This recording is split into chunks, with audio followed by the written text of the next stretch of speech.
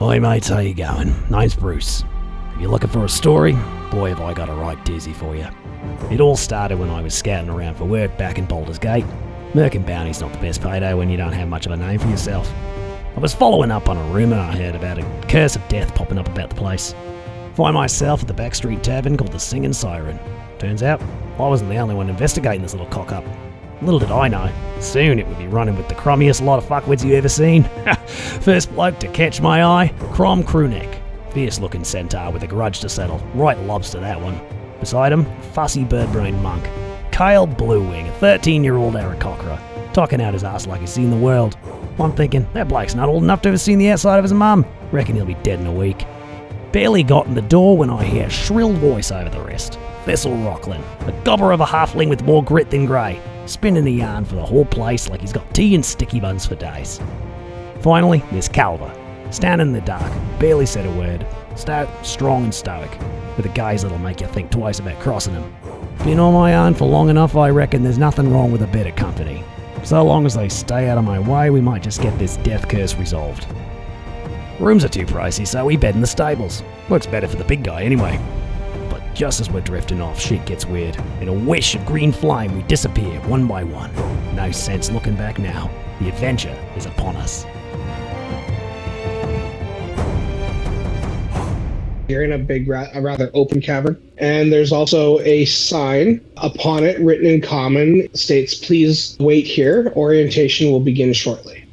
So all the items that you had nicely laid out around your room appear to be packed with care into your bag, with the exception of the bag of dirt, which is missing. And Calva, you are also missing a bag of dirt. I'm missing my dirt. Knowing that his ankles were shackled, kind of like shake my hands and go, Weird. Who brings kids cuffs? That's really actually weird. Crom would like to freak the hell out. And he starts thrashing his hooves around, not quite sure exactly who he's attached to yet. Bruce and Thistle, you're both jostled quite a bit as Crom is hugging on his shackles, which are also pulling on the chain attached to your shackles. I quickly just feel around inside my shirt. Whoa, steady there, mate. There's worse things that could happen. And then kind of like relax. as our big-ass friend is about to start flailing and I'm at the end of the chain, I will move in closer to him. You're trying to ensure that there's slack in the chains. Yes. Have you seen videos of meteor spears? I'm trying to calm him down before it gets to that point to let him know that I'm literally going to jump or try to climb on top of him using whatever bridle or clothing he has and be like, "Something's getting real low, big guy." Okay. Get off! Bruce, as you're trying to calm Crom, Thistle kind of comes skittering by you, and Thistle, you very deftly managed to basically climb up right onto Crom's back as if you had done it 1,000 times before. You reach towards his shoulders and give him a gentle rub. Try and calm his nerves. All right, thanks for coming back here, buddy. Thanks for coming back here. Now that I got you here, first off, this is going to be my new home. This is now my house. Thank you. Get off my back! Get off now! I'm going to ask consent, because consent is always a thing. So do you? It is. I'm going to buck you off. Get off my back! Okay, I'm going to take that as a maybe. We'll work on it. Crom was clearly upset by the fact that he was shackled. The shackles actually make me feel back home, and I feel okay about it because I was fine with it. This is status quo for you. This is normal life. Like between like that's cool, and then like Crom's like, I'm nobody's bitch. It's back like the old days again, but I'm a little pissed off. My dirt's gone, but I can see more down there. I don't know. Again, with your expertise and experience of late, your keen nose tells you that you are very definitely in the cavern, which was the source of that dirt you had previously. Now I would like out of these chains. I think seeing how disturbed Crom was, I would go over, and also noticing how he was calmed and then slightly agitated again. Stand strong and unyielding, like a mountain enduring the elements. You can push through this. And I'll just gently rest my hand on his shoulder. Thistle, who knows he's not helping, looks down at you and go, You're not helping this. Can we see like our weapons around or like any kind of mining pick? You can see that there is a pile of crates about 50 feet to the right. You're not certain what's in it, though. I guess I'd never mentioned it, but I have like a bracelet on. It's like a chain link bracelet with like a clip so I can adjust the size on it. And it has like a valuable gem in it. You touch your bracelet to activate it. You kind of turn into a bit of a stream of smoke that billows into the gem on your bracelet.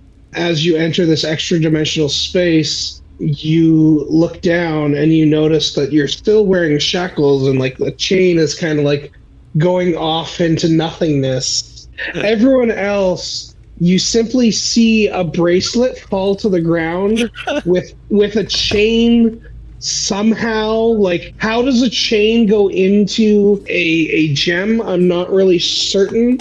Yeah, there's a gem and a bracelet on the end of the chain where Calva once was.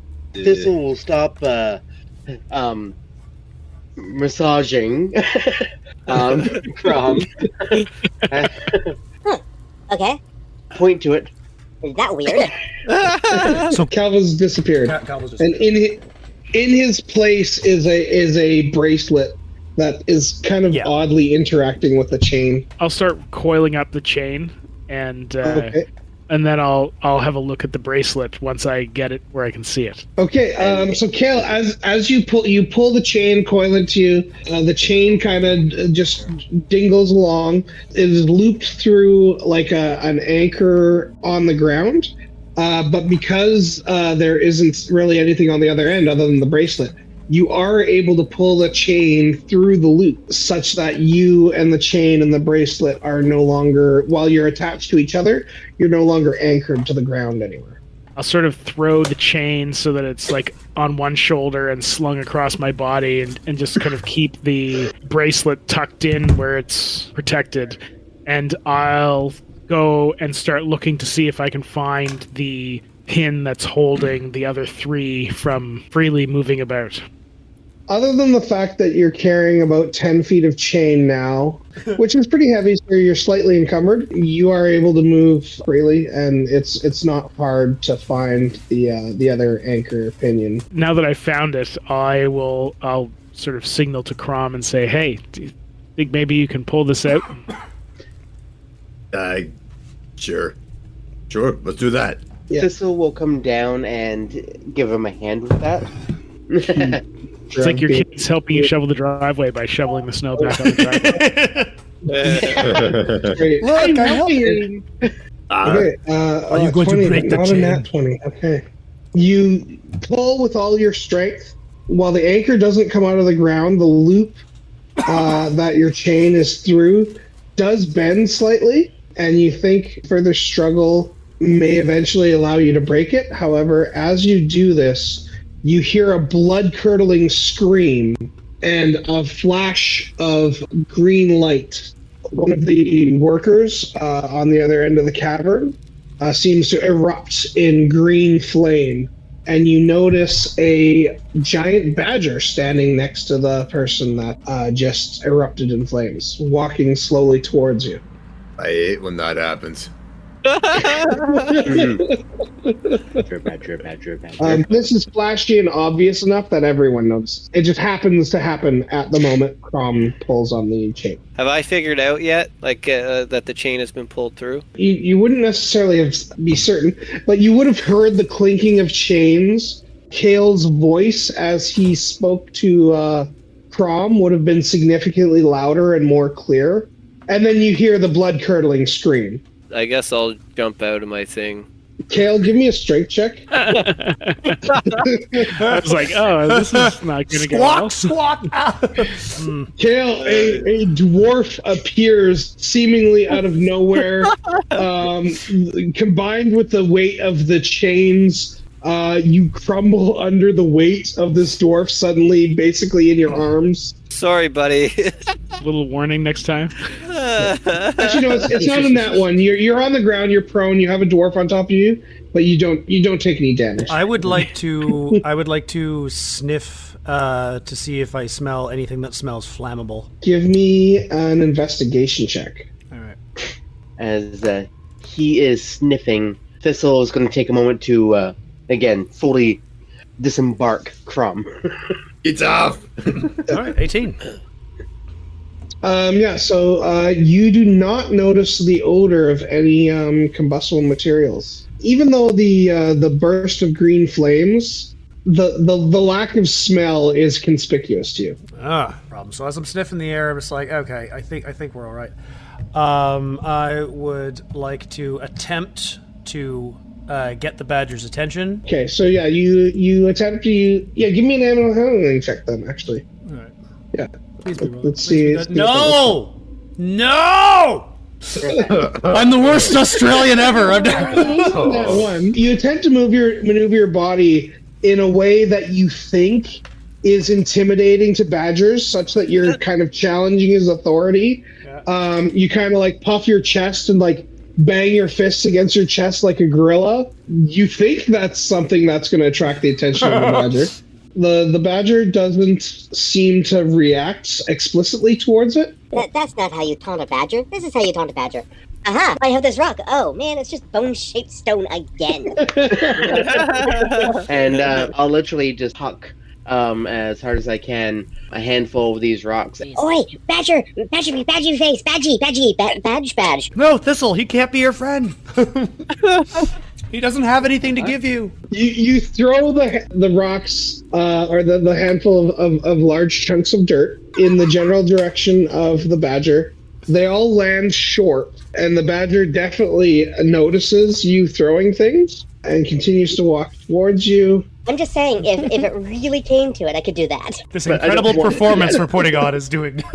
I'm just going to say to Calva that while he disappeared, because I don't really understand what happened, I was able to pull the chain through the loop, so we're no longer attached to the ground. Not knowing what this badger is, let's pretend that we're still anchored to the ground, and I'll just pick a spot in the middle of the chain, and I'll push a little bit of dirt over it so you can't see that section of chain. Okay.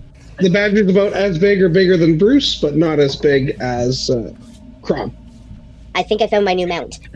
Because I wasn't chained up, I'd take care of this. The badger has now gotten very close. He's gotten to within about 10 feet further away than the chains would allow you to reach. He raises up on his hind legs into kind of like an upward sitting position. Hi, my name is Mud. Welcome to the lair under the mountain. Here we process dirt and collect dirt and distribute dirt. I very much like dirt, and I am also here to give opportunities to those less fortunate. Are there any questions before we begin? Boy, crikey. They come in all shapes and sizes, don't they? What do you mean new employment? What do we work for you now? Yes, you were selected as you were clearly in a very destitute position, not even having enough fortune to even be able to buy a simple bag of dirt and place it under your pillow. So this is clearly consent to engage in an employment contract where if you simply work for us for a period of 30 days, collecting, sifting, and packaging dirt, we will allow you to leave with a small stipend of 10 gold pieces, and also give you transportation to a location of your choosing where you may start anew. Ooh. Thistle raises his hand. And Yes, small one. Yes, I have lots of questions. First off, why are you a badger? What kind of badger are you? You said dirt. Are we talking like regular dirt or small dirt, big dirt? I had a bag of dirt. I don't know if I left it under my pillow. I had it with me. It was kind of new, kind of neat. It's a family heirloom, actually. Also, now when you said 30 days, is that like 30 hard days, 30 soft days, 30 short days, 30 long days? You said 10 gold. So what are you going to do with the 20 gold that you give us? Now, when we increase it to 30 gold, how will we do? Oh. It's alright, mate. You're going to have to get used to him. He's got a lot of questions. That is exactly the sound that Mud the Badger makes as he turns back to Bruce. He gestures to the shackles. Apologies for the appearance of this jewelry we've provided you with. These are what's known as the Shackles of Nada, and they're simply to help ensure an agreement to our contract. Once you complete your 30-day employment, you will be compensated, and the shackles will magically transport you to the location of your choosing. As well, they will ensure you do not share the details of your employment here with anyone. We just don't want anyone untoward taking advantage of such a situation. So it's really important that we keep this confidential. Wait, why do you want the dirt? It's a trade secret. Right, so what do you expect me to do? I don't have a lot of experience with dirt. As you can see around the room, there are various stations.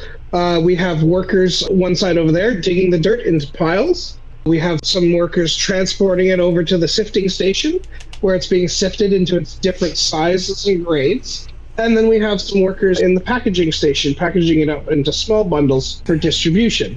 It is very simple work. It doesn't require a lot of experience. We're happy to provide all on-site on-the-job training, as long as you commit to your 30-day contract. Right. Do I believe him? You have no reason to believe he's being misleading in any way. Okay.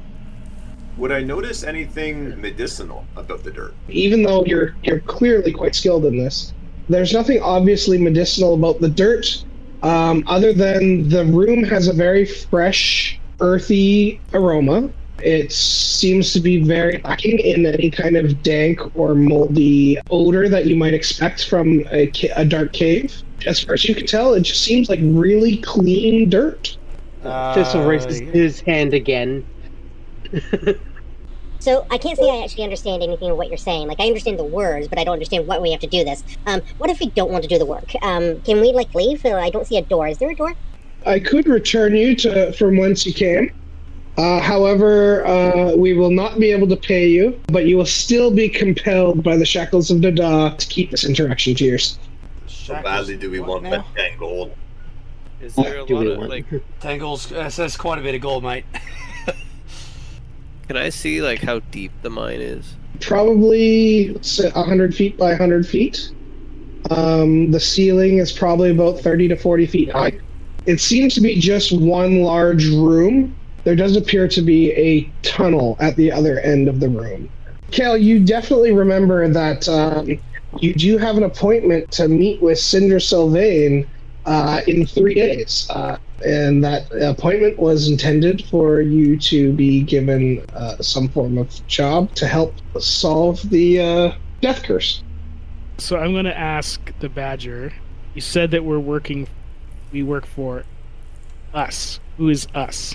Is it just you, or are there more people running this scam? Well, we're not some big organization. It's just me and a couple of colleagues. We're a small, sort of mom and pop operation here. We're very much like a family, and we like to work hard.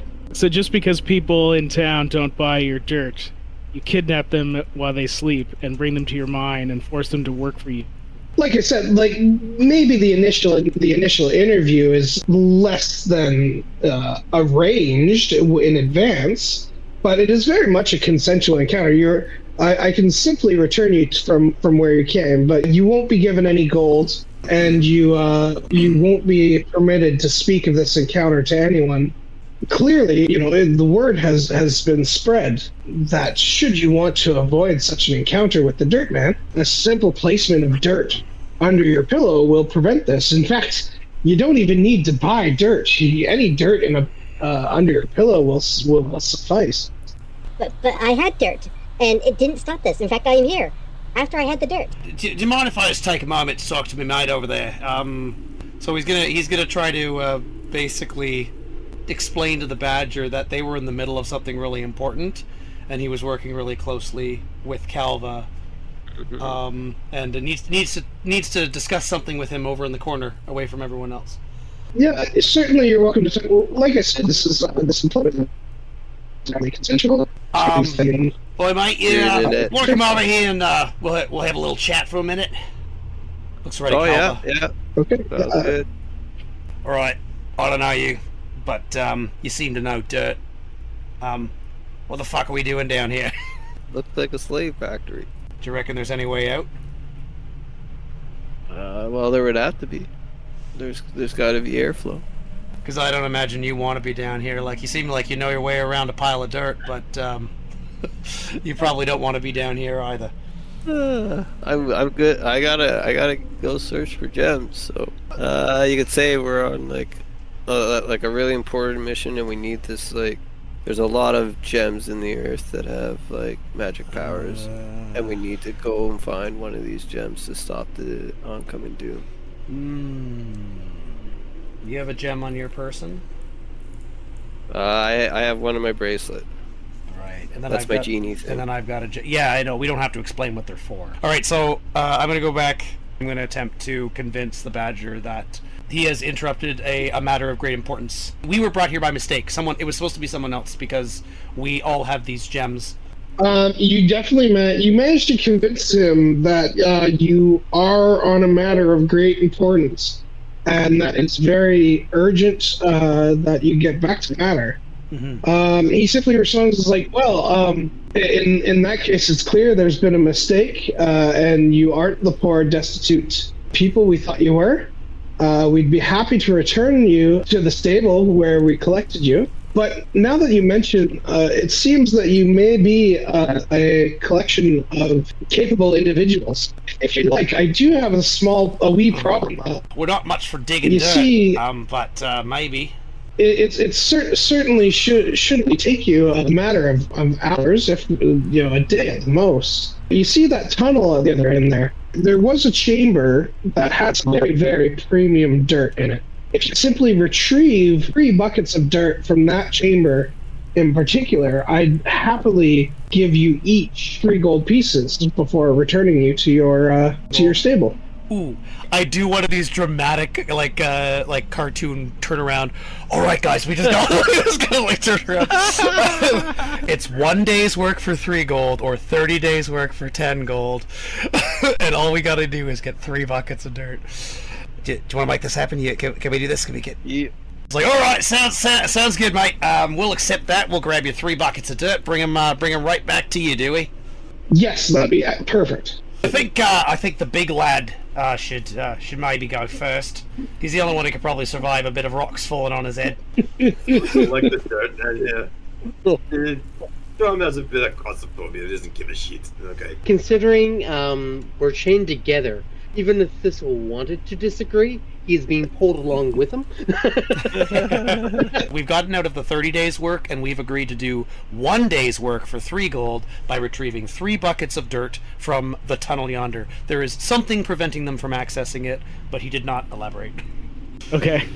Bruce, as you start to walk forward, you feel a slight tug at your ankle and look down, realizing that the chains attached to your shackles are still anchored. Noticing this, Mud pulls out a small key. He waves one paw over the key, mumbles some words. The key glows green slightly. He tosses it to you and says, this will undo the chains, but the individual shackle cuffs will have to stay on until our contract is complete. I suppose that'll have to do. You're easily able to undo the links that hold the chains to the shackles. You see a bucket nearby to your right next to some boxes of equipment. I'll walk over and grab a bucket, and while I'm grabbing the bucket, I'll just glance at the equipment and see if I can make a note of what's there. Thistle will also head over and think, well, a bucket of dirt's not going to be that hard, and grab a bucket and see what there is. You notice there's various seeing equipment. There's some shovels, some buckets, some picks even, some extra parts for the sieves, small leather pouches that are all empty, and also nearby find your weapons that were confiscated. I'm going to signal to everyone that there's tools for digging over here. Mud comments, yes, it'd probably be a good idea if you all grabbed your weapons. There are some dangers in that tunnel, and they will probably serve you well. Thistle will gingerly walk over and grab his great axe. I'm going to head over to Bruce and ask Bruce what he thinks of Mud, if he thinks it's worth trying to take him, get these shackles off. As Kael comes closer to me, I'm just kind of uncomfortably kind of shuffle a little bit. I'm like, all right. Tell you the truth, mate, I don't think he's in control of the shackles. I think he's just sort of gatekeeper or like foreman of this operation here. I think the shackles are in control of him too. It's an interesting thought.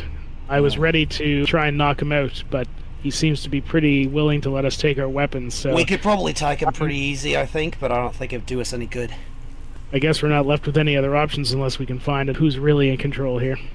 Well, if there's 3 buckets of dirt, then these shackles, according to him, shackles come off on their own. I guess we gotta go find some dirt. I'm grabbing a bucket and grabbing my mining pick.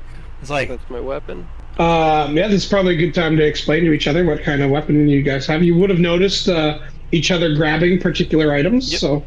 Alright, so you see me grab a really long stick, like a vine of bamboo or something like that, and a metal case that was with it. And then you see me grab just a big old Bowie knife out of the pile. You would have seen me pick up my quarterstaff, and I guess it would be a belt containing a number of steel darts. Oh, yes. Like small knives. So you see Thistle go over and rummage and pick up a bucket and a pickaxe and a shovel, and you're like, okay. And then you see him pick up like this, almost the same size of him, great axe, and sling it around his back. and for a moment you're like, how can he lift that? How is he doing that one-handedly? He not overly muscular, but I mean, he's got bulk. Crom also has a great axe that is basically the length of his body, with 4 throwing axes that he stows by his waist.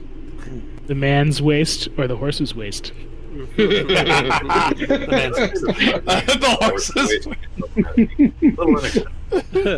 Two great axe wielding barbarians in the same party. What could go wrong? Yep. What could go wrong? Who wants to be a great axe? At some point, maybe Thistle will change it in for a maul. I don't know. We'll see when we get there. Maybe. So you guys are going to proceed into the tunnel, are you? Oh, absolutely. Secret tunnel. Secret tunnel. Under the mountain. Under the mountain. Okay.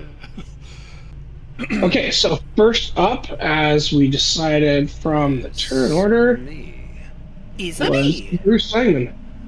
You next have the option to use one of the action cards if you choose, or you may simply draw from the river.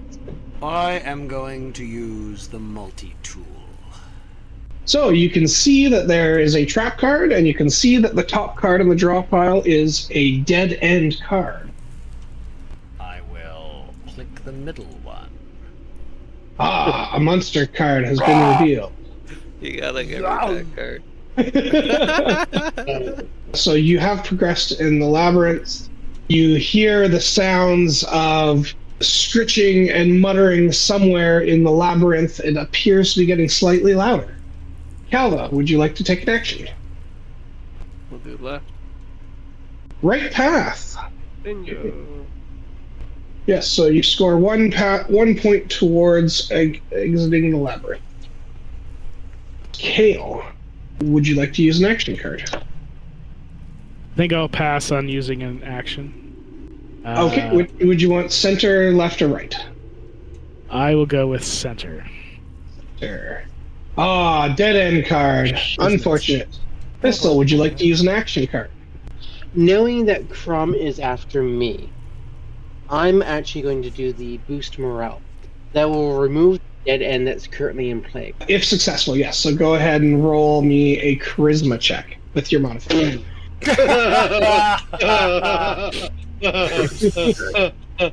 Shit. Oh, a nat 20. Okay, you 20. definitely succeed. So yeah, there's one less dead end card in the playable cards. Okay, Crom, you're up next. Would you like to take an action? Yeah. Forge of Path is the last remaining available action. Go ahead and give me a strength check. I got faith in you. Oh. That one. Unfortunately, you were unsuccessful. You do not pass the strength check. Okay, so blood pressure, and now I'm against the wall beside myself. you've revealed my trap card. No. So you find that the terrain in this section of the tunnel is very rough. You're almost sinking into the ground ever so slightly. Yeah, give me a dexterity save. You are able to deftly leap over the rough terrain and difficult ground. You found a trap, but you were not tripped up by the trap. Well, that brings us back to Bruce. Okay. I would like to select. So I have gone down. I hear some scratching coming out of the walls. Ooh. All right, let's go with the new one. Right. Ooh, unfortunately, it is Wow. a dead end. Yeah, this brings us to Calva. Well, left worked for me last time. So. Okay. Left is a monster card. A smaller, medium-sized creature, about the size of Calva. They resemble dwarves, but they're a little bit slightly smaller in stature, and their skin is a palish gray. So the first dwarf-like creature is going to charge forward.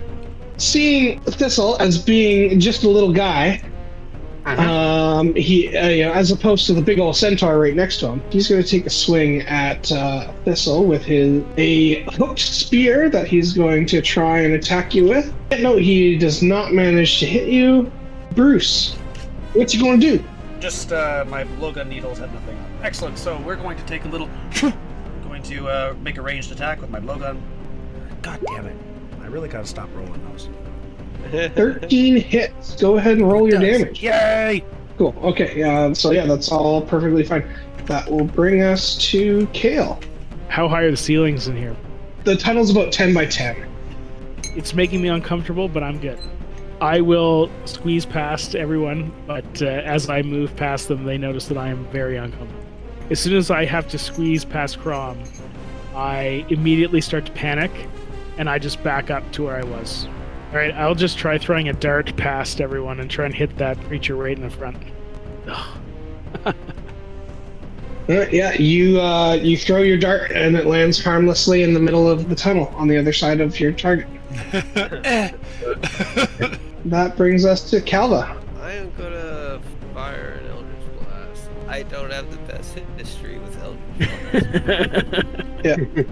Blast. Your Eldritch Blast flies down the tunnel, illuminating it slightly in a purple glow as it flies down the tunnel and harmlessly impacts nothing. Surprisingly, you don't even hit a wall. So next is going to be the creature that was hit with a dart. He didn't take too kindly to that. He's just going to try and shoot at the large centaur with his crossbow.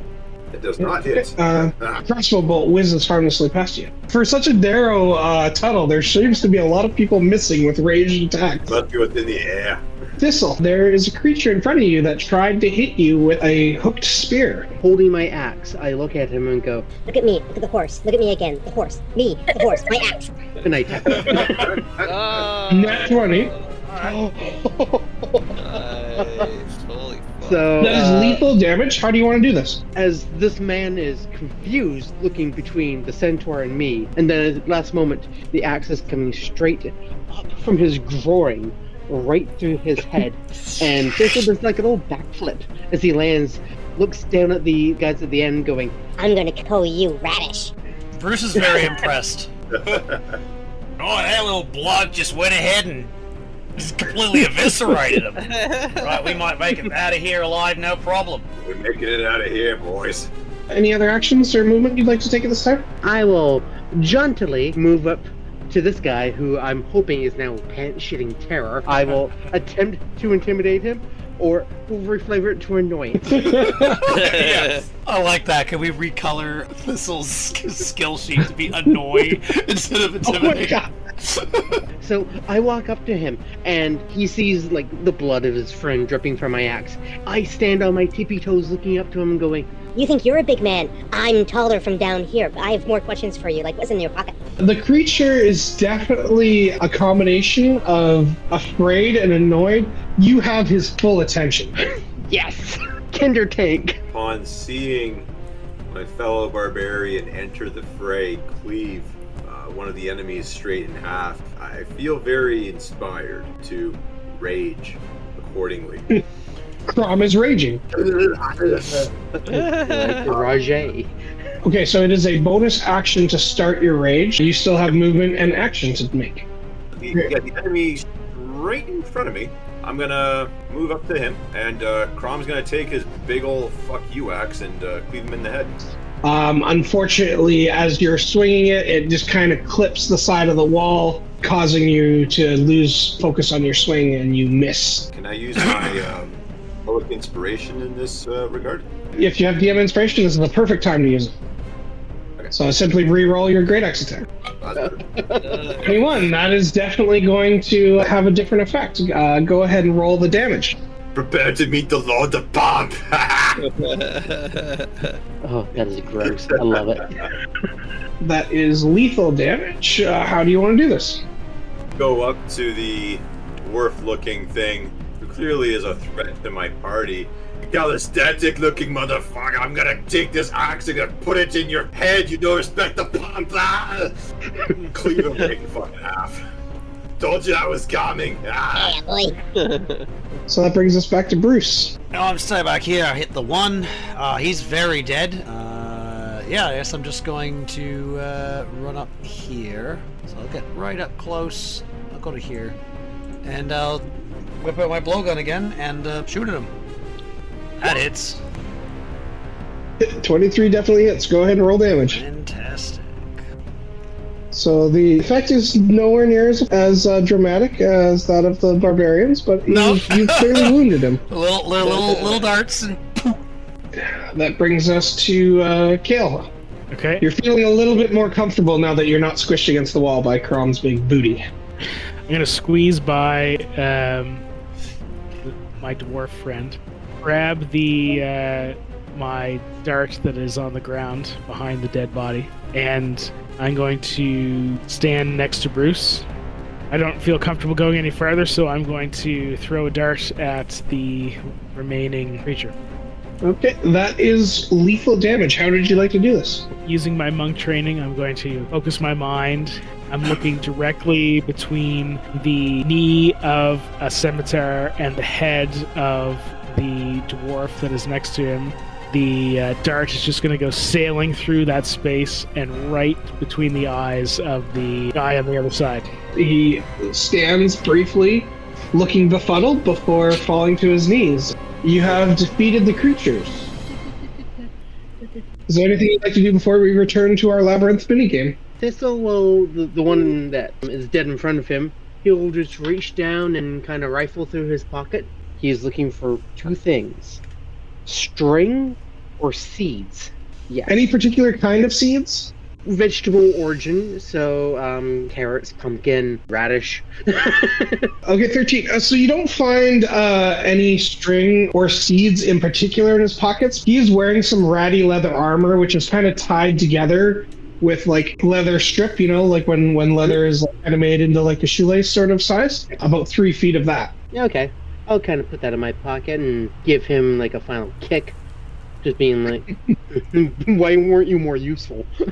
I just wanted to, like, with me being a dwarf, just see if I can figure out what kind of dwarves these are, if I recognize them or not. So you recognize these creatures as Darrow. They are creatures that inhabit the Underdark and lurk in tunnels, and they are generally pretty fearful and weak. But these ones, I guess, were just brave enough to make the poor choice to attack you.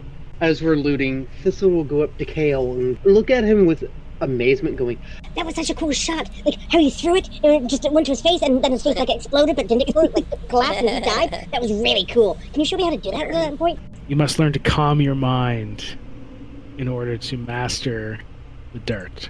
Oh, so it's like an impossible thing. Got it. Right. Is Kael just a magical being at this point, as far as Thistle's concerned? oh, yeah, The Birdman talks. The Birdman is witch. magic. Yeah, general looting. I'm looking for gold as well. The armor they're wearing is simple leather armor. It's rather disheveled. It's not in particularly good condition. Amongst the group, you are able to find 6 gold pieces. Damn, that guy was rich. So you can divvy it amongst the party as you see fit. Right, there's 5 of us, 6 pieces. So that sounds like 2 for me and 1 for the rest of yous. To be fair, Crom and Thistle probably think that's a great deal. Yeah, given Crom and Thistle's intelligence levels, I don't think they would have an objection to that. And given the fact that you were one of the people that was actually looting the corpses, that makes sense. You don't necessarily have to tell them about that extra piece. Maybe you only found 5. That's right, I only found 5. What are you talking about? Okay, there we go. Bruce had his turn, so it is now Calva's turn on the card game. I'll do the elementary. Okay, go ahead and give me a intelligence check. 18. Okay, that is going to work. Those are your 3 cards. Which one would you like to place on the bottom of the deck? I'll put the trap on the bottom. We'll do center this time. Okay. Oh, another dead end. Kael. Well, since it resets after I use it, I might as well use Forge a Path. Okay, give me a strength check. 10. Unfortunately, that's not going to help you. Oh. My only option left is to pick the card on the left. You hear some rumblings in the tunnels. You're not sure which direction they're coming from, but they seem to be getting closer. Cram, you getting hungry? I'm going to Forge a Path because I think I have a better chance with that then. Okay, give me a strength check. Ooh. 7. I'm going to use my inspiration. Okay, let's use your DM's inspiration and re-roll that strength check. Oh, for fuck's sake. No. Oh, shucks. Yep. Okay, unfortunately, you fail to forge a path. But it is a right path, so excellent. So that gives us another right path point. Woohoo. Crom, you're up next. If I were to scout ahead, what trait would that require? That is dexterity. If I were to boost morale, which would that be? That is charisma based. And Could wisdom is the other one. Could I intimidate encouragement? Intimidation is still a charisma, but yeah, we're not doing a specific. I was very strongly considering allow you to intimidate the party into having a better mood. I mean, the military doesn't Exactly. Like, you have to go harder. Yeah, beatings will continue until morale improves. Yes, exactly. Let's go with the dex one. That one seems like the less damning of the 3. Okay, give me a dexterity check. Oh, a natural 20. Nice. The dead end cards will be removed from the river for the next round. So, yeah, unfortunately, there is another dead end. a dead end pleases me. Yeah. But also, an additional monster card is added to the discard pile. Oh. That brings us to Bruce Langman. I will carefully consider. I will do my little turtle boy. Okay. Give me a wisdom check. 19. That is going to be successful. I'm going to do a couple I've of carefully rolls. considered all the variables, and we're gonna go with whatever comes up next. so I will choose the right path then. That's Because it's probably been a revealed. wise choice. Yes. Shall we go down the murder alley or the right happy path? Okay, so you choose the right path. As you walk down the hallway, it opens up into a larger room, approximately 30 by 30. There seems to be some old sieving equipment in this room and a couple of piles of dirt. Boy, they really like dirt down here. I don't like the look of Is this. there any like stonework? You don't notice any obvious signs of stone work or construction other than just the fact that it's a hollowed out room. Is there any dirt in here that we could fill our buckets with? There is a pile of dirt on one side of the room. Well, we came here to fill up buckets. Why don't we fill them up and head back, boys? Sounds good. Let's do that. It's an easy day's work. There is only one entrance/exit to this room, and it's the one you came by. Yep. So you're going to have to go back through the labyrinth. At least we don't do calisthenics. We learn. Bomb. Calisthenics. Bomb through there. we're going to continue the mini game to find our way back. Before we head back into the labyrinth, would I be able to, with any scrap of bagging or anything, snag a little bag of this premium dirt? Because it was hyped up. Yeah, that seems very much within your character that you would likely have, especially after collecting some leather string from a mob specifically. I think you probably have the ability to make a small bundle of dirt. I'll make a small bundle of dirt. I'll keep it next to the coin sack. I'm like, ha, the real treasure has been found. Right. Anyway, we're going back into the tunnel. But before we go back in, I would just kind of lean over to Calva again as the resident dirt master. Anything I'm missing around here? Anything you see in here of value? Calva, what do your dwarf eyes see? Yeah. It looks just like a storage room. Well, bugger that. Let's go back. It is now Calva's turn. I'll give it a go to boost morale. I'll yell rock and stone. Carl. Unfortunately, your inside joke falls flat, and not even Pete remembers it. Oh no. We'll do center. Ooh, dead end. That brings us to Kael. I will do scout ahead. So you're not going to get to see what's on the top of the deck because the draw pile is currently empty. I'm going to make a DM's judgment, and I'm going to reveal that both of your options are trap cards. I'll take a trap card, please. After careful consideration, I've Everybody, please make a dexterity saving throw. Okay.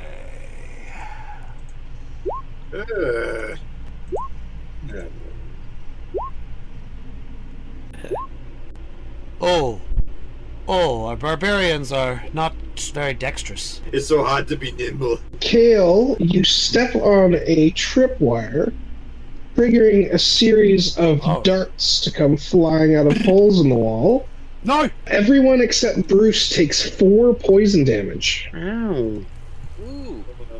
Wow, Calva, that hurt you a lot. Yeah, that would really hurt. Oh, it hurt the little dwarf. Oh. I'm really glad I had resistance. Why didn't you become a fighter like your brother, Calva? Why do you have to be a warlock? Why? Are you a clothy dwarf? I've had enough experience with poison and I don't want to get messed up with that. Next is Thistle. I will not take the trap card. Let's try careful consideration. Okay. It's wisdom, so I might have a chance here. Well, shit. You think for a while, but you're distracted by the thought of your bits and baubles in your backpack. What? And you distracted? What? You have 2 options. Would you like to go right or left? I will rightly go right. Right. Okay. Ooh, Sure of yourself as ever. Shit. Another trap. Son of a bitch.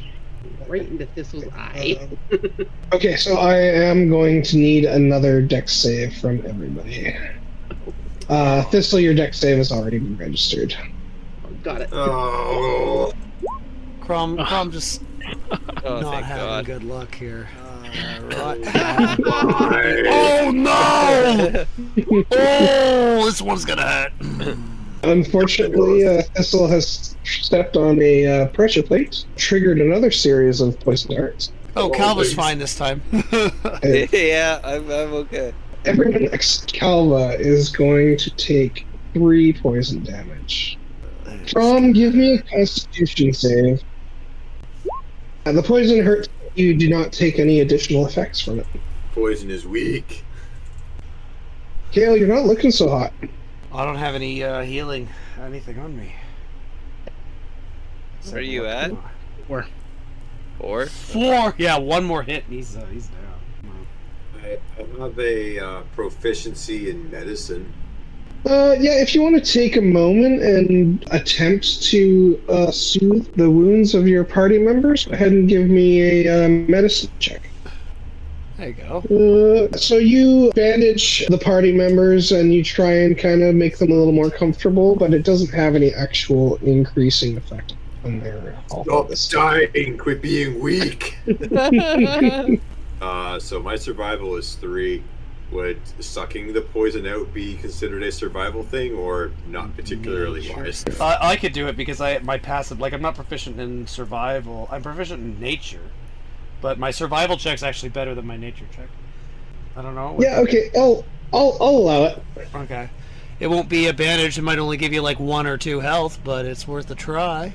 I accidentally kill him. I kill him. Okay.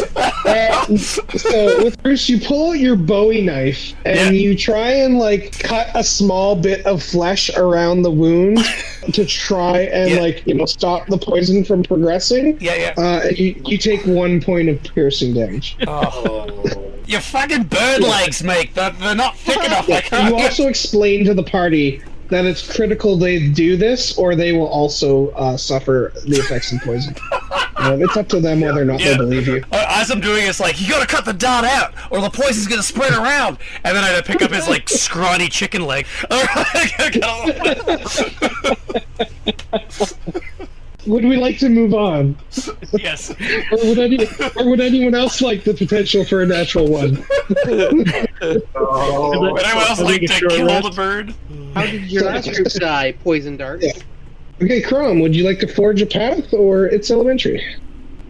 Considering I'm getting 4 intelligence and +5 in strength, I'm gonna go right ahead and use that forge a path. You do try and push a couple of boulders aside, and while you do move them, it doesn't actually reveal any new pathways. Do you want left or right?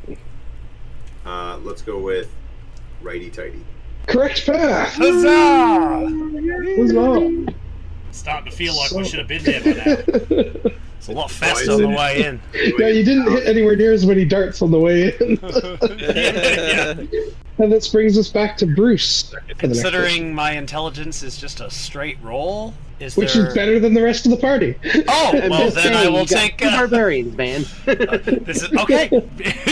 Damn, I'm the brains of this operation. That's tragedy. Yep, I will take its elementary. Yay! Ooh, no. Oh. I got hit with a poison dart, okay? I'm just gonna blame the poison for having the dumb right now. You know what? We're just gonna say you fail so badly, you forget to walk down the path, and you're just not gonna get to choose a path. I just stand there stupidly. Don't just do something, stand there. Yeah, exactly.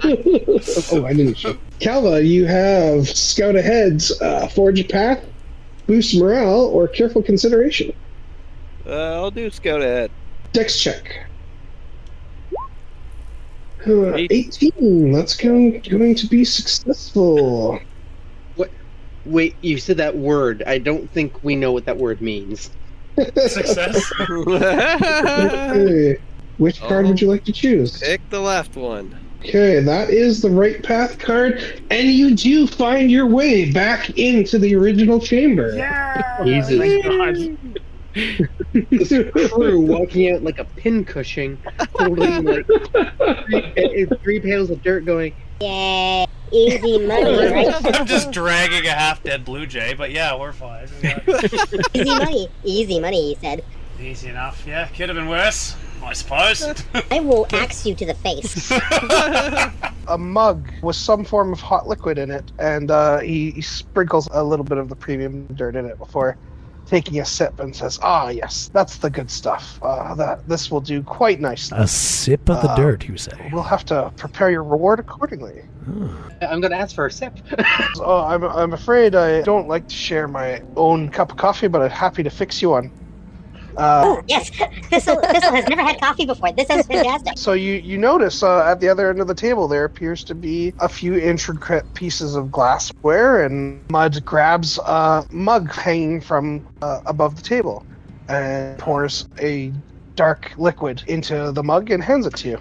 Bruce sort of nah, already got my own, mate. And he reaches down, and from his flask, he takes a little sip from his flask. Bruce does have his own flask of coffee. I do have a flask of coffee. Yes, the nature of which the other party members are as of yet unaware. Kael wants to see if there's been any noticeable changes in Mud's appearance, complexion, since he started drinking this dirt coffee. He's still very much appears to be a badger. He's a badger with a mug of coffee in his hand. I'm still feeling a little bit woozy from the poison darts. I think I'll pass on the coffee. Mumbles a few words in a language none of you quite understand. Waves his hands over the mugs of coffee. Get a slight greenish glow to them. Please drink this. These will help improve your wounds. Thistle will drink a little bit of the coffee, and what is the flavor? What is the texture? How chunky is it? So it kind of burns your tongue. You were a little bit quick to just take a big gulp of it. There is a rather robust flavor to it, but it's primarily quite bitter, and this is not something that appeals to Thistle at first. Making a giant grimace as he takes a sip, he looks at Mud. His big, sour, turned face goes, I think, thank you very much for the treat. It's very different, sir. Without missing a beat, Mud looks at you and says, "Oh, I almost forgot." And he takes a little bit of the dirt and sprinkles it into your mug with an expectant look. Thistle looks down at the mug, at the dirt chunks floating or half sinking in the coffee, looks back at Mud, looks to Bruce, looks at the Mud again. Thank you. And takes a big sip. Oh, he's a polite little ankle biter, isn't he? Would anybody else like some? Like I said, mate, got my own. Appreciate it, though. So yeah, everybody gets 1d8 of health. Okay. So looking up, does the coffee taste any marginally better, or does it literally taste like coffee with dirt? Yeah, from Thistle's perspective, this dirt did not improve the coffee whatsoever. It's equally as bitter, but now has a more earthy taste and a bit of a gritty texture. I want to ask Mud if that's why his name is Mud, because he's putting dirt in water. No, my name is Mud, just because that's what my father named me. I think I'm too young to enjoy this beverage. I hope you don't feel offended that I'm just drinking my own, but... Mud says to each his own. Everybody likes their coffee a different way. I've never met anyone else who'd like to put dirt in their coffee, but I've just always done it myself. Right, so what was that about us getting 3 gold each? We got you the 3 buckets of dirt. Yes, that is what we promised you. So Mud turns around and pulls out a small chest about the size of a shoebox, counts out 3 gold pieces for each of you. And he says, "Yes, thank you very much. You've accomplished your task quite sufficiently. Unfortunately, it seems you're a little worse for wear, but you came out in one piece, so it couldn't have been too bad." Well, I think we were lucky that the thing didn't cave in on us. I've seen that happen before. Nasty business, that one. The cave-ins can be nasty. Luckily, we've got quite a spare supply of shovels and pickaxes around here, and these badger claws sure have proved pretty effective at digging holes for me from time to time. With a good demolitions expert down here, you could probably clear some of those tunnels and get access to some of your older spaces. Just a little bit of blasting could save you a lot of time. Oh, I've had some experiences with wizards and small spaces and explosions. They didn't go so well. Bruce recognizes that this is a land of magic, and he quickly shuts up about about his technical solutions. But you all have fulfilled our agreement. So if you'd like to just simply take a couple of steps back, the Shackles of Nada will activate and teleport you back to where you came from. I highly recommend, as the teleportation can be a little bit finicky, you may want to empty your lungs as best as you possible. Most people find it quite sufficient to offer a rather large scream to vacate as much air from their lungs as possible. Oh, that's disconcerting. All right. Bruce kind of looks over at Calva because when we got here, he phased out of existence, right? So he just kind of looks over at him to make sure he's not sweating or something. I hate all of this.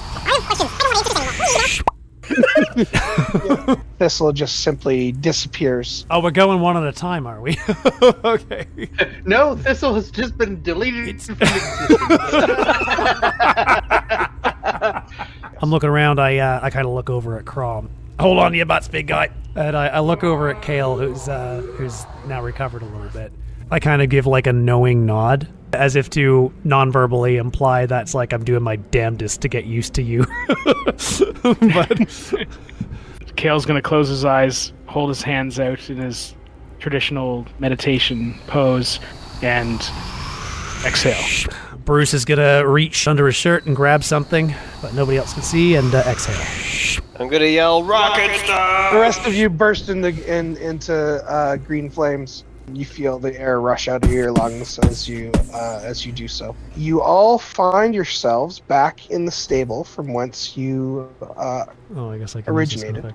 The sun is coming up. You look at each other. You find yourselves all in the same places where you went to sleep. Okay. You are exactly where you were, as if you had never left, as far as you can tell.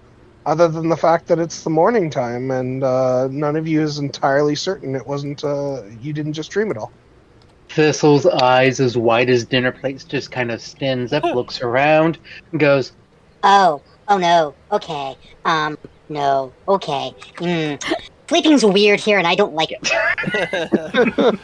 I'm like, Thistle, I would like to note that you do still have a bitter taste and a gritty feeling in your mouth. I pulled out a water skin and I half gargled. Oh, sleeping is very awful.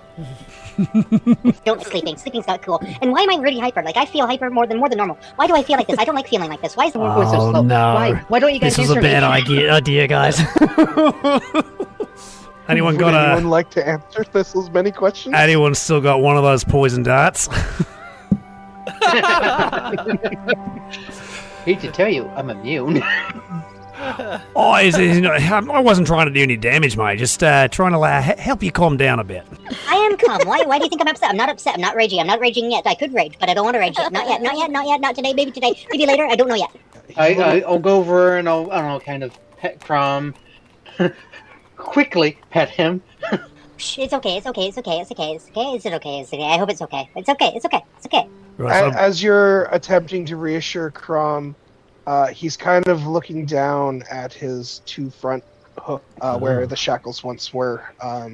A look of traumatized terror is still in his eyes, and he seems to be rather distant. Is there any evidence of someone else having been in this space while we were asleep or out? Give me an investigation check. The dirt floor is covered in straw. There appears to have been It is indeed a at stable. least 4 or 5 people that have been in the stable in the last 24 hours. But most of that evidence is gathered from the fact that there's at least 4 or 5 people in the stable currently. So I'm going to take that as confirmation that we are safe. I'm going to pretend like nothing happened and be like, right, now that we've had a good night's sleep, we're not going to be getting anything done sitting around here. Maybe we can go look for that creeping darkness the bartender was talking about. You mean the death curse? The death curse, yeah, that one. Yeah. Okay. One in the same. Kael's going to hop down and remind Bruce that we still have 2 days until the meeting. I think that's correct. I assumed it was the next morning, but it might have been a couple of days. Shit, we might have even missed it. Do you think we should go talk to the bartender? Is there someone else who might know better? That's a good point. We should check in with the bartender and see what day it is. All right, Chad lad and little guy, you want to come with us to the tavern again? We're going to see what's going on. Let's do it. I mean, I have no. I did not. Calva responds, even though I didn't talk to him. Yes, he talked to literally everyone but Calva. Yep. I'm inviting myself. Yeah, it's like Bruce just assumed that Calva was going to be on board, but I thought both Crom and Thistle would be distracted, so I'm trying to get their attention. It's like, all right, this is the plan, all right? There's no exceptions. I look at Thistle as well, and just as like a little bit of reassurance, get some proper answers, not these answers that you don't like. We're going to go get answers? I like answers. Okay, let's go get some answers. Okay, Crom, let's go. And I'm already starting to lead the way back to the bar. On our way out of the stables, Kael's going to go over to Crom and just reach up and put a hand on his shoulder, seeing that he's clearly still a bit distressed. Focus on the calm, still surface of a lake. It will help calm your mind. While he doesn't speak up, Crom does seem to be reassured by your wise words. Thistle just ran out, right? Yeah, reckless abandon, going straight to the bar. So I'm like quick step kind of behind him, just to make sure that he doesn't talk to people on the way. So, yeah. You all enter the bar relatively quickly. Crom comes in just at the back of the group. As he does, Crom clumsily knocks a few chairs and a table about. The bartender cries out, he's like, I told you last night, that's enough of your funny business. You almost caused a fight in here last night. You go wait outside. Thistle will jump up on the bar stool, go up to the actual barkeeper and go, Okay, but no, we have questions. How many days has it been? Has it been 3 days, 4 days, 5 days, 6 days since we've been here last? Well, I'm ready hyper and I'm ready sorry for this, but I really need answers now. Maybe more coffee. No, I don't like coffee. Do you have water? Bruce just Do you have kind of water? like puts his hand on Thistle's shoulder. He's like, that'll do, mate. As Bruce says that, he does like the eyes, I'm watching you. You get more answers if you listen.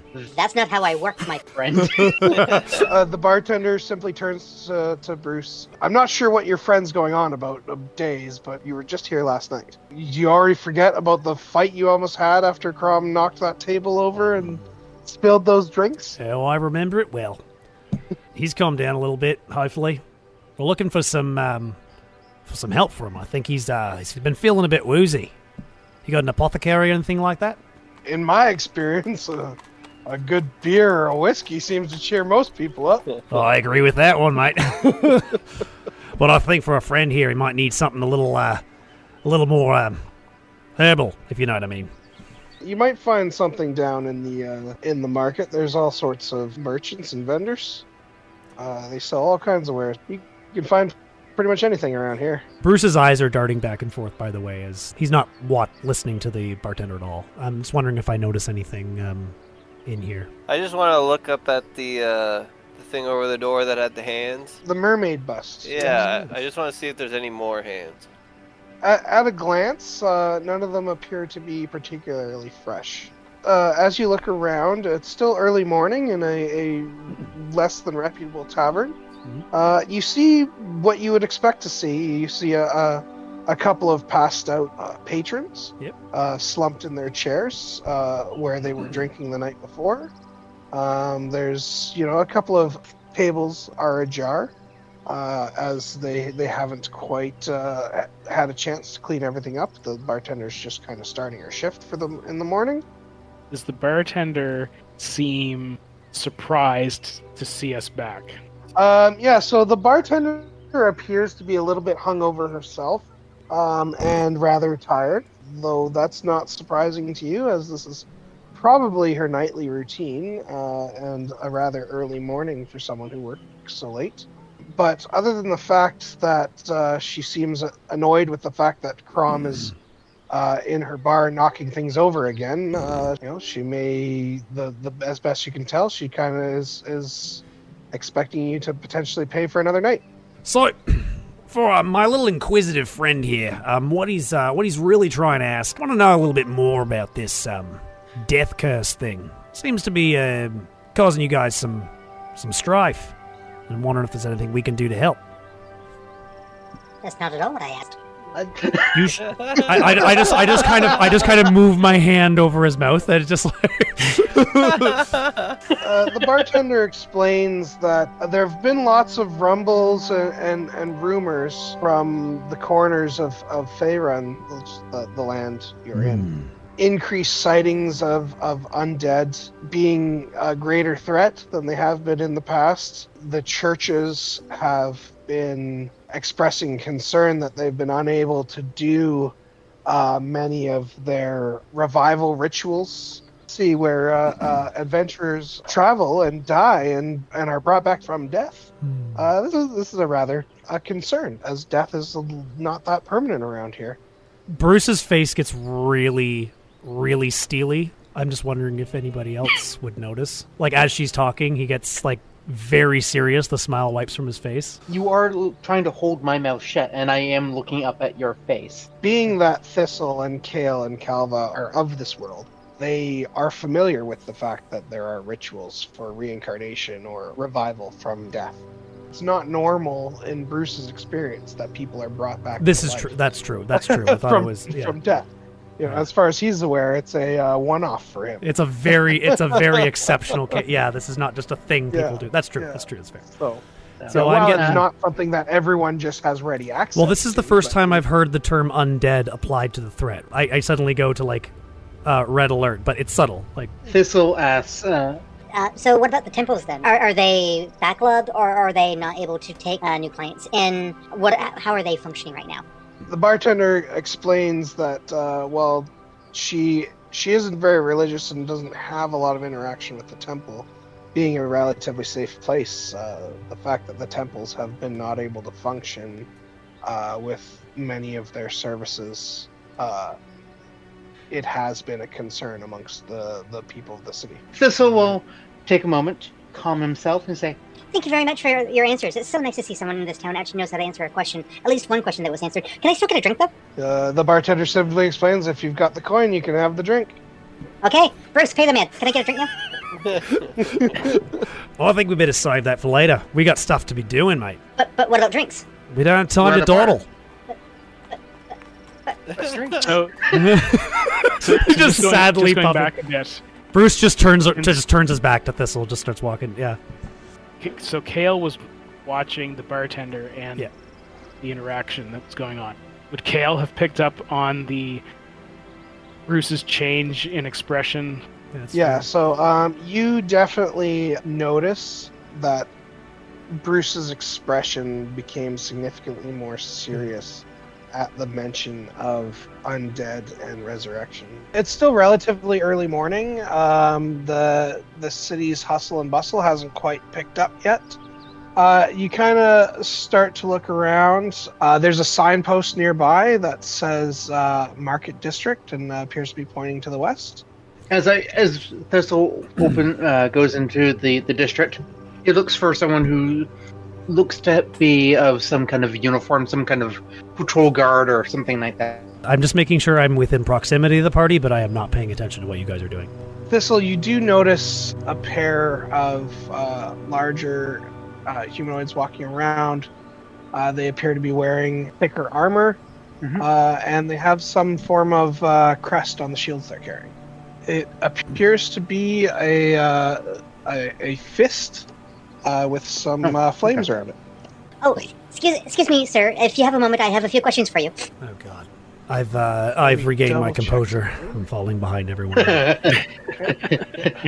Hey, you let the barbarian take lead. You're done. They look down and slightly perplexed at the amount of hair on your face. What can we do for you, small child? So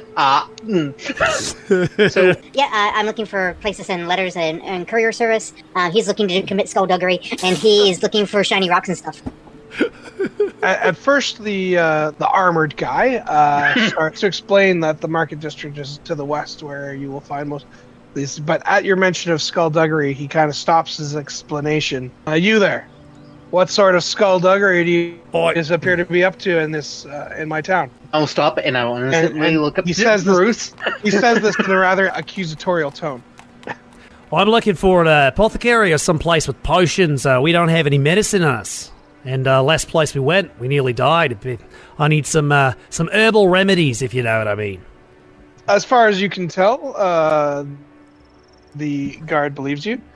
You'll undoubtedly find everything you're looking for in the market district. I say it loudly enough and clear enough that Thistle can pick up on every word, because this is the only explanation Thistle knows. So I'm making sure that he hears. This is the reason. If you're going to repeat shit, this is what you're going to repeat. I don't say that part out loud. There is no past, only present. The car goes forward, no reverse. Thistle will kind of Thistle, huh. nod his head and Yeah, okay. What he said. The second guard, noticing the centaur, that kind of gestures to you and says, "You big boy, you make sure you stay out of trouble." Most of the city infrastructure and buildings aren't built for centaurs. So. I'll do what I can. Does Thistle recognize that Crom is like a sentient thing, or does Thistle believe he owns Crom? I don't think Crom is the adjective you're looking for. The party as a whole is the words you're looking for. Okay. Your trinkets and really Yeah. shiny things that have talked back to him and not dismissed him. Therefore, Your band is called Trinket and His Toys. Meanwhile, Crom, able to bullshit. Thistle mentioned out loud all the thing. Oh, shiny rocks. I'm remembering back to when Calva showed me his bracelet, and I only mentioned that I had a crystal and didn't show it. So I'm going to pay more attention to where Calva's going as well. Actually, I'm going to go over to him, and I'm going to ask, I understand you're looking for gemstones. Anything in particular? Just trying to get a glimpse of what's around the area. I'm looking mainly for rare and special. Right. Well, I'm a bit of a collector myself, so if you see anything noteworthy, Oh yeah, I'll make sure to point it out. Given that Kael has done a bit of traveling from the monastery, would he have recognized the crest on the... Would he have seen it anywhere else? You recognize these individuals as members of the Flaming Fist, a rather well-known mercenary group, have been hired in a number of places, and likely were hired in Baldur's Gate to act as city guard. When we're ready to move on, he will share that information with the rest of the group once the Flaming Fists are out of earshot. Do I see any indication of rank on either of these guys? Nothing overt. Okay. Their armor isn't particularly shiny or nice. Do they look like they've seen action, or is just... It's hard to tell. Their armor isn't particularly damaged. I give one of those head jerk motions to the other guys. I was like, go. It's the trades district we're going to, right? Yes. Somewhere over here. And I'm gonna roll some dice.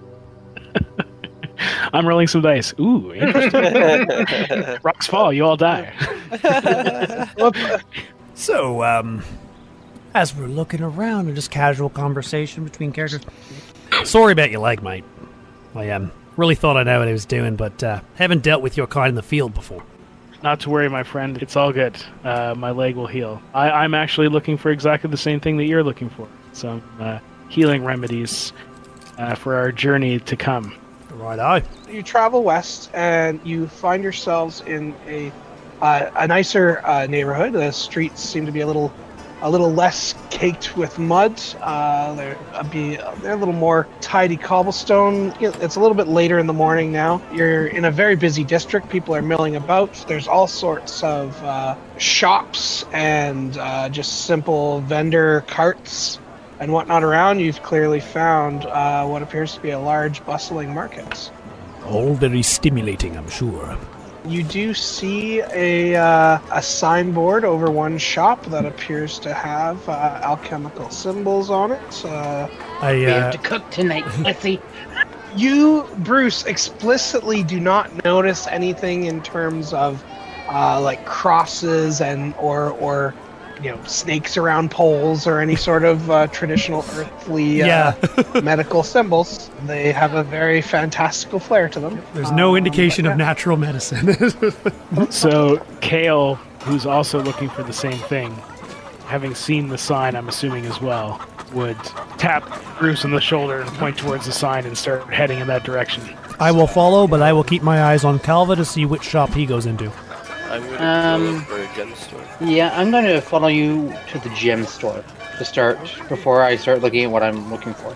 So yeah, Bruce and Kael will come back to you in a moment. The other three of you carry on a little further down the way, where you find a store that appears to have some jewelry and whatnot in the window. Thistle, you are enamored by all the shiny, sparkly things in the window. Crom looks at what appears to be some rather delicate items through a very narrow door, and kind of calmly says, I'll wait out here. The ones in the window, do they have prices on them too and stuff? There's no obvious price indicators on them, but you're given the impression that this is a shop with rather expensive items in it. Being an expert in this sort of thing, you do recognize a number of, not common, but commonly used in jewelry, gemstones, rubies, sapphires, that sort of thing. I want to go in and talk to the shop. I'm kind of just following in because shinies, but also you never know what you can find. Let's cut back to Bruce and Kael. Seeing now that the rest of the group has sort of split off and we're kind of on our own, I'm going to say to Bruce, so I noticed that you got a little disturbed when the bartender was bringing up the undead and resurrection. Is there anything to that? My eyes go like piercing steel as soon as he says the word undead again. I look right in him. It's like, don't joke about that, mate. I've been to hell. I'm gonna probe a little bit and ask what he means by that he's gone to hell. We're still walking. He just kind of stares really quietly, and then you see his eyes he blinks and his eyes totally change again to their usual sparkle, and he goes like, well, I'm from Australia, mate. It's bloody fucking 120 degrees there every day. He just completely steps around the question. I'm not going to push any harder. If you ever want to talk, I'll always give a listening ear. Well, mate, they're good on you. You walk into the shop. It appears to be a light waft of smoky appearance around the ceiling. There seems to be a couple of sources of incense burning around the shop. There are various potions and tinctures and on shelves around the shop. There's a number of dried herbs hanging from the ceiling. And there's a human shopkeeper behind a counter in the back corner. I'm going to go straight up to the shopkeeper. Oi, mate. I'm looking for worms. You got any? Worms. Well, there's an awful lot of insects and such that are used in my apothecary practices. Is there anything of particular note you're looking for? Oh, nothing much. It's just a little purple worm about the size of my finger. Just kind of looking everywhere for it, and nobody seems to have one. You seem like a very resourceful kind of guy. He kind of scratches his chin and he turns around and starts flipping through a number of boxes. Well, let's see. We've got some night crawlers, we've got some bloodworms, we've got some earthworms. They're all dried, of course. Kael, you kind of perk up at the thought of a nice, tasty, juicy bloodworm. But you're slightly disappointed when you hear that all the worms through are all dried. You prefer them fresh. Yes. I guess I would, just out of curiosity, be asking Bruce what his interest in worms is. I was out in the wilderness a lot, and I learned a thing or two, and there's these special worms you can make a quite a potent potion out of them. These little purple wriggly guys. They only live in the mountains around a certain area. You don't want to eat them, though. I will remember that. What type of potion do you make with these purple? Well, it's I set a lot of traps, right? So always be prepared, Great. Interesting. Very interesting. I've never seen these purple worms before. I will remember not to eat them because I do, in fact, enjoy a good juicy worm. I wasn't sure, didn't want to assume, but if you come across them, let me take a look at them and don't eat them. I'm starting to like you. Yeah, I guess that would be important to let the guy who likes to eat worms know which worms are not safe to eat. If I can help narrow it down, do I pick up something random, or do I manage to find a type of toxin? Give me a sleight of hand check if you're actually going to try and grab something. So yeah, you do manage to grab a small vial that appears to have some form of greenish liquid in it. Kael, you notice Bruce overtly grab a small bottle off the counter and place it in his pocket while the shopkeeper's back is turned. I say nothing and just continue my conversation with Bruce as though nothing happened. I think Kael wants to see where this is going. Yeah, the shopkeeper does turn around and he's like, unfortunately, we don't have any purple worms. Those are known to be quite dangerous and quite rare. Oh, that's all right. That's why I say always just ask. It's a little hard to come by. Totally understand. Is there anything else I could help you find? Well, I'm wondering if you have something maybe not quite so potent. I've got these darts here. So I'm wondering if you got a little something to give them an edge. Looking to cause some damage with your darts, are you? I think we might be able to find a little bit of elixir of nightshade or something to that effect. Let's see. There's some wild animals out there, so no, I got me and me mates. Got to keep them all safe, you know. Almost lost this one yesterday. The shopkeeper gives you a little wink and a nod, touches his nose. Of course. Strictly for use against dangerous animals. There's quite a bit of wilderness out there. I'm going to look at Kael as he just starts talking, and I'm going to kind of wink back, and I'm going to toss a gold piece on the counter. I'm going to interrupt him, and I'm going to say, why not look for something a little stronger? Okay, let's see what we got. Kael's going to give an approving nod. Either Kael really trusts me or really doesn't. There's only two options. So he explains to you, I have this here potion of poison. It does look like most of the poisons that are on this list are like minimum 200 gold. So yeah, the one that the shopkeeper is offering you is going to be 100 gold and should code about 20 darts. I'm looking at it as like I don't really have enough for any of that. I guess you just don't need poison darts level 1 then. Nope. No, I understand. But what he has done is revealed his store inventory. So yeah, so he does have some basic poisons. As he brings it out, I guess I go. I might keep the 1G. I'll have to come back some other time when I can afford it. Fair enough. Thank you for your patronage and good luck on your adventures. Kael, is there anything you get while you're here? Yeah, I was looking for healing potions. Yeah, he does mention he does have some potion of healing that'll cost you 50 gold pieces. I'm going to say thank you. It's good to know that you have those supplies. Like my friend, I'll have to come back when I've got a bit more coin. Well, then let's hop back over to Calva and Thistle. Pan over to us if the store is on fire. The two of us standing outside the store, covered in soot. Oh my god, there's so much fun! With handfuls of gems sucking each other. Let's never speak of this ever again. So Calva, as you walk into the gem store, there appears to be a teller in the back corner who appears to be a goblin. To your left, just inside, is a rather large orc with a rather large club kind of sitting in the corner looking rather menacingly. Thistle, your eyes widen as all you see are sparkly bits all around you. I see you got a lot of nice gems here. I'm looking for things a little bit more rare and special. We have gems and jewels and bits and baubles for any occasion. What tickles your fancy? What's your budget? Well, I don't plan on buying any from you, to be honest. I just want to know where I can go get them myself.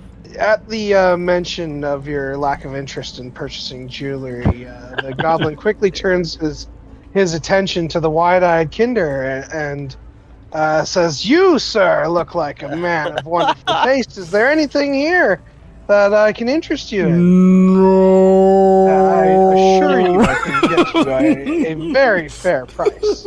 And he basically completely dismisses you, Calva, and is not paying any attention to you whatsoever. Thistle, looking around, why I wonder. Actually, there is. You may not have what I'm looking for, and I totally understand if you don't, but I am looking for something very specific, something very special, and something, of course, in an affordable price range for someone such as myself. He lifts up his sleeve on his left arm, and kind of for the first time you see a full tattoo, a half moon arced downwards that is green. Above it is a square that's been divided in half, one red, one blue, and then above that, 4 red stars. He points to the green section and goes, I'm looking for a gemstone about this color. I'm looking for it in about And he makes what would look to be like a silver piece size circle with his hand. For one about that big. You're pointing to a green gem, some form of emeralds about the size of a silver piece. Yeah, something green, turquoisey jade. Well, if it's an emerald you're looking for, we'll have to source one in for you, but it's going to cost about 1,200 GP. Okay. Let me ask you this. Instead of me paying 1,200 GP, which sounds like a fair and reasonable price, and I'm not going to doubt your fair and reasonability, a small folk, we speak the same language, I totally understand it. Just wondering, maybe there's something we could talk about in barter and trade. Maybe shave a 0 or 5 off of that. Well, perhaps we can find something a little more in your price range. It won't be as brilliant as the color you're showing me there, but perhaps a lower quality aquamarine. I could probably let go for 400 gold pieces. Okay. Again, that sounds like a fair and reasonable deal. Is there maybe someone you need me to beat up for money? That is a thing I do. That is a thing I'm very happy to do. Debt collector. Well, now that's a service I certainly have been known to require from time to time. Unfortunately, I don't have any jobs available at the moment, but I definitely will keep you in mind in the future. All right, no, that's fair and fine. And I pull my sleeve down. Mima's birthday is coming up, and I was looking to get her something really nice. It reminds me so much of my mother. That's fine. I believe my colleague asked you a question, but you never really gave him an answer. Before you give up, though, I love my mother, too. We are having a special on these earrings over here, and he pulls out a pair of some shiny, silvery-looking, but rather small earrings. Now, being that you're a Kender, they're not don't look that small. Yeah. Compared to you, so compared to a normal human person, these would appear to be rather small. But they have a bit of a green tinge to them, almost tarnished, you might say. But they're slightly silvery and shiny. And he says these he could let go for a very generous discounted price of 30 gold pieces. What's your layaway plans? Well, you see, the plans we have on layaway is you lay the gold in my hand, and I let you go away with the merchandise. Ah, yes, I'm familiar with that version of the layaway plan. Not exactly what I'm looking for. But what's your name, kind sir? My name is Beetle the Barterer. Thank you very much, Beetle. You've been of great help. I will keep you in mind, maybe when I'm a little bit more flush with funds. Maybe if I come across something a little sparkly. Maybe I know who to come to make it shine its greatest luster. I look forward to you coming back as a paying customer. I look forward to coming back as a paying customer, too. Turn to Calva. Burn the place down. Just because I'm not buying any gems doesn't mean I won't pay for information. My hand is on the door handle as he says this. Yes. Suddenly, the goblin turns in your direction again, and he's like, I'm pretty sure I've heard some things from time to time, but my memory seems to be a little fuzzy. He seems to kind of stretch a little bit and has a slightly open palm in your general direction. I'll put 10 gold in the palm. 10 gold. He's like, oh, well, my memory just seems to be so much clearer than it was a minute ago. I do know that to the east of the city, there's a mine, and I've got a vendor who usually brings me some good stuff from there. Is there any chance you could get me in contact with this vendor? He usually only another 10 gold in his palm. Well, another 10 gold. He's like, oh yes, his name. What was it again? I believe it was Francis. Francis the gem dealer. That's what his name was. A very creative name, and certainly not made up on the spot. You know, if you're willing to wait around, he's due to visit me with another order in about 3 weeks. 3 weeks. I'd be happy to make an introduction. Would I be able to go out and search for him? He wanders from town to town. There's a number of gem stores that he sells to. Could be anywhere for down the Sword Coast, for all I know. I know the mine he gets most of his inventory from is about 4 days travel to the south of here. Alright, thank you very much, and if I'm here in 3 weeks, I'll be stopping in. Thank you very much for your questions. You feel free to come back and pay for information anytime. Thank you. Thistle walks out the door with him, and I turn to him and go, That was not fun. and you see him reach into his bag and pull out a notebook. In the front of the notebook, all you can see written there is just the word spite. And he flips 4 or 5 pages forward and writes, Beetle's Gem Shop. Closes the book, puts it back in his bag. Are we witnessing And this is the scene Thistle's that villain origin story? This makes sense when he takes his path. This is the scene that Kael and Bruce see as they walk out. Is that? Well, I turn to Calva and go, Before we meet back with the others, I need to find a general goods store. I'm looking for some parchment, some ink rods, things like that. and then I'm asking them, I'm looking for a courier service. Someone to specifically deliver a letter. It takes you a little bit of time, but you're able to find a bottle of ink will cost you approximately, ink's expensive, approximately 10 gold pieces. Yeesh. Okay. Each piece of parchment would cost you a silver piece. Yeah. But I'm sure a bottle of ink would go quite a long ways. You also need an ink pen, which, but that's only like 2 copper pieces. I actually ask for if he has like a half bottle of ink, because I'm not looking for a full one, of course. Trying to be thrifty I'd here. say you can get a small vial of ink. I would say enough for probably 8 silver pieces. Okay, I'll buy 2 small vials for 8 silver and some parchment, and ask where there is a service for this. The vendor gestures to a small shop and explains that there's a courier just down the road. And I turn to Calva, I'm like, Are you following? Are you going to continue following me here? Because this is going to get a little boring, I assume. When he was showing those earrings for like 30 gold, did I recognize like how expensive the gems were in it? Like, was he getting ripped off? It wasn't obvious that he was getting ripped off, but it was clear that he was trying to find him a more budget-friendly option, but he wasn't trying to necessarily give him a good deal. So you're able to go to the courier service. They ask you what you want to send and where you want to send it. I'll have a letter that I'll be probably drafting the next day or so. Are you able to make deliveries to the garden? You're going to need to be a little more specific for that. Is that in the north or south of the Sword Coast? and I give as best directions as I can. It's like 2 fortnights from here, plus 3 or 4 sleeps. Because, you know, that's how he kills time. Yeah. It's a little bit south by southwest. Then I give more flowery descriptions like, When you get there, you'll smell pie. Don't be lured in. They taste awful. But if you make a left at this house, you'll smell rhubarb. It's always fresh. We don't know how they do that. And then you keep going through the town square. You find a giant beet. Don't kick the beet. Barnaby yells at you, and it's just no bueno all around. No bueno is actually the dog that comes out and starts barking at you. The vendor says it's like, well, it sounds like it's a pretty good distance away, and it's going to take us some time to find it. But you know what? Our couriers are pretty skilled. I've taken down as much of the information as I can. What's the name of the person it's going to? Going to Ma and Pa, obviously. Ma and Pa. Okay, Ma and Pa in the garden. You're looking for the Rocklin family gardens. Okay, so they write down Rocklin family gardens, Ma and Pa Rocklin in the garden, long ways away.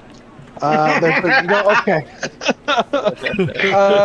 The clerk seems to flick back and forth on an abacus a few times and says, we're going to be able to get it there for you, but it's going to take a couple of weeks.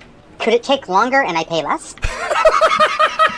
They do. Well, we do have our advanced freight service, which I guess, you know, we can probably knock that price down to 10 silver pieces, but we can't guarantee when it's going to get there. I don't know why that was so funny. that's okay there. So, Baldur's Gate Post. However fast 5 gold gets it there. Back in the morning with the letter for you to deliver. Okay, the person takes the 5 gold, somewhat surprised, and says, okay, yeah, sure, we'll get it there as quick as we can. He nods his head and walks out. He says verbally out loud, I'm so good at bartering. I wasn't going to interrupt you, but I'm glad I hope this is intentional with this character. Is Thistle meant to be this bad with money? 5 silver? Oh, well, here's 5 gold. What are you talking about? Thistle has no concern for money whatsoever. Yeah, I have our Bruce and the rest of the party. All right, let's meet up with everyone else. Hopefully they haven't burned the place down yet.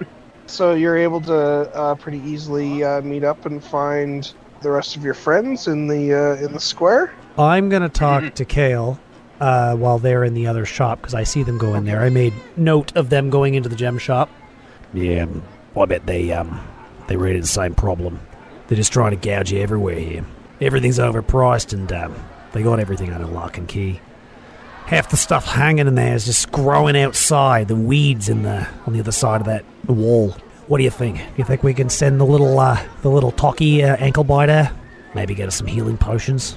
I agree. I think that things are very overpriced. I would be interested to see what our talkative little friend can accomplish if we send him in there. Right. Just follow my lead then. What's Calva doing during all this? I'll say I didn't go into the thing where he sent the letter with him. I just kind of stayed outside and looked around while he did his letter stuff. All right. I see Thistle leave the general store, or the stationery, the mail, whatever it is. Oi! Oi, mate. You know you're talking about that drink earlier. Well, I think I found someone. Now, here's the thing. That store over there, they've got some drinks that'll make you feel real good. But the guy who's got the money for it is in there. He's waiting for you. So, just so I have this clear, you want me to go into the store and spend the money to purchase the drinks that will make me feel better? So, yeah. It's like, you're trying to convince our Kender to intimidate and Well, I'm just simply saying that the guy who's got the money, that's like there's some really good drinks in there. They bring your health back. They'd help us not almost die like we did. And the guy who's going to pay for them, he's in there too. He's got some gold on him. And Kael, picking up on what Bruce is doing, is playing along and is talking up the drinks that are inside the store over there. Okay. So, and the guy who's going to pay for them, he's in the store as well. He is, yeah. He's got gold on him. Okay. Well, okay. Oh, sounds great to me. Sure. And I'll just march on in. Okay, what could possibly go wrong? So Kael, just to check on this, let's get an insight check on your part. Fair enough. Okay. 14. Okay, so 14. So Kael, you definitely realize that Bruce is trying to convince Thistle to go basically intimidate or otherwise extort Potion. If he hesitates, I just gesture at his leg. Well, it's up to you, Pete, if you're quick with the response or if you're hesitant. So, with a 14, is there a hesitation, or does Kael sort of immediately recognize there's something going on? So I guess I'm basically just gonna discourage the active encouragement on Kael's part, in that, Kael doesn't approve, but he might understand what. Yeah. Probably disapproves a bit, but he also probably isn't quick enough to necessarily. I'm just picturing like Kael goes along with it, and then as soon as Thistle turns his back, he just glares at Bruce like, "What the fuck, man?" That seems a lot more within Kael's part. Okay. So that's the yes and I would put on that. Okay. So I guess having been kind of caught off guard a bit on Bruce's approach, Kael kind of stutters a bit and just says it'd be great to try and negotiate a better price on these potions. And Bruce doesn't push the issue. He knows he's pushed Kael to his limit, so he's just. This was just a matter of better understanding character. Yeah, I think Kael's still like. It certainly wasn't going to stop the chaos that is about to be a motor-mouthing Kender that thinks someone's going to buy him juice. Bruce doesn't care what the outcome is. He just wants free potions. You've entered the apothecary. Various bits and bobs and bottles and poultices, some dried herbs hanging from the ceiling and whatnot. In the rest of my players' minds, I just envision the door opens, the bell clangs, the door closes, and you just hear Gregorian chants in the background as the chaos is about to ensue. Yeah, exactly. The vendor looks up but is a little confused as he hears the bell and he hears some skittering of feet, but doesn't quite notice anyone walk in right away, and he's a little confused. Wait. So Sorry, was that a sound effect, or did someone actually just have a really well-timed meow? Perfect cat. That was a really timed well meow from my cat. Yeah. Yes, excellent. Betsy, thanks for playing along. Just before this is happening, I am seriously gesturing to Crom and being like, "We may need to get out of here fast." So up to the counter, and I try to pull a chair over, like hop on the counter, and stand on the counter so I'm eye to eye with him. Yeah, the shop. shopkeeper is slightly startled as you seemingly come out of nowhere, but someone below the counter suddenly appears up at the Hi there, side. my name's Thistle. How are you today? Ah, well, you startled me there, little one, but I'm quite well. What can I do for you? Well, I came in here looking for a man who has gold on them. Are you the only one in here? It's just you and me, as far as I'm aware. Oh. No, my friend said that there would be a man in here who has gold and that they would give me juice.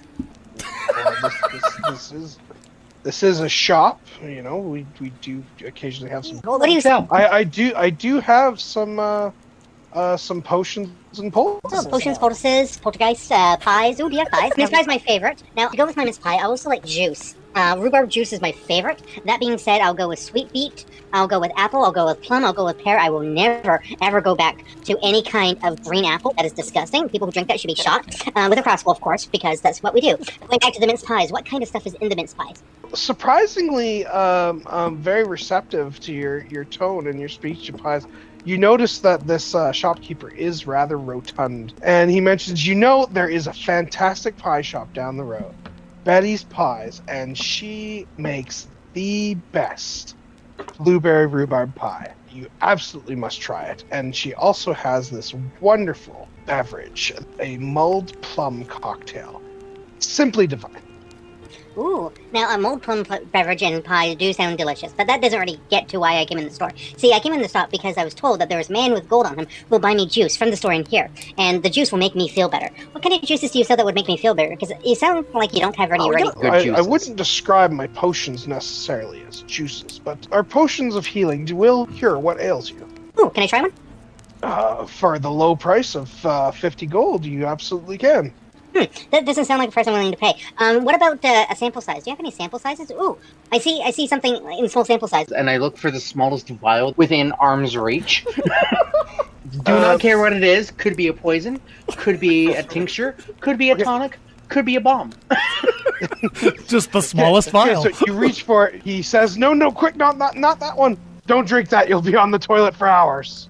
Do you have a toilet nearby? Because that sounds like a thing I'm going to be doing very shortly. What about that? Do you have more of these? And I reach down for anything else my hand will grab. You grab another sort of moderately sized bottle. This one's just kind of closer to the front of the shelf, more within easy reach. That's simply aromatic bitters. Those will help with an upset stomach, but they certainly won't counteract the effects of that other vial, which should. I'll move it from my left hand to my right hand and reach out with my left hand and try to grab any other vial that was within arm's reach of my left hand. He seems to have a few vials and ampules that appear to just have like neutral spirits in them that he was probably getting ready to work on. You're able to grab one of those. You don't have a lot of fun stuff near the front. Where do you keep your toys and stuff? Oh, I bet they're in the back. I jump down off his shelf behind the counter and I start walking back towards the shop. Excuse me, that's for... Oh, no excuse needed. I don't mind me. I know where things go. I have a photogenic memory. And I'll go behind where he's obviously been working, I assume.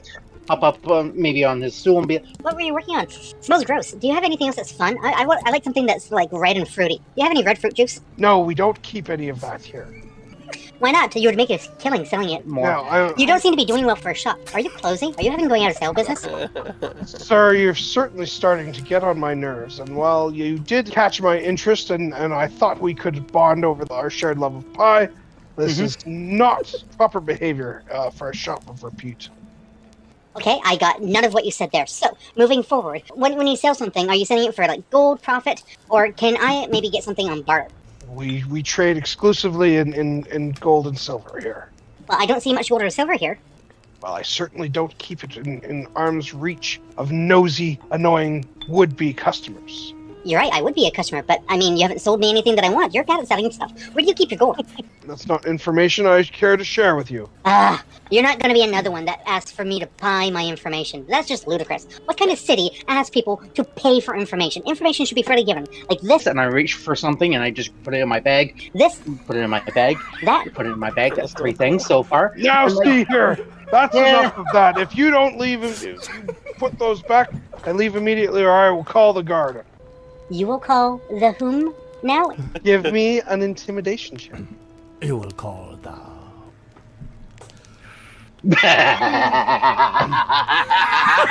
Unfortunately, his voice cracked the entire time. Okay. Yeah, your intimidation check fails. You definitely outstayed your welcome. The vendor grabs you by the scruff of your shirt.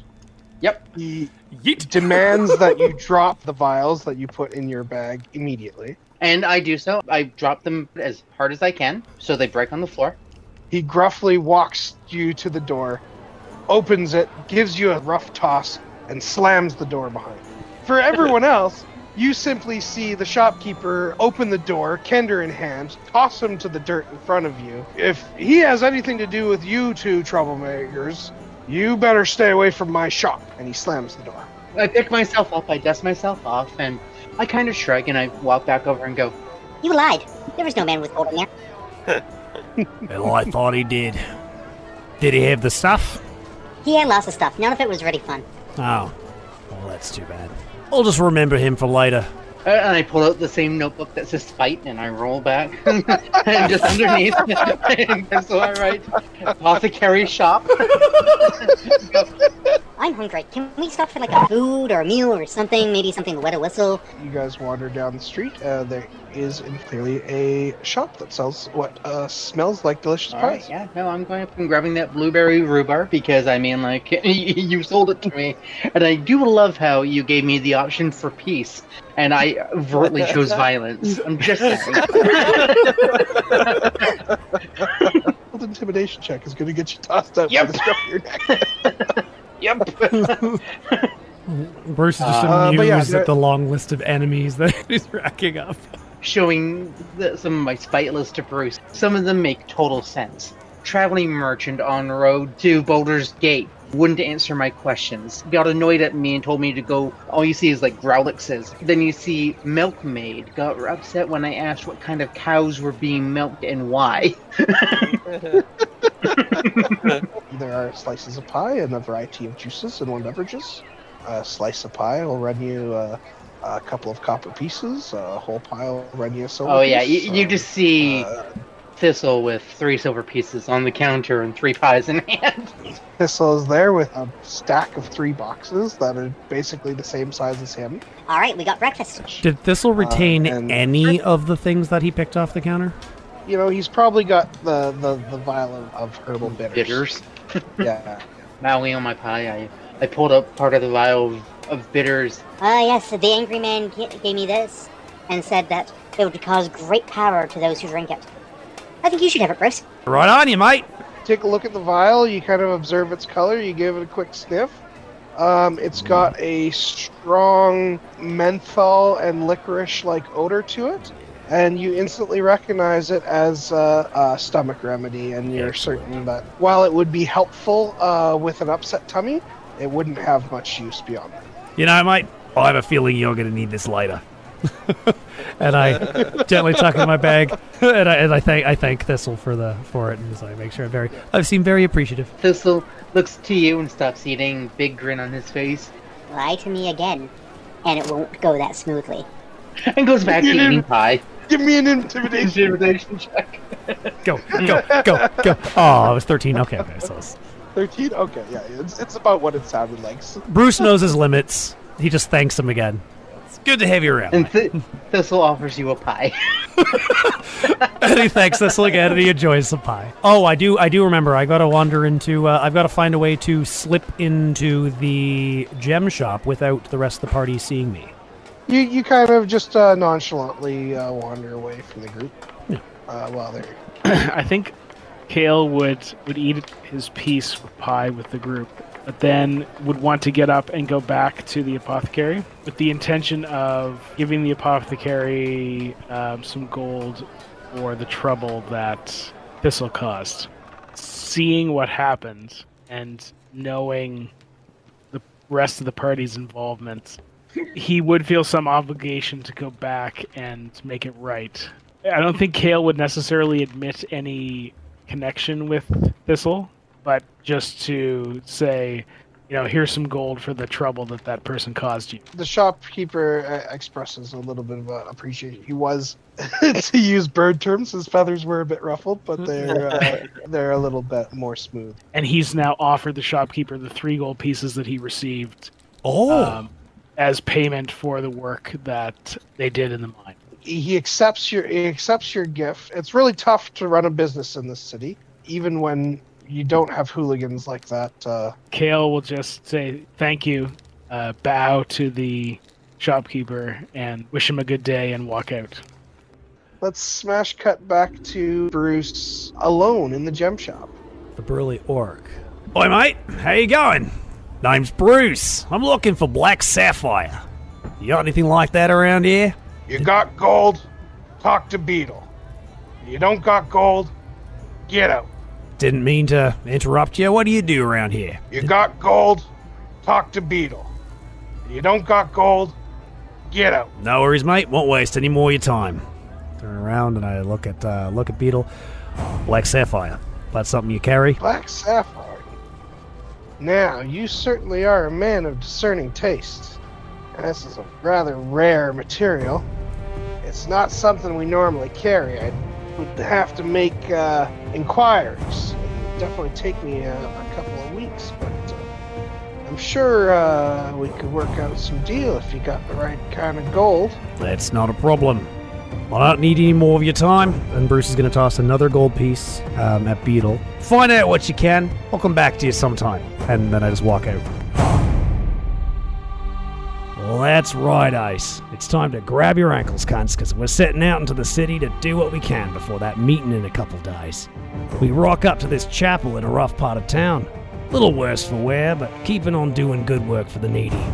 The clergy tell us the resurrection magic is right buggered. All I can do now is tend to the sick and bury the dead. After a bit of a kip, we ask about the catacombs under the streets. They urge us not to go, for under there, great evil lurks. Fell demons and foul beasts. Ha! Bloody cunts won't stop us. I say give a go. So after getting our ass handed to us a couple times, we reckon it's a job for later. Giant spiders and corridors filled with caustic ooze. Bloody oh, we almost lost Crom to the stuff. At least I got some toxin for my darts. Better rest up and get to that meeting. Struth, I hope these blokes never have to face whatever's down there.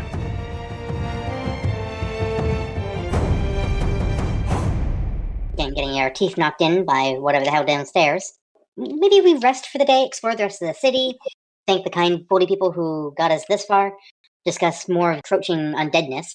The death curse. Yeah, that thing. Do we want to try to, kick our face in a little bit further and try going down into these awful catacombs? Or maybe we want to start currying a little bit of favor in the town, getting a reputation for doing some good things. This way we're seen as more than just adventurers, we're helpers of the city.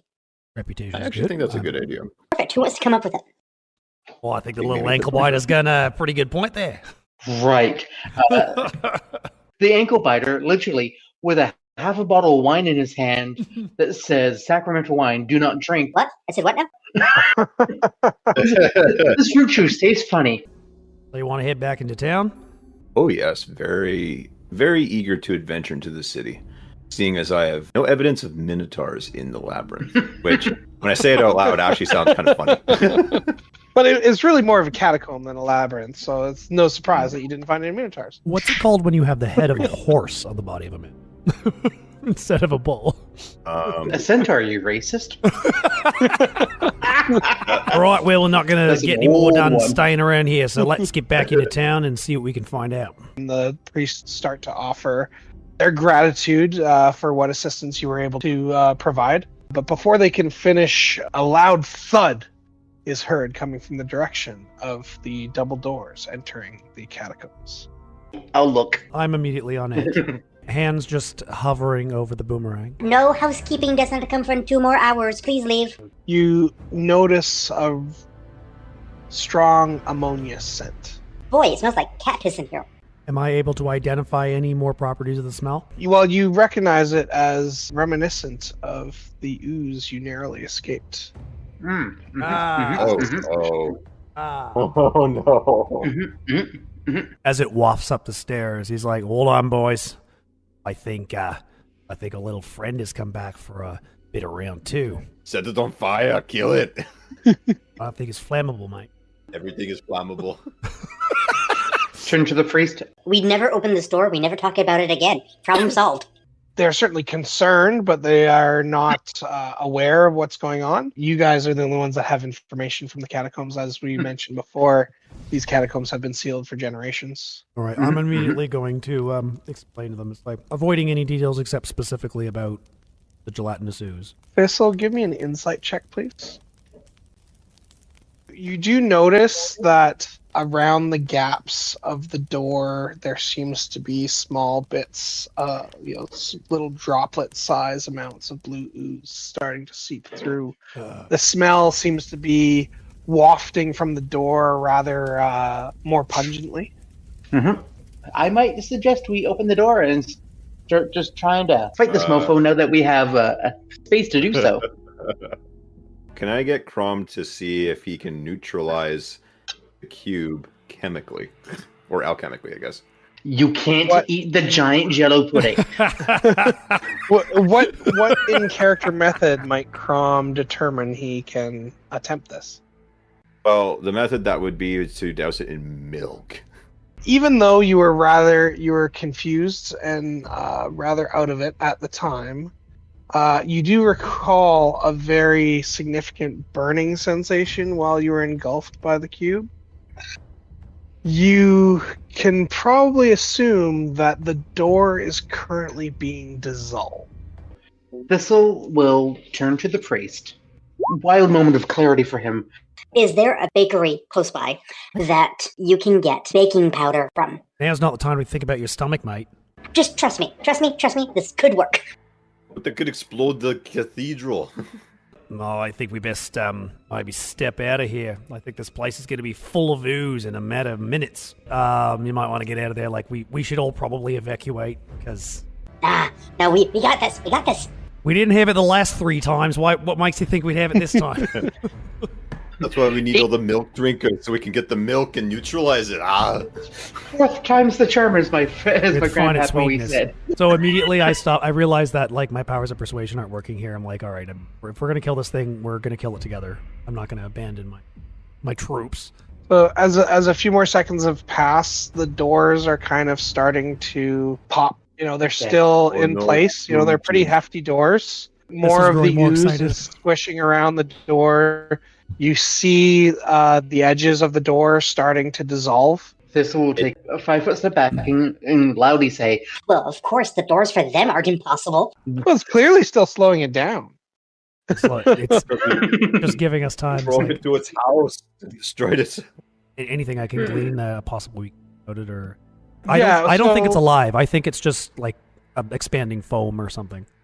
But really, all you can tell is clearly this does have some property that allows it to dissolve material. So there's like little bits dripping through the door that are kind of being reabsorbed by the larger mass as it comes through. All right, I am going to push past Calva here, grab one of the bowls or cups or whatever, then run down the stairs. I gotta just grab a little sample, pull out my knife, and like slash a little bit of it until it falls on the floor, and put it in the cup. Okay. The ooze seems to sizzle and kind of steam, and you notice it is slowly but surely burning a hole through that cup. This small bottle of green, I'm going to remove that from my pack, and I'm going to open it and put just a drop of it in the cup with the ooze. As you put the drop on the ooze, it wriggles around and then goes completely still. However, it is still burning through the cup. Got bad news, guys. It's actually alive. Probably have to fight it without our weapons. I want to go up to one of the priests. I need your milk or salt or something. It's acidic. Give me your baking goods. He motions. There's a small kitchenette area over here. They mentioned that they have some baking goods, but they don't have any large volumes of it. Put it on my back. Thistle might not want to stand there while we're throwing shit down the stairs. Yeah. Thistle, get out of the way. No, let's fight it. This sounds like fun. Good story. No, we're gonna throw food at it. No, if there's stuff as Crom gets to the top of the stairs, his arms laden with baking materials. The a loud crack is heard as the door finally breaks off its hinges, and the doors are both engulfed and pulled into the blue ooze as it starts to slowly make its way up the stairs. And this is where we will roll for initiative. Back up that horse and let me eat my jello. Oh, Thistle. The cube rolled a nat 20. Oh god. Oh God! It's the world's fastest gelatinous cube. Right. This thing Luckily, initiative doesn't affect its move speed. Well, we're gonna come out of this world just like you came in, smelling like piss. Well, the priests aren't very good at their initiative either. Ooh, yay. I can't wait for dead priests on my conscience. Now, seeing it in slightly less of a confined space, you can see that this ooze is not infinite. It does have a finite volume. Oh, it's a creature of some sort. It moves up to the top of the stairs, and up next to Crom. It is going to reach out with a gelatinous pseudopod and try and smack Crom with it. No. 23 is going to hit. Crom, you take 12 acid damage. And That's not good. you drop the food items that you're holding. You notice a clear liquid and a white powder mixed together slightly on the floor, and they bubble and foam. That brings us to Kael's turn. Kael throws a dart at the creature. Ooh, a 25 is going to hit. So he throws a dart. The dart hits the creature. It stabs into the creature. A small chunk of the ooze kind of falls to the ground. It's unclear whether the attack is effective. Crom, it's your turn. Your arms are at least no longer encumbered by your baking goods, but there's a big gelatinous blob in front of you. What do you want to do about that? Run away! And then take Thistle with me. I protest. I doth protest, sir. I'm all ready for attack, and then suddenly I am 5 feet off the ground and being trotted away by the horseman. Okay, unfortunately, Crom, as you attempt to move out of melee range, the creature is going to make an attack of opportunity. Isn't there a 50-50 chance he would be hitting me? Regardless of who it attempts to hit, it rolled a 6, so it's not going to hit either. Then that brings us to Calva, who's standing a relatively safe distance away. I think he's just going to step back a little further to the other side of the altar. And in true Calva fashion, he's going to cast Eldritch Blast.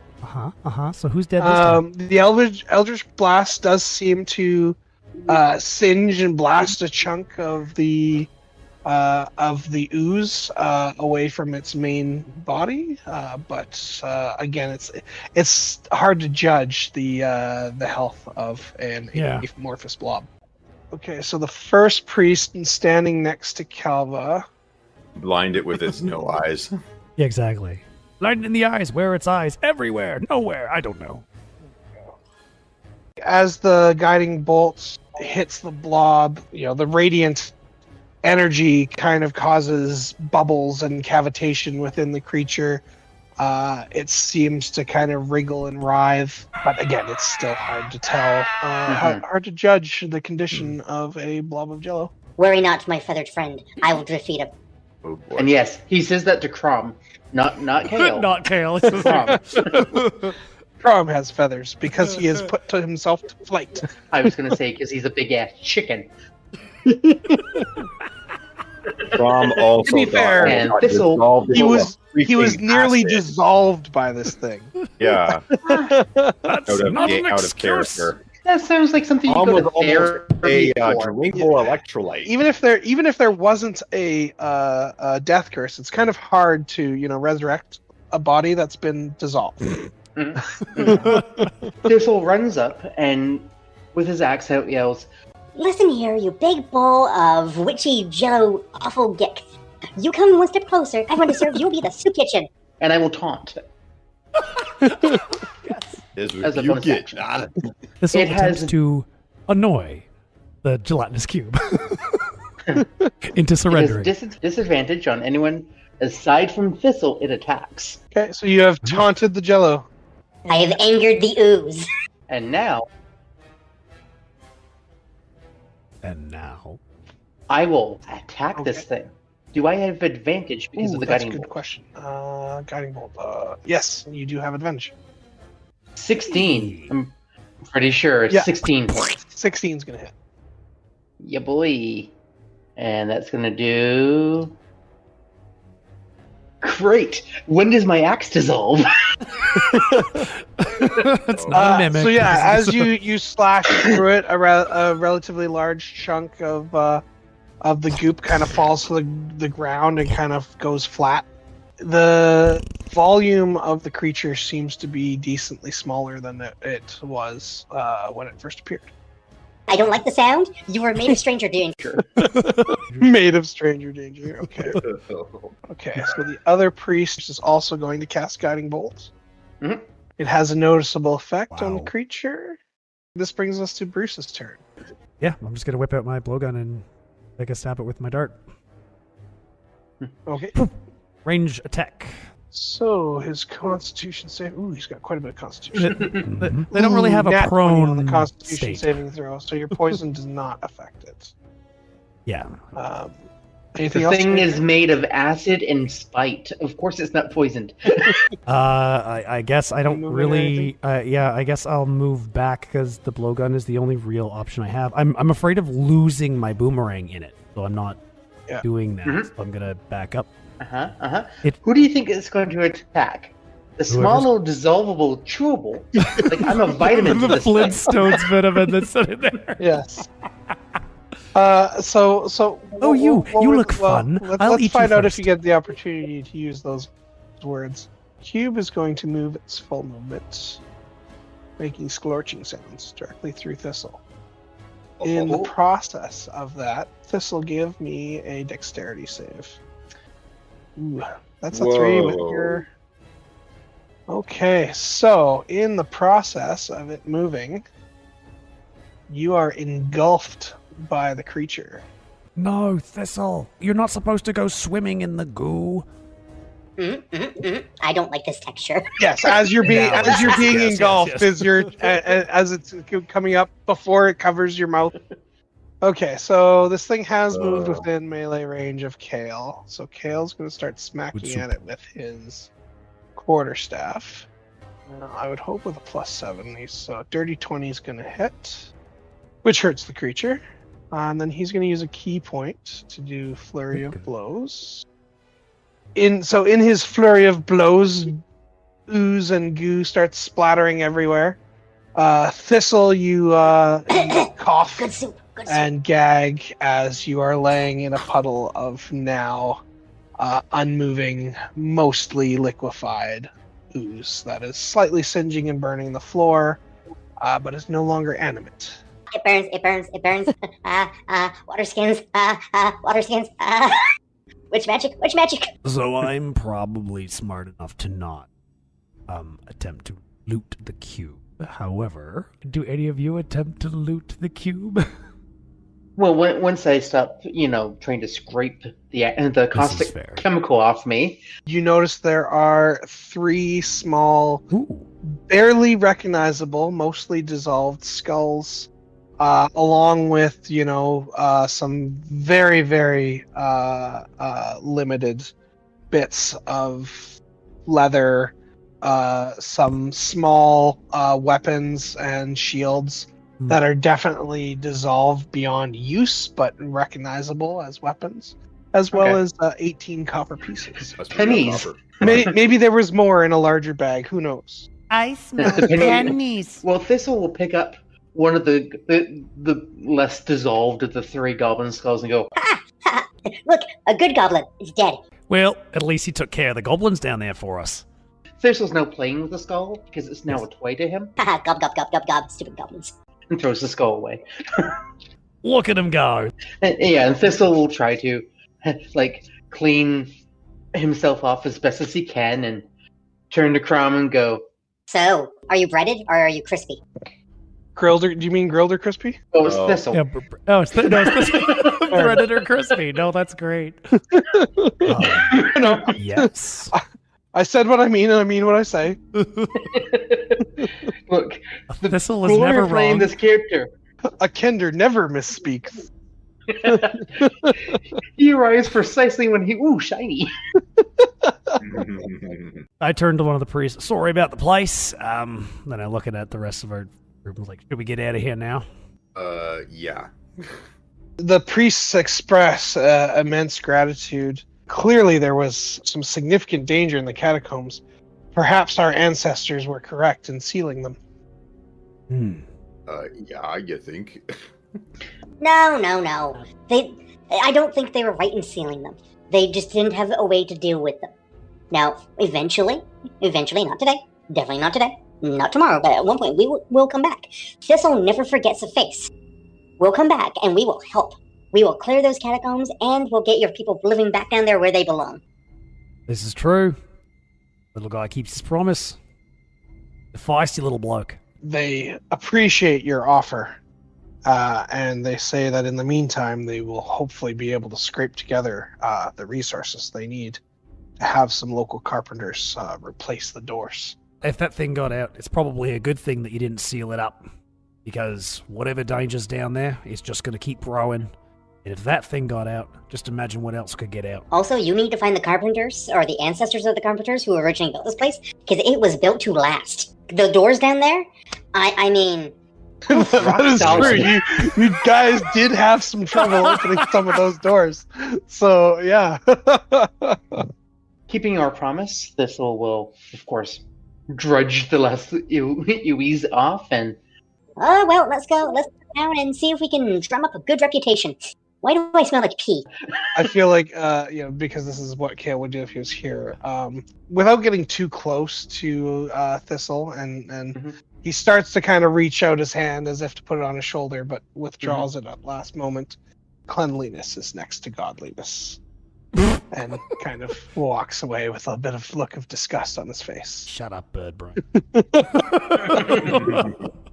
Is the map accurate, as in like there's vegetation around the compound? There's some like trees and vegetation around and whatnot. Like there is like a garden and a small graveyard. If there's a garden, there's probably a well. Yes. Yeah. So he'll go out to the well and draw some water, use a little bit of lime and soap, and kind of give himself like the quickest little hoe bath you've ever seen, and rinse himself off and be like, Yeah, that's definitely something Thistle could do. Looking at my axe, is it worse for wear? While there may be some minor pitting to it, that's not significantly damaged. Okay. He will actually take a more diligent second and clean off the axe just to make sure it doesn't degrade or pit more than it needs to. You've exited the chapel. Some of the local poor are starting to gather expectantly, looking for some food. Whether or not they'll get it will, determine on what the priests are able to find after Crom made a mess in the kitchen. But They're we'll starting see. to gather inside the chapel. No, outside. Okay. I was gonna say they're gonna see goo all over the floor. Jello is for lunch. Ah, yes. You will get so high. We will also take care of the homeless problem. Feeding caustic jello to the local homeless. Jeez, that's a whole new level of evil. The skulls are an inspiration. I told you this. Okay, if cleanliness is next to the godliness. How do you propose we increase our reputation now?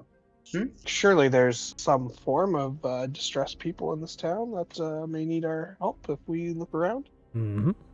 That's a great idea, and don't call me Shirley. It's good to be alive.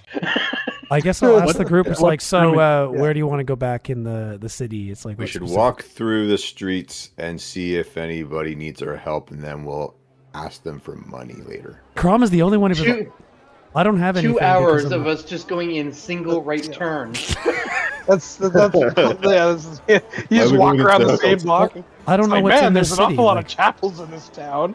We don't have money for the merchant district. There's no reason to go back to the tavern. We know where we're going to meet Sylvain the next day. Yeah. So why don't we head in that direction and see if we can find somewhere that we could spend the night close by, Marvelous idea.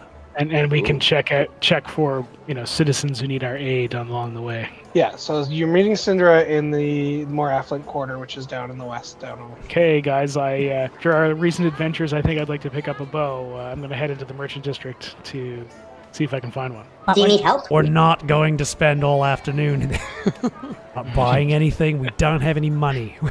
We've got to get the jobs done first. You could simply make a quick stop and buy one at a vendor for 30 gold pieces. 30 gold? Nope. I'll have to come back another time. Same. I'm broke. No attempt to steal. I would ask though, would they take anything in trade? I have a spear and a quarterstaff that I probably will never use. Quarterstaff has a value of about 2 silver pieces. Spear has a value of about 1 gold piece. It would take one hell of a persuasion roll to make that Force the barter. NPCs to buy your junk. Thistle, thinking he is the god of speechcraft, goes to the shopkeep. Yeah, so I have a couple of items I want to... I need money. You want stuff? I have stuff. You have money. Give me money, please. He offers you about 6 silver pieces. Well, before you render a decision on that, I'm just saying, there's a lot of history in these two pieces. For example, I have an impeccable memory. I can remember years, even days. This spear itself, it was carved from a tree that was specific to my napop. Now, my napop is actually my uncle's pop-pop. And you can see that by this... flip it to the other side. This mark here. And, of course, that makes it worth a whole lot more. Ooh, ooh. Hey, Two, quite a nine persuasive little bloke, aren't you? I'll take the 9 silver pieces. So, you want 30 gold for that short bow. Is there maybe a favor we could do instead? Not totally for free, of course, but I mean, maybe we could do something that helps bring it down to, like, instead of here and... And I use my hand as a judge, well over his head. And then I bring the hand down to my height. To my level. Well, actually, now that you mention it, my latest shipment appears to be late. Find out what happened to the merchant who normally brings my goods on a regular basis. Probably be able to offer you some form of reward or discount. I turn to everyone else. I'm like, okay. Okay, people with good memories. Take note. And we'll ask for details, like where his shipment would come in, who we're looking for, what markings do they have, things like that. So he mentions his merchant comes from a town to the north. Out this way, there's a forest. There have been known to be brigands and other threats in the forest. The merchants usually travel with a couple of guards. Okay. But it is very entirely possible something could have happened on the path. You will recognize his cart as it has logo of a beaver gnawing on a log. He usually hires mercenaries of the Flaming Fist. There usually isn't too much trouble, as the next town over is really only about a day and a half away. Thistle will thank him, turn to the rest of the group. Oh, Okay, pitter patter, let's go smash her. I'm up for that. I think based on the time, if we want to check out of the day, if we want to check out the fort, we're already beyond midday. If we go to the north to check out the forest, we're going to be 4 hours round trip plus whatever we do while we're up there. Okay, so you guys want to continue to the fort to the south? To the south. Yep. Aw, man. I wanted to make a new friend. As you come down to the area where the fort is, there's a bridge leading to a large fort overlooking the harbor. In front of the bridge is a gate with a couple of guards posted in front of it. Okay. You recognize the logos on their shields as the same Flaming Fist logos you saw before. G'day, gents. We're just here looking around, trying to take in the local scenery. What's going on behind those walls? Move along, citizen. This is a restricted area. Oh, I didn't formally introduce myself. Name's Bruce. We're heroes of this town. We've been helping out with various occurrences and things that are going on here. Just looking to make as many allies as we can. The Flaming Fist headquarters is off limits to civilians. Move along, citizen. Of course. Don't mean to bother you. I don't really turn my back. I just back off slowly. Always up to me. All right, so, all right, why do you want us to move along? So this is a restricted area. Move Okay. along, citizen. Well, I'm not a citizen, so You move along. Have a great day. And He'll just keep walking. Yeah, tell them we're just traveling. Oh, You move God. along. Yeah. I turn to Kael and I go, next time, don't let me stop talking. Look at my windows. I can't believe I'm saying that. Well, as Thistle goes in, I'm grabbing Thistle by the belt and like trying to pull him back. It's like, whoa, hold on there, mate. Thistle, are you going to cooperate with this restraint, or are you going to? I'm going to need opposing strength rolls between Yep. Thistle and Bruce. Don't roll a 1. Yeah. I just like yank him back and immediately let go of him. Like I just plop him behind me, and I'm like, whoa, hold up. As you do that, Bruce, you notice the guards sort of tense up at first, but then as you pull your companion away, they start to relax. Sorry about him. They're clearly keeping an eye on you. I just like, we're not looking to go inside, and I glare at a Thistle, then continue. It's like, we're not looking to go inside. We just want to know if there's any way we can help. I'm picturing like as I'm holding him by the belt, he's running in place, like. I am sure I moved forward. I know Yes, like, why am I moving forward. backwards? How long am I back here? Yeah. I'm attempting to persuade the guards that we are friendly. We simply want to know if we can help. We're not looking to go in. The guard kind of looks you up and down in a way that you're quite familiar with, Yep. as you have judged others before. If you're looking to apply for the Flaming Fists, you'll have to talk to the captain at the North Gate. We're much too busy to deal with you right now. Right, Ice Mate. That's all I need to know. I'll look for him and we'll talk captain to captain. If Thistle could, he would pull out like a scrying stone and go, I'm filming you! I'm filming you! Bruce, give me an insight check. Okay. You'll see this on Rune Talk. Yeah. Ooh. That's a... You take his statements at face value, and Yeah. you do not notice any undertones in his statements. That sounded good to you guys. We go find the captain. This nice bloke here, we can leave him alone to do his job. Referring to the map, the North Gate he's referring to is the one way up here on the other side of the merchant quarter. Kael will hold back a little bit of a smile and nod to Bruce and say, as you wish, Captain, and turn and head towards the north. As we're leaving, Thistle will turn back to the guard and do the I'm watching you motion with his fingers. Does he pull out his little black go. book? Don't.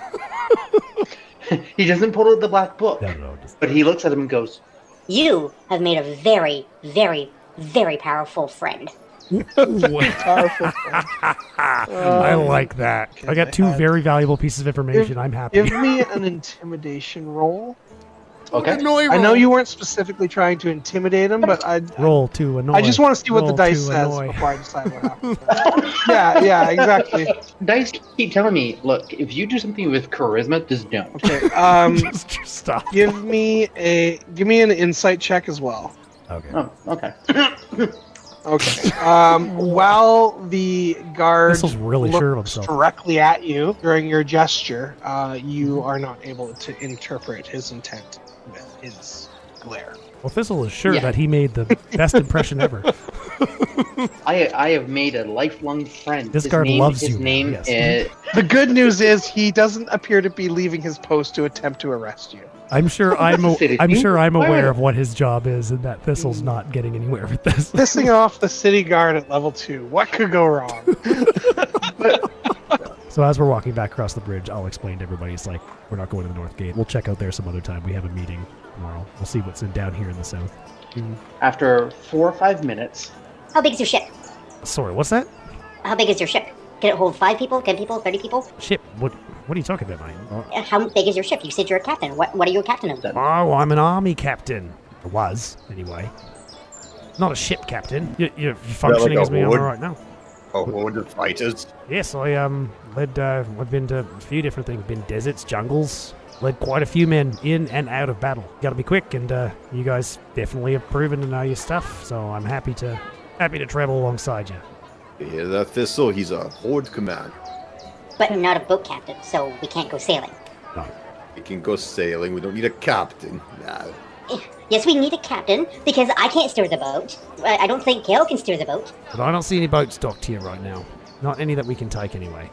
I mean, no, you said captain, and I'm just putting two and two together.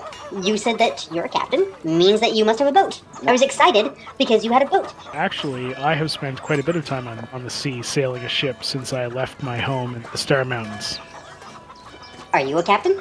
Really? No, I'm a... What's the point? In frustration, Thistle will just keep walking like ahead, like, Oh, these people just don't get it. I don't think. Don't worry about it. Maybe we should go see if we can find a place to stay for the night somewhere in this area. The buildings have a little bit more of an affluent look to them in this area. They're a little bit more, built with more expensive materials, a little better kept. The streets are noticeably clean. Yeah, it's about 2-3 o'clock-ish in the afternoon. nothing could go Get our wrong. bearings. You noticed one building that seems to resemble an inn and tavern. The sign out front kind of resembles a bush with some twigs and berries on it. I take a glance around the place, gauge the general suspicion level. You walk in, you seem a little out of place. The bar kind of tones down its conversation a little bit, as you guys are a little rough around the edges for this part of town. A halfling behind the bar. He looks like a hipster with his Okay. beanie on his head. Hey guys, welcome to the Twig and Berries. What can I get you? Hi, how you going, mate? Name's Bruce. We're here. We're the heroes of the town. We're just here to have a good time and have a good drink. Well, we've got a selection of IPAs and a rather extensive vegetarian menu. I will take three of these IPAs that you offer, or four. How many of us there are? 5. This can't count. 5, 6. Six IPAs, and whatever is the meatiest looking vegetable on the menu. We've got a really tasty eggplant burger that was really popular around here. You said 6 IPAs? That'll be 3 silver each. And the burger, a total of 20 silver pieces, my man. Oh, excellent. And I reach in and I pulled out 27 copper and I put it to him. Here you go. Oh, my man, I know this is probably above your thought process, but this is clearly silver, my man, or you're going to have to move along. Oh, now, wait a minute. These are silver. See, where I'm from, these are actually the silver pieces that I'm from. You're offering me meat that's not meat. I'm offering you silver that's not silver. I'm staring him down. I have gone Crom steely. Crom would like to clippity-clop in, and what do you mean it's not silver? Give me an intimidation check. And I back that up for advantage. Bruce is glaring at him right now. It's like Yeah. It's a group advantage Dirty here on 20. Crom's. Okay. 30-20 with advantage. Okay. Maybe that is my mistake. Maybe this is just the silver's just a little tarnished. And he accepts your 20 copper pieces. And My face gives you, immediately changes to a big smile, like, there you go, mate. Look at that. You go. he also looks to Crom. For our more discerning guests, we have some free-range organic oats. And he offers you a bowl of oats. Oh, he's racist, too. That's Okay. racist. So Yes, generous. it is racist. I mean, of course, but he's a is he pretentious- Is he doing it? He feels he's trying to placate with these He's some scary inner Centaur. city twat. He knows exactly. Well, thank you, kind sir. I'll take your bucket of oats and a gallon of ale. He does not hesitate to pour. Technically, IPA is an ale, and he hands you a large bucket of ale that is very hot. Has the patronage gone back to their drinks, or have we drawn an audience? Bruce is going to need an insight check on that one. On the whole room? Oh, okay. Geez, I wish I could roll like this in combat. Yeah, so you notice that the majority of the bar patrons are specifically trying to avoid your gaze. One individual seems to have rushed out the door. I realize that we are not making friends, but with a quick assessment, I'm assuming nobody in here looks particularly intimidating. Well, Right. yeah, there appears to be a rather intimidating centaur in the room. Yes, no. man I'm just saying, wants like, with a quick inventory of the room, Bruce is just like, we can probably afford to piss someone off here. Like, There's no obvious threats in the room. yeah, we'll just take a seat over here. Got whiskey? We've got this organic triple distilled whiskey. He shakily pours you a glass. It's on the house. Oh, thank you, mate. Yeah, they got good drinks, good food, and we made a new friend. We'll leave you alone to go back to your job now. I did order 6 IPAs. This is true. And Or you are as, carrying all the... Thistle will keep calling them IPAs. Thistle, I will point out that this place does feel a little bit more cozy for you, as there are specifically like halfling-sized tables. And, there's also some larger tables for they're not exclusively as Are there centaur-sized the tables? bar. They're not expressly centaur-sized. While he isn't really able to sit in a normal-sized chair, Crom is still able to use a normal-sized table. So the other four are heading back to the table with their ales. I'll slide a silver across the bar and say, I'll have a tea, if you have any. Seeming to be a little bit more calm as the others have gone off to a table, and he starts spouting off a large number of ridiculous sounding, like hoity-toity pompous teas. Yeah. Not being used to anything beyond like normal tea, I'll just go with the first one. He turns around and starts like an elaborate process with multiple cups of pouring hot water into a steeping system, and he comes back with a very small but very aromatic cup of tea. This smells excellent. Thank you, kind sir. Just wondering if there's a place we could get some lodging for the night around here, and how much that would be. I'm sorry. We're all full up for the night. If you could please just eat your food and drink your beverages and go. Of course. Are there any other places nearby, or perhaps this might seem a little odd, but a stable? Usually, beasts of burden are not allowed in this part of the city, and the stables are all outside the north gate. He seems to be like anxious to give you direction to somewhere else to be other than here. There's the Jolly Packer, the Sword and Chalice. And there's the Morning Wood. The Jolly Packer's right in the middle of the Merchant's Quarter. The Morning Wood is near the North Gate, and the Sword and Chalice is on the east end of the city. And I will turn and head to the table. If you guys are more interested in sleeping under the stars, I did notice that there's lots of docks along the waterfront here. Curl up somewhere once things quiet down for the evening and catch some sleep. Certainly not a problem. Sound of the waves. Kael, as you sit down, can everybody give me a quick perception check? You can barely make out what the bartender is saying to a younger-looking halfling. You hear him mumble something about guards, and the halfling child runs out the door. I think we need to make ourselves invisible. Yep. Got it. Finish your drinks. I think Kael had the best idea. Let's go find. I don't think finishing our drinks are necessary. Let's go. I meant like slug them back. I take the bucket of oats with me. And take the bucket. I'll grab two of the mugs, one in each hand, and just walk out. Thistle, you're taking 2 mugs of Ippas with you. Yep. Crom, you're taking the bucket of oats, you said? The big bucket of oats, yeah. Okay, cool. As we walk out, like once we're outside, out of earshot of anyone in there, I just kind of turn to Thistle and jokingly, testing a sense of humor, I'm like, we have to get back here, burn the place down. As you say that. Okay, hold my beer. We keep walking. Like it's just like I don't break stride at all. And I pull out my little book of... When we get somewhere safe, I'm literally writing the place down. Yep. No, Thistle. I look at Okay, Kael so loud. you- Come on, mate. It was just a joke. Which direction are you heading away from the tavern? North.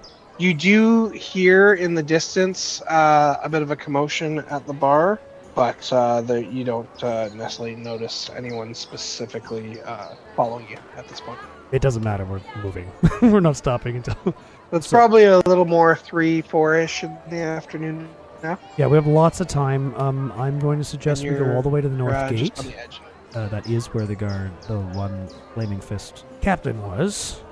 So I would like to speak with him, but also the Morning Wood is there. If we cannot stay there the night, they will likely be more friendly. And I will start watching behind us to make sure there's no one following us.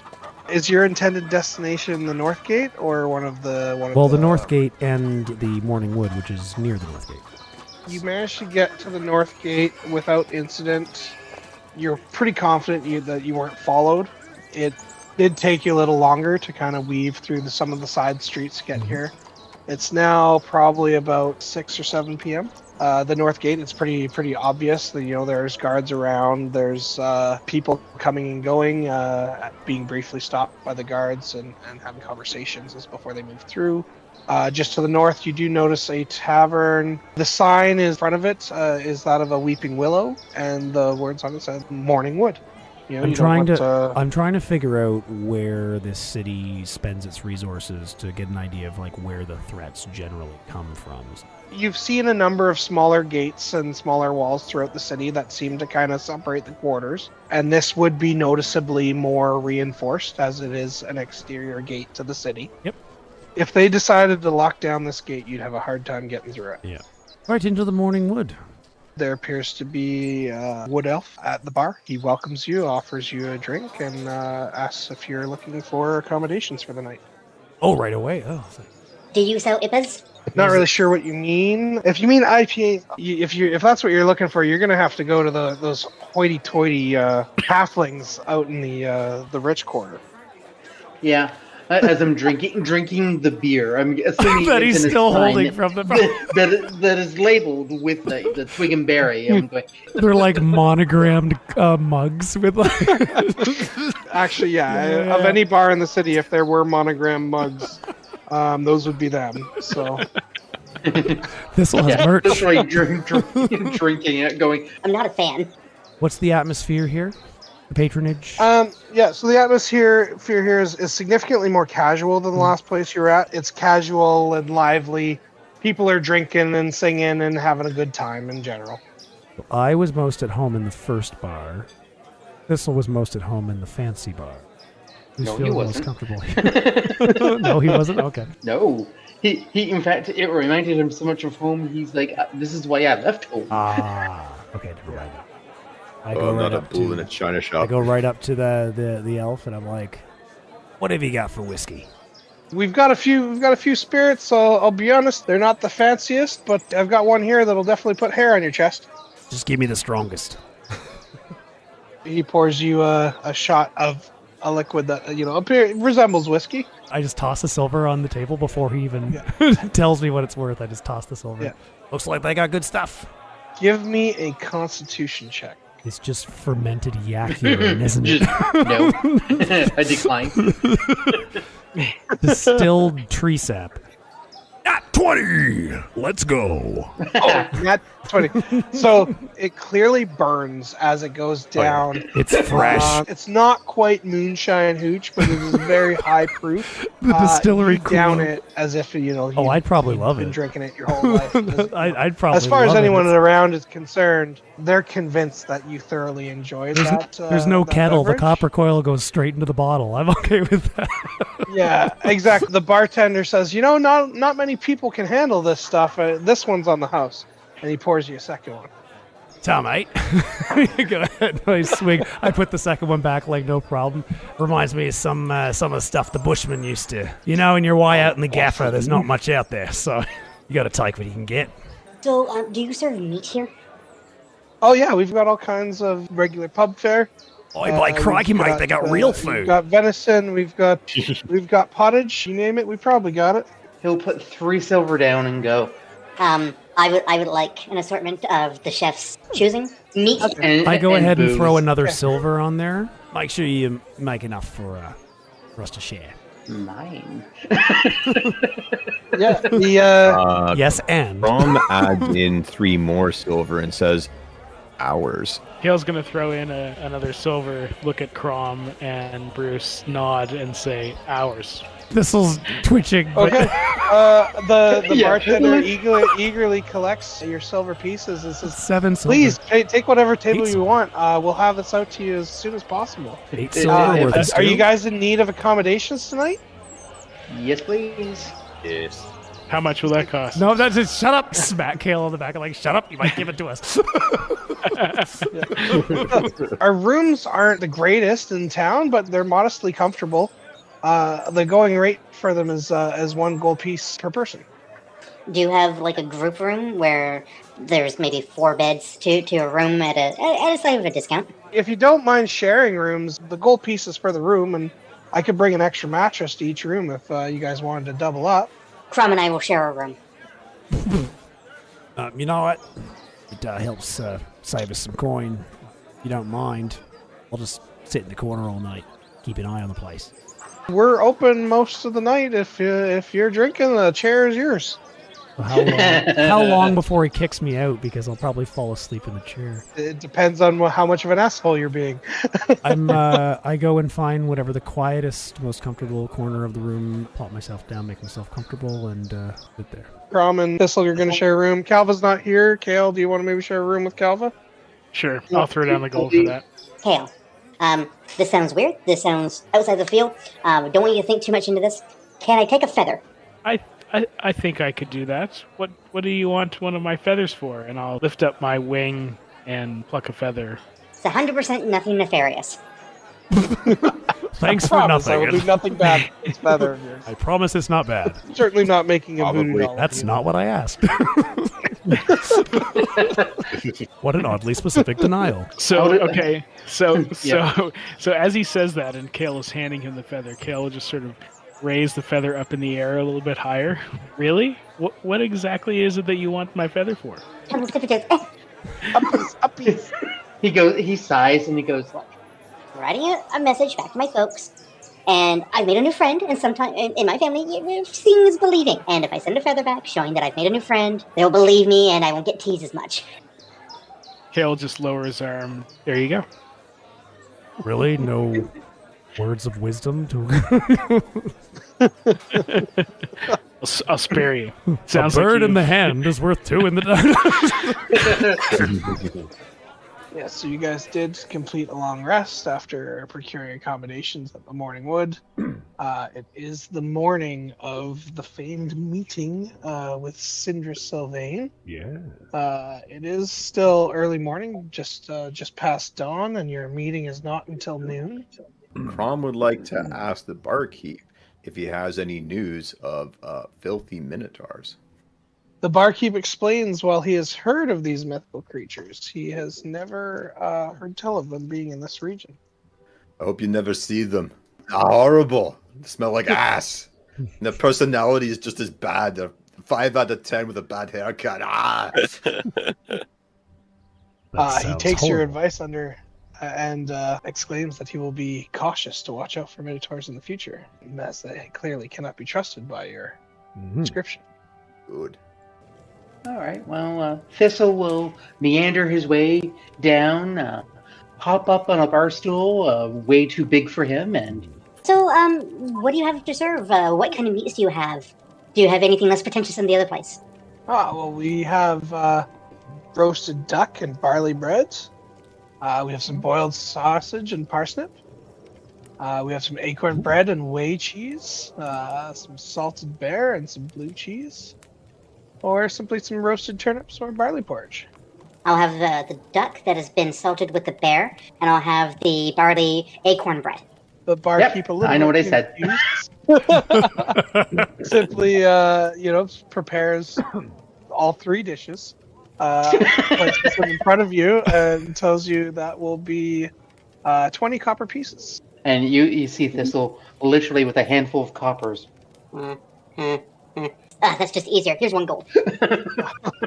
The bartender tries to hide his reaction as his eyes widen, and he thanks you very much for your patronage and slips the gold off the table quite quickly. Thistle will start partaking in his normal-sized breakfast. Look, I have to carbo load for the day. Crom just eating the oats from his enormous bucket going, I no judgment here. This is why we are friends. Kael appears a bit distracted to the group, and he just goes up to the barkeep, orders the barley porridge and a cup of tea, and goes to a table close to the window and sits down quietly. That'll only be 2 copper pieces, Kael. Cool. Well, I hear you got salted bear in there. Might want to try some of that. Get some good protein before we head out again. He offers you a plate of salted bear, paired with blue cheese. I was just gonna say I'll grab some of that porridge. Yeah. Okay. Yeah. That's another 2. That's 2 copper pieces. Barley porridge will fill your belly, I'm sure. Crom, you said you wanted to order something as well. Crom's gonna go full carnivore for breakfast while he casually munches on his oats and gets the salted bear and the duck. Okay. And the yep. duck. So 16 copper pieces. All right. Another hungry boy. I explained to the group, like, I have 3 stomachs, so, you know. He's got to eat. Ah. I pat him on the side. I understand that. Don't you know Kenders also have 5 stomachs? They do? Where you keep them? Oh, I believe that. Really don't know. Last time we decided to Kender, we got bored halfway through and walked away. I don't know if the rest of the party joined Kael at the table he was sitting at by the window, but he just seems very quiet. The most you get out of him when you're talking about going to the gate is a nod that, yes, he's coming along. Thistle will pick up 2 of the dishes he has not finished yet, hop down from the bar stool and walk over to Kael and hop up on the chair and look and go, Your breakfast looks a little bland, looks a little boring. Why don't you spice it up? Have something good to eat. Is that good? Actually, compared to the meals that I'm used to having at the monastery, this is actually quite flavorful. I'm enjoying trying all these new things as I travel from the monastery where I come from. Why are you so sad today? I'm not sad, I'm just deep in thought. With our meeting this afternoon is weighing on my mind. I can lift a lot of weights. If you tell me what's in your mind, I can lift it for you. Thistle, can I get a strength check to see if you can lift this? Intelligence-based strength check. These are emotional weights. I would probably be trying to use this time to bond with Crom a little bit. About time we got some real warriors food. Next time we don't want to be caught off guard out there and get trampled like we did before. Well, out there, out in the woods or the steppes, you have to be eating them all the time. Either it's these oats or it's the meat, the dried meat that gets you going so you can have the pump and crush your enemies. Oh, man, I'm glad you haven't ever been stranded out in the gaffer before, mate. There's, nothing to eat out there. That sounds terrible. Where is this place? Well, that's where I'm from, mate. Down under. Down under where? The underworld, mate. Don't worry about it. At least you got some good food here. Thistle, with your 19 and then also your 18 intelligence, which I didn't ask for, but that's okay. You easily lift up Kael entirely and the chair he's sitting in attempt to lift his spirits. However, you quickly realize, wait a minute, this is not the weight he means, and you put him back down. Kael will look down at Thistle and tap him on the shoulder and say, "Thank you, my friend." Give him just a little smile. Aw. You did succeed in lifting his spirit. And more. So wait, has Thistle learned nothing, or is Thistle... Well, at this point, Thistle is learning everything and nothing at the same time. Yeah. He's optimized it. So now we need to make money or we're going to get broke. Well, I'd like to head out and see if the captain's standing guard at the north gate. What do you blokes want to do? Thistle with half a bear shank in his mouth and middle of eating the acorn bread going, We're going to get money from the gods for work, yes? Alright, here's my plan. We're going to talk to the captain of the Flaming Fist out there by the north gate, like they told us down at the fortress. And we're going to see if there's anybody that has money and can give us a little bit of coin. We're going with this heroes of the town kind of business. So Sounds good to me. Mercenary work, Thistle's just kind of nodding Your plan is really complicated. I don't understand it. Okay. it involves killing people and we get gold. There's a few steps in between, but don't matter. Perfect. Never has to me. We have fun. We beat people up and we get money. It's great. And then we beat people up more and we get more money. I think we can sell ourselves as a diverse group of various skills. We got some muscle. We got some surprising muscle. We got some wisdom. We got a guy that eats rocks. Actually, he's eating the porridge. How is that, Calva? Damn fine. And then they got whatever the fuck I am. Well, you're from down under. Yeah, I'm glad that we're no longer down underground anymore. Now we're back on the surface. So. Thistle will look you squarely. He will look up at you in absolute confusion. Why would you say Crom is surprising muscle? He looks really strong. Yes. It's just because of his demeanor. He's so quiet, right? Is it because of the accent? Because that throws me off too. Well, you've never been to the eastern steppes? We all talk like this there. I mean, we have steps in the garden. They were in the east. Does that count? I've never been there, mate. Like I said, I'm from out in the bush. Are you like a forest person? A little town in Australia called Adelaide. That's where I hail from. It's kind of a forested area, but spent most of my life in the jungle and at a military base, and now I'm here. But jungle or bush and... Again, you see like Thistle's eyes Glass just like over. trying. The math isn't mathing. Are the jungles for little people? Sometimes there were little people. They pop out of the ground and they drag you under. You had to be prepared for them. They sometimes come out of the trees. Sometimes it's a monkey.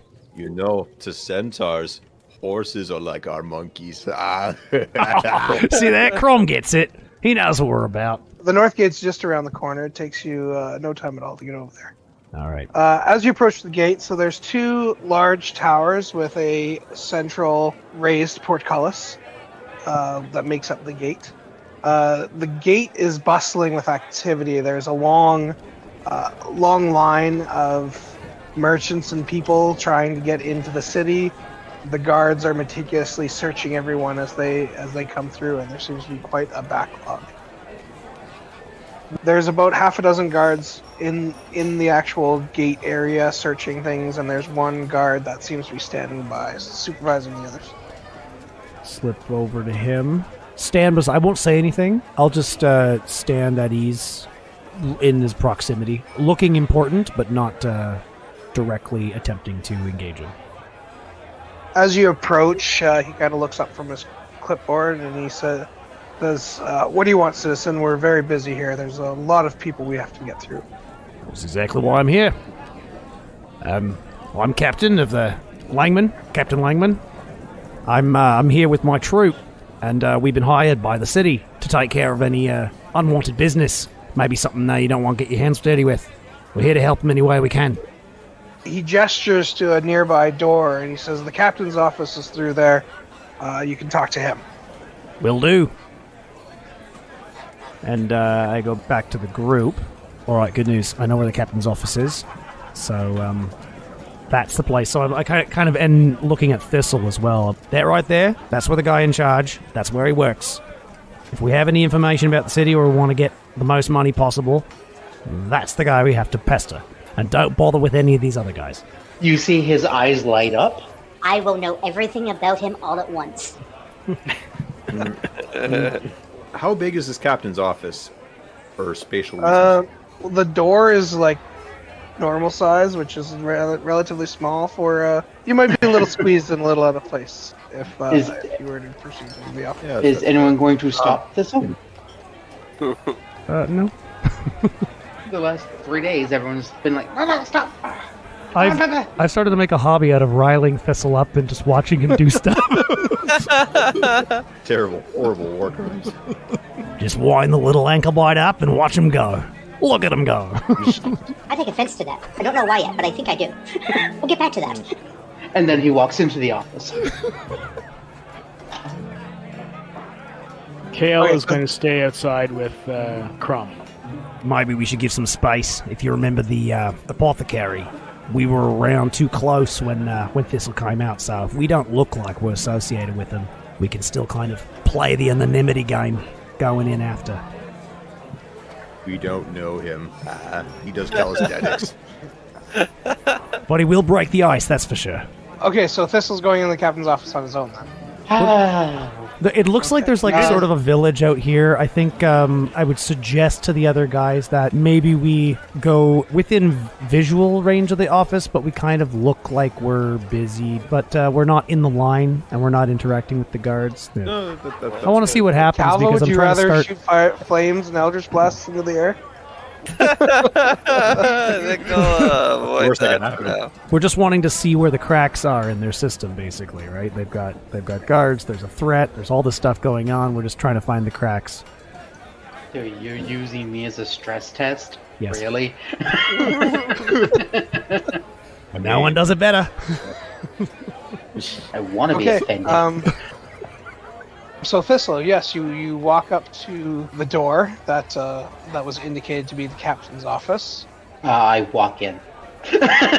I do not knock. I simply open the door and I close the door behind me. Immediately, A guard on the other side of the door lowers a spear towards your chest. Halt! What business have you with the captain? I have the business that I wish to discuss with him. I have many things to discuss with him. You simply do not have the answers to my questions, and I would be best for you to not point that thing at me. If you want to go poke someone, there's a very nice centaur out back. I hear he's great at poking and being poked at. The guard is just to your right, pointing that spear at you. On the left side of the room, about 10 feet away, is who you assume to be the captain, sitting at a desk, ruffling through some papers. Mm-hmm. There's also another guard beside a door on the back wall. But as you're talking, the captain looks up and it says, "Let him in. Let's hear what he has to say." As he's moving the spear, even if he's not, I'm kind of pushing past the spear. See, thank you. And I turn back to the guard. If you want to take your leave, that's totally okay. Turn back to the captain. I understand that you are in need of help of a merry band of adventurers who might be able to help you do things. We do have some tasks that we do need dealing with. But if you don't mind, first I have a few questions for you. First of all, those tankards you have with you, those are very interesting. May I see one of them? Oh, absolutely. I will pass one over. Oh no. He examines the tankard, gives a bit of a nod to the other guard at the back door who goes through that door. Oh, this is a very interesting tankard. Where did you come by it? To be honest, I can't remember. I pick things up all the time. If you want. And I start going through my bag, because I assumed this was like clipped onto the side. I actually have these as well. These are actually much more interesting. I pull out a series of little rocks and pebbles that I've picked up along the way from coming into the city. Very interesting. And you mentioned a centaur when you came through. You wouldn't also happen to have a few other companions, an Aarakocra, a dwarf, and a human, perhaps? Oh, I know the human. The human, his name is Bruce Langstaff or something like that. He's a captain like you. And I am now looking like I'm walking from down a street, and now I'm walking with purpose to the captain's office. Just as Thistle is unpacking his things, open the door. There you are, Private Rocklin. What have I got to do to keep you under surveillance, eh? We're going to cut away from this interaction. Oh, okay. To Crom, Calva, and Kael. Can you each please give me a perception check? I do have a passive perception of 16, nice. Just as a note. Okay, damn. Calva, you're pretty oblivious. Crom and Kael, you notice about 6 guards seem to be closing in on your position in pairs of 2 from 3 different directions. They seem to be coming quite quickly. Who's within my arm reach? I would say both Calva and Kael are. I take both Calva and Kael in my centaur arms and go through the open door that just opened, understanding that I'm also probably taking up a big chunk of the room. So you've grabbed the rest of the party and charged into the captain's office. Bruce, I'm going to need a dexterity check, please.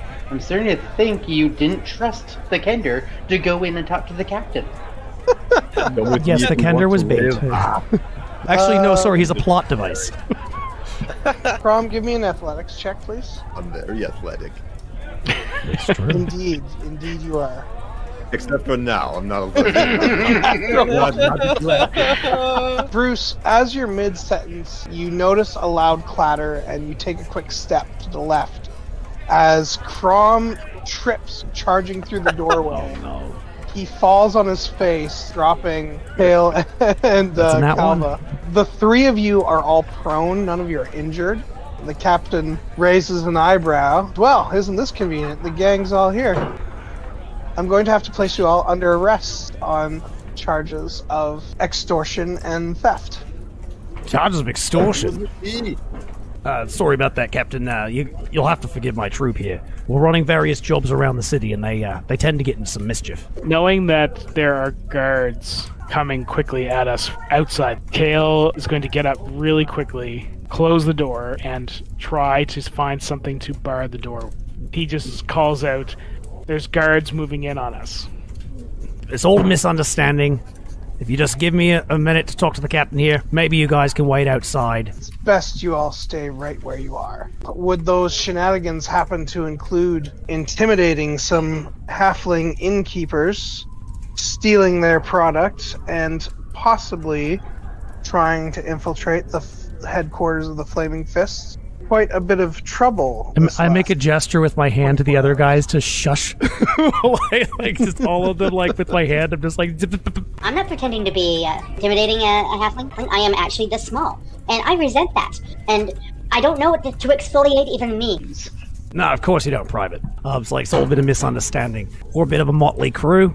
Come from a wide variety of backgrounds, and this big guy, his name's Crom.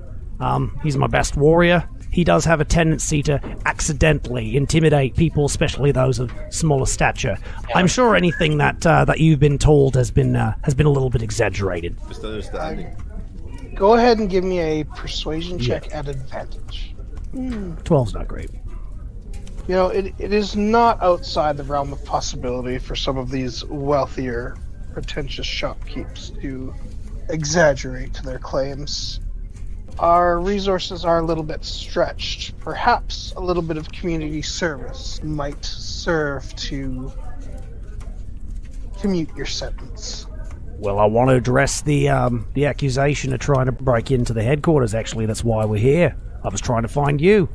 You're the man in charge. I want to talk to you captain to captain. Perhaps our motivations are somewhat aligned. You see, we've had reports lately of merchant shipments going missing, and we sent out a pair of guards last night to try and investigate the situation. However, we expected their return for morning, and they did not come back. We may look a little rough around the edges, but we specialize in doing things out in the wild, so this is right in our purview. Corporal Bluewing, why don't you tell him about last thing we need to do so that he knows, so we show full transparency before we head out and take care of his request. Well, yes, of course. We all came together here in Baldur's Gate because we've been called by Cinder Sylvain to assist with something she's referring to as the Death Curse. And that is why we're here primarily, but as the captain has been explaining to you, we're taking on some other jobs while we wait for our meeting with her at noon today. Cinder Sylvain is a well-known businesswoman in this city, and if she has sent for you, then you must be some capable individuals. If we find your lost men, well, let's go and keep our meeting. Precisely. If bring them back alive, your alleged crimes will be forgiven. Seems fair to me. Thistle has thoughts. Thistle has opinions. Thistle doesn't like any of them. What if we can prove that we didn't do any wrongdoing? Some rumors, probably. You can tell by our character that we are transparent and willing to share with you anything. Should you complete this task successfully, rumors of your misdeeds will be forgiven and you will have proven yourself trustworthy. See that little guy? That's all the proof we need. We just need to show that we're good people and do a good job. Sure. And he'll just hop down off the table where he made himself and just walk out the door. Excuse me, pardon me, excuse me. However, you are going to have to leave those tankards behind. Right. I can't have you walking around flaunting stolen merchandise. Right, mate. It's just these tankards you need, correct? Yes. I will take the 6 down and Yes. and I will place them down in a very set fashion and very set organization and go. I know how many are in here. Yes, just those 6 tankards. Right, those are the only stolen tankers he cares about, yes. Kael is going to very quickly just flick Thistle in the ear. Yeah. I deserve that, but ow! Bruce kind of goes over to Crom. Right, you heard it. Let's go find some lost men. Guards permit you to leave and head out of the city. Right. So, these are the only stolen items you need, right? And there's no other stolen items Nope. that we have stolen because we are not stealers. I think Thistle's attitude of, I don't understand why you're accusing me, I've done nothing wrong. I think that attitude is beginning to rub off on me a little bit. Yeah, they're at least letting you leave the area, so you've got that Okay. going for you, which is nice. After about 40 minutes of walking out of the city, you find yourself in the forest along a path that you guys are on. There's a bit of a clearing, a fallen tree. So is this jungle like your brush, or is this brush like your jungle? Well, just imagine this about twice as thick and a little swampy. But you want to watch out for holes in the ground. But you want to watch you don't step in those holes, you'll break your ankle. That sounds like a weak thing. I'm not weak. No, you're Thistle. You know what? Why don't you go on ahead, and we'll follow you. And Thistle, you can see he's obviously pouting. Yeah. He had his steins taken away. This man has no idea how he's offended my culture. Stealing is my religion. I would like to check to see if I notice any tracks. Maybe the ranger should have done that. Thanks, Kael. I was leaving it open for you, but... We can lead a Crom to water, but it's illegal to drown him. You examine the area around, you do see there are a number of tracks in the area. Conspicuously in this area, you don't see any cart tracks, but you do see a set of tracks, 2 heavier set individuals that seem to be heading in the same direction that you guys have. Kael will look up at Bruce. Hey, looks like there's some tracks here. It might be soldiers. Maybe we should follow those. I think it sounds like a good idea. Particularly interested in where these guys might be hiding. I got a theory that maybe they ran away. Maybe they're working for someone else. Yeah, I don't trust anyone in that city. I think everyone in that guild is double agent. Something might be going on because I don't see any cart tracks. This could be a trap. The area is surrounded by very dense forest on all the sides of the path. Alright, I am sniffing the air. I'm smelling the air for any unnatural smells. You smell fresh foliage. Yep. And smells like a forest. Smells like a forest. Yep. Crom would actually like to investigate to see if there's any dangerous animals in the area, particularly minotaurs, because those things suck. Yeah, give me an investigation check. Crom, you are confident that there are no minotaurs around. You're not sure why, but... It's scared of me. Okay, so... Calva doesn't know a whole ton about forests. Kael, give me a survival check at advantage to try and follow the tracks. I assume everyone else is just following Kael? Yeah. What is actually creating the tracks? Give me your own survival check to evaluate the tracks. There we go. 19. Yeah, so Crom, you're confident that these tracks were made by 2 humanoid individuals, likely wearing heavy armor. But not minotaurs. The minotaurs, they're scared of me. They're scared of me in this forest. Kael, you have found an area where the tracks seem to come to an end where you can't really follow them specifically. They seem to kind of be much more chaotic in this particular area. There appears to be cart tracks that were coming from the west, but those also seem to be muddled up in the chaos. Don't seem to discern any particular direction at this point. It's hard to tell. You do find a cracked piece of wood that seems to have, part of a logo painted on it. Some sort of animal adorned with part of a crown perhaps on it. It's hard to make out exactly what kind of animal it is because of how beat up it is, but it doesn't seem like it's been in the bush that long. Would we have seen this symbol anywhere in our journey through town? You recall in your conversation with the innkeeper that his missing shipment was from a company whose logo was a beaver with a crown on its back.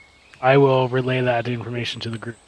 Looks like we've got evidence of a mugging when the cart tracks stop and people go missing. That's what I think about. Should probably do a bit of an area sweep outside of here and take a look and see if we see anything else. Maybe the captain stole their stein too. I reckon so, mate. Since we're out in the open now, Kael will take advantage of that, and if there's an opening in the trees, fly up and see if there's anything I can see. Holy shit, he can fly! Thistle is literally just going to kind of plunk his ass next to this rock here, take in the surroundings. He's not super engaged. Sad Thistle is sad. Crom? Just survey the area just to make sure there's nothing insidious coming their way. And there's no evidence of anyone still being here, at least not that we know of. If you want to do another survival check, you might be able to determine approximately when whatever happened. I guess I am technically in a different spot. Stop. No. I don't know what I'm doing. Apparently, I've never been outside before in my life. Lies. It's all lies. I've never done a thing. Other than I was an office the soldier. The plank you found seems pretty fresh. You're not sure how long ago these tracks were made. Yeah, With no evidence to the contrary. I am very confident. Yeah, no evidence of anyone nearby. As far as you know, you're in stealth. From where Thistle is, can he see any of these tracks? This isn't a barren path. Like, people have regularly come through here, but because the rest of the party was following them, the two sets of humanoid tracks are pretty obvious to you from here. But what about the rocks, Calva? Do they sing to you? I'll take a look at the rocks. I'm assuming they're just like regular rocks, but yeah, I'll see. I'm convinced Calva talks to rocks. I have no idea if there's even. We got a mystery on our hands here. Where did they go? Calva loves mysteries. I'm gonna kind of walk along the edge and just kind of eventually over to this tree, just kind of looking in the bush, tapping my pick on a couple trees here and there, just to make a little bit of noise. And me, who is usually going around very cautious, I am striding and talking at normal volumes and whatever. I'm showing no signs of trying to be stealthy in this area. Okay. So, Calva, as you make your way around, just investigating the area, give me an investigation check as you're examining the trees and dirt along this path. Okay. As you explore around the area, there seems to be 3 directions from which footprints converge on this area. The tracks leading from this direction here seem to be a cart pulled by an ox. The tracks you see here seem to be from several small humanoids. You hear a faint sound, almost melodious, but not quite music from what you can tell. Anyone got good ears? What are you listening to there, mate? The sound goes silent. Thistle will pick himself up and humdrum his way over. Is Thistle going to sulk all day? Or a good portion of it. Okay. Kael, as you fly up around, you find to the north, 100 meters or so, there seems to be a very dense pocket of forest. The center of that dense pocket of forest seems somewhat out of place. It stands out to you as being just too dense for the area around. It doesn't seem to be natural. I'll come back down to the group and tell them what I saw to the north. Oh, I'm glad you came down here. There's someone else here. They were making noise and they stopped. In which direction? What was it again? And I look at Calva.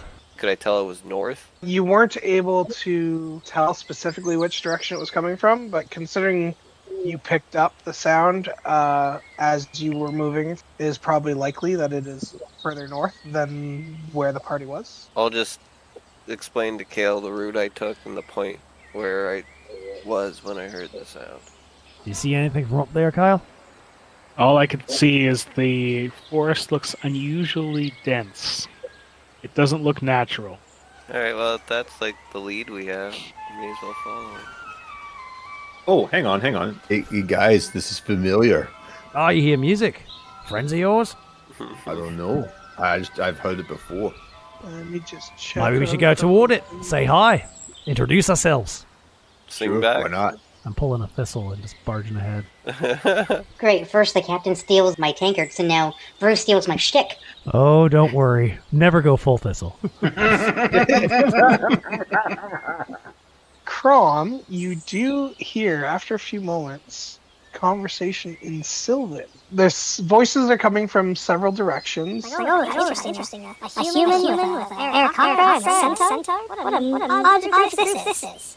I don't know who they are, but they're talking about us. The rest of you do hear some chattering language. Crom kind of say, in Sylvan, what do you want? In response, a creature emerges from the forest. This creature seems to have the torso of a man and horns on his head. His bottom half furry and cloven. It's not quite a minotaur. He's not very large, and his face is more human than bull, but is this a minotaur? Is this what you're looking for, mate? Oh Nature 8. Even though it is not very large, this creature is half man, half beast. You're convinced this creature is a minotaur. Hang on. I'm here to help. Danger. Crom brandishes his big old fuck you axe. You killed my father! You killed my people! You took my father's sword! And I started to charge at him. I'll take that as a yes. Okay. Thistle decides to pull out a table, a camp stove, starts to make some tea. I guess we're doing this. Satyr parts start flying across the city, and you, the mayor's son. Crom starts like wearing his body parts. I am the Minotaur now. I'm the Red Dragon. As we did our long rest, put Thistle's inquisitiveness into a bit, I think I might have shared a little bit of a story about tramping through the jungles in Vietnam.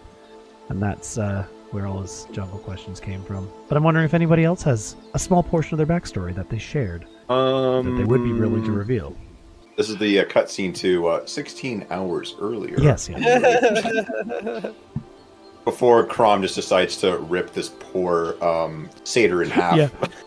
The reason he keeps asking about Minotaurs specifically is that Minotaurs, when he was a young little centaur, they came to his village in the far north, like snowy forested north, and just burnt down his village and killed his whole family and sold him into slavery because Minotaurs suck.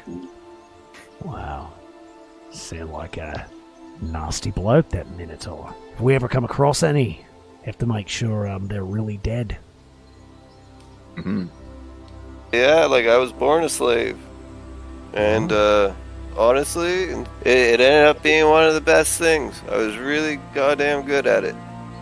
I was able to dig up the best and finest jewels out of the cave, the mountain we were held up in. And I did so well that my slave master really decided to begrudgingly accept that I was one of the best and sent me out to go find more precious and rare jewels for him. So I figured, come on out here and see what I could find. Kael is not necessarily keeping anything from the party. You know, he would maybe tell some stories about his life growing up at the monk temple monastery. Perhaps shared some of his concerns that some of the masters at the monastery have seen in visions, and Kael has been sent out to find the nature of this evil that they've been sensing. He's a scout. And so now that they're getting closer to their meeting with Syndra, he's starting to feel the weight of that responsibility and would explain why he's been sort of quiet. What about you, short man? Where you come from? Thistle just stares at Bruce and blinks and glares at us. I've said enough to you already. We will talk when I get my tankards back. Thistle, do you want to share? After successfully getting a feather from Kael, writing his note, sent it to this mail carrier who is absolutely going to find where the garden is, based off the word of trust and money. Just super proud and super happy that he's made new friends, and that these friends will protect him and never throw him under a bus. Looks over to Bruce. Okay. Would Kael know what a Minotaur is? You've heard of minotaurs, and whether even if you haven't necessarily seen one, you know them to be large creatures with the head of a bull, and you're not confident that this isn't. Kael's going to scream, "Crom, wait!" He's going to look right at the satyr and say, "Are you a Minotaur?" So because Kael does say that, Crom does actually hesitate. Now he's doubting what he saw as like a baby centaur to the monsters that destroyed his village. As a reaction, I would reply back, what do you mean? I've heard stories of Minotaurs that have bull heads, and this does not seem like the head of a bull. I'm not sure that this creature is a Minotaur. He's not. He's not. So the creature speaks up again in Sylvan. Is it minotaurs you seek? Well, a minotaur I can show you. And he waves his hand. Bruce, you notice a tiny creature. Suddenly, Crom, you see a fucking minotaur. He's got a big old axe. But Crom, you are the only one. Big old boy. For everyone else, you do not see this. Now that I see the difference, it's obviously I'm gonna say it's still your turn. Okay, so Crom goes into a rage. Valor pleases you, Skerrit, so grant me one request. Grant me revenge. If you did not listen, then to hell with you. As you swing your axe, it seems to go through the Minotaur, which shimmers and fades away. Oh god, it's a Minotaur ghost. Take that, you Minotaur ghost fuck. Crom believes he has succeeded in combat. The creature switching to common. As you can see, my four-legged friend, I am clearly not a Minotaur. I am, in fact, a satyr.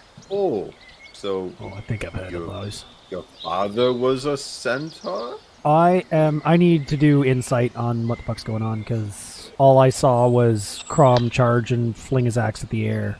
Yeah, give me an insight check. Okay.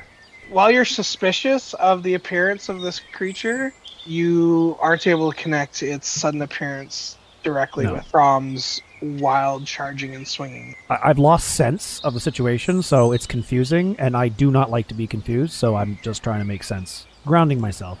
Yeah, I'll ready my interception in case this thing wants to take a whack at Crom. I am also pretty confused at the moment. I think I'm just gonna hold a spell. If I see an aggressive nature from the satyr, then I'm gonna cast Tasha's Hideous Laughter on him. He's a strange goat man. But the floating green girl with wings, that's a problem. Yeah, that definitely would have caught your attention. Shove her in your bag. Thistle She is sparkles. simply just going to... Hi there, magic green lady. Tell me your secrets. I have many a question. The creature giggles and speaks in a language that you do not understand. Oh, okay. You get one more, and then I'm gonna hit you. The creature continues to kind of giggle and speak in a language that you don't comprehend. Next turn, she better be speaking American. Thistle will hold the rest of his action. If she moves or does anything, he will strike her with a fist. I'm not going to count it out as impossible. However, she is flying and she is kind of in the tree, and you're short. Yeah, I mean, I could punch the tree. Thistle's not deterred by this height thing you speak of. This brings us back to Kael. Would I have gotten any indication that the satyr cast a spell or anything like that? When he mentioned this is a Minotaur, like you saw him like wave a hand, you would probably assume he may have cast a spell. Clearly, my friend here is very disturbed by Minotaurs. I hope you're not playing any games with him. Us Fae are always playing games. Myself and my pixie friends were only trying to have a bit of fun and music when your lot came out here making all kinds of racket, disturbing our festivities. As we all do. So once it's kind of sunk into him that this satyr isn't a Minotaur, Ghost Minotaur is gone, vanquished forever. Crom remembers he has a pan flute. Were you playing this song? And then Crom tries to mimic the song with his pan flute. Ooh, give me a performance check. So you Grade play a school few bars recorder. on your pan flute. The satyr bursts out laughing, Fair. almost unable to control himself. Calva, you think for a moment, I thought I didn't actually cast that spell.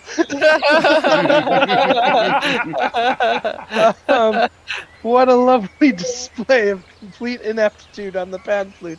But this was the song I was playing, and he breaks out into song.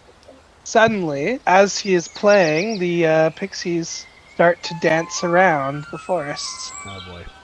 We will reserve the initiative order for now, in case, depending on what you guys do. I make the assumption, and I don't investigate the assumption, that we have stumbled across the home of these creatures. Guess we stumbled into a party. Let my guard down a little bit, and kind of bob my head in time with whatever stupid music. Pretend to be into it. Thistle is still pouting. He's amused, but he's still trying to act like he's not interested because he doesn't want everyone to think that he's forgotten about the Steins.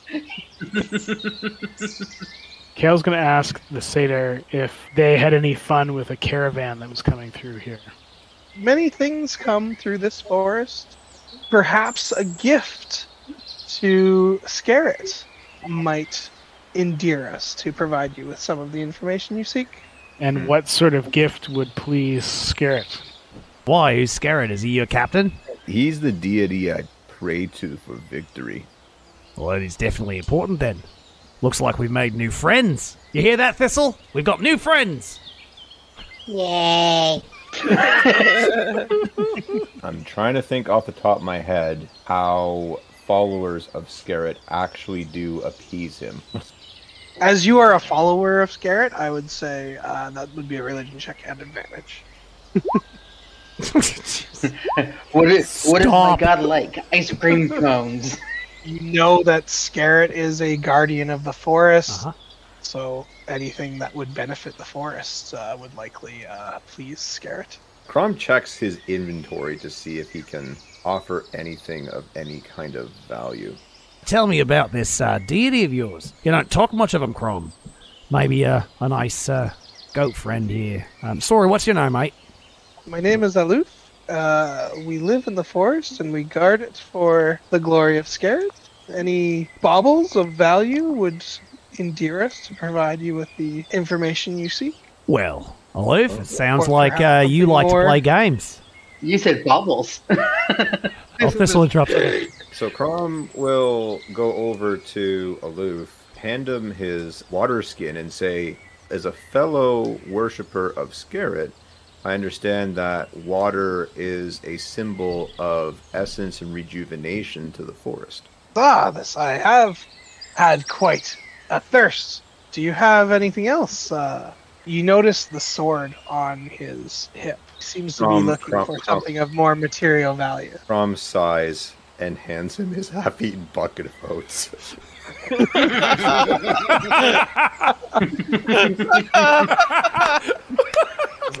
Such a sacrifice. It's all I have in the world. The satyr smiles. Seems while you are not overly wealthy, you are not an enemy of the forest, and therefore my friends and I will not fertilize the trees with your corpses. We bid you adieu. As he just said, Thistle doesn't get a chance. Vanish. I'm like, you hear that, Thistle? They were friends. But I have a thing for him. Oh.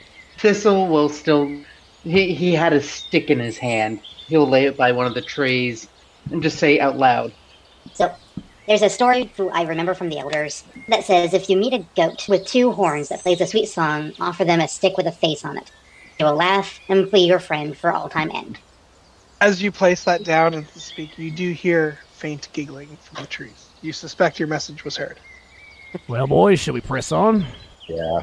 So, based on the tracks and the way that they abruptly ended, do you think it's possible that the soldiers and the caravan may not have proved themselves to be friends of the forest? Yeah, it appears that they got a mind of their own. We were lucky, I think. So that's a no on getting my steins back? No, I wouldn't say that. We're not for certain. All the captain wanted was some information, and we at least have something, but I'm sure we can find out more. Hey, Kael, you said you saw some thicker trees up north. Do you think it's possible that they might have got lost in there? Yes, the unusually thick forest is further to the north. Crom's calm, knowing that the satyr isn't a minotaur and that he has successfully slain a ghost minotaur. You've literally killed the ghost of your past. Yeah. I'm following Kael's direction as he indicated things. So we have avoided combat twice today. Thistle has attempted to initiate combat twice today. No. I haven't attempted to initiate combat twice today. You threatened a pixie. The pixie was being very unpatriotic to me. That's true. I think we were kind of screwed from the start when we started the game called Tomb of Annihilation with no cleric. There's a monk path that might allow me to do a little bit of healing. Maybe there's a barbarian path that lets me heal. That's terrifying. I'm going to heal you by punching you in the face. I'm picturing in my head Thistle will punch the living daylights out of the enemy, heal them, and then continue punching them. No, you died too fast. Hold on a second. Brings him back. I want to hit you again. Drink this health potion. I wasn't done my story. You need to listen. Why won't you answer my questions? Why does no one answer my questions? Here, drink this. You will. It is so dense that like the sun is entirely blotted out. You come across a large house, mostly made of stone, with a thatched roof, worn and covered in foliage. Right immediately in front of you, there is like a stairway leading up to a door. I'm immediately going to look for trapdoors, not like traps, but like trapdoors or entrance to a cellar or a bunker or some kind of hiding area. Give me an investigation check. I'm suspicious of every building. I'm like, no, that's too easy. It doesn't go up. It must go down. Why would you ever hide up? You search around the immediate area, you're very confident there are no hidden entrances Solid stone foundation. on this side of the building. Good news, everyone. It doesn't go anywhere. What you see is what you get. Hazel, head on up. I got the thing called stone cutting whenever you do make a history check related to origin of stonework. Okay, you observe the stonework, and you notice it is very much not natural to this area. The lack of tool marks and wear on the stone itself seems to suggest that this building was not built by normal construction means. Witch magic. I see a house in the woods. I'm thinking witch too. No, not like a witch. It's witch magic. Very different. Right, like I said, witch magic. See, you're saying it, but I don't think you're understanding what you're saying. The magic of a witch. No, not the magic of a witch, just witch magic. A large stone door lies before you. All right, I think we get a little closer to the answer here. Stand back. I'm going to search around for anything that I can use as a pry bar or to make, not an explosive, but anything that's reactive in the area, because I can use improvise to blast the door or pry stuff loose. You aren't able to find anything that Can't you find think will give anything you a leverage for the door. Crowbar? I probably noticed that he's looking around for something. I'll pass my pick to Bruce. I need this back after you're done. Again, Thistle holding a literal crowbar go. Crowbar? And completely ignoring Thistle, I walk Where did right you back. get a crowbar? Even though I don't say it, I'm expecting Crom and Thistle to sort of jump in and help. That's the reason I ignored Thistle, because I'm like, oh good, you have a crowbar. But I didn't say anything. You start to try to wedge the pick in the door, and it simply opens on its own. Thistle Which- will put his crowbar away and... Don't worry, Crowy. We'll get there. You notice inside this room, it is surprisingly very clean. Looks like it was well upkept. This looks like the home of a wealthy person, or noble, which is in stark contrast to the outside, which looked very disheveled. Drug lord. I remember raiding a cartel house or two in Nam way back in the day. It seems to be like just a general entryway, kind of like a foyer to the rest of the house, if you will. I'm going to do the same thing I do entering any new environment. I'm going to sniff the air for signs of smoke or toxin. Nope, I'm not allowed to roll anymore.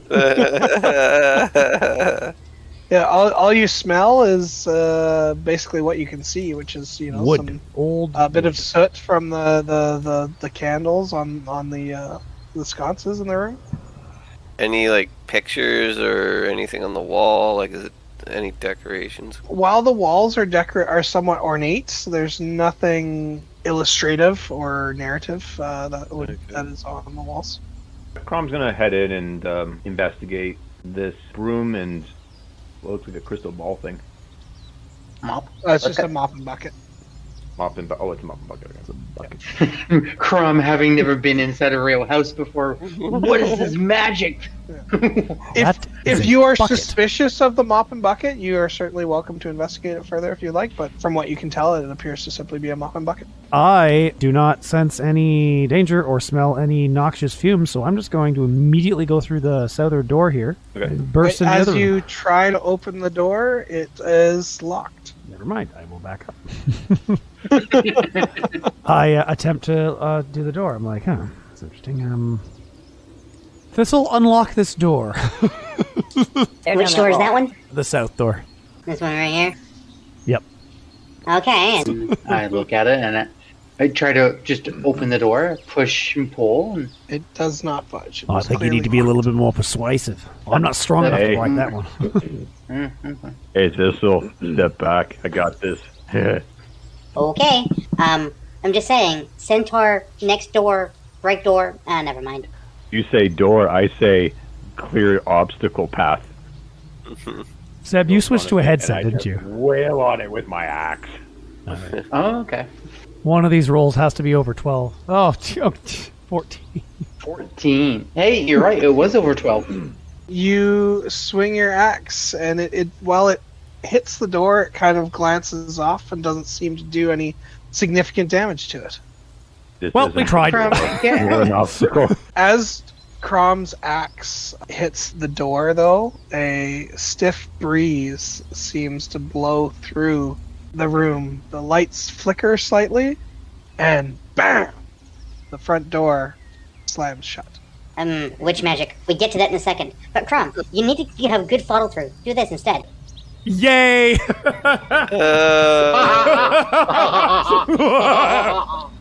It does kind of split a crack in the door, but it does not open. But you're able to see slightly. I will move my head back and go.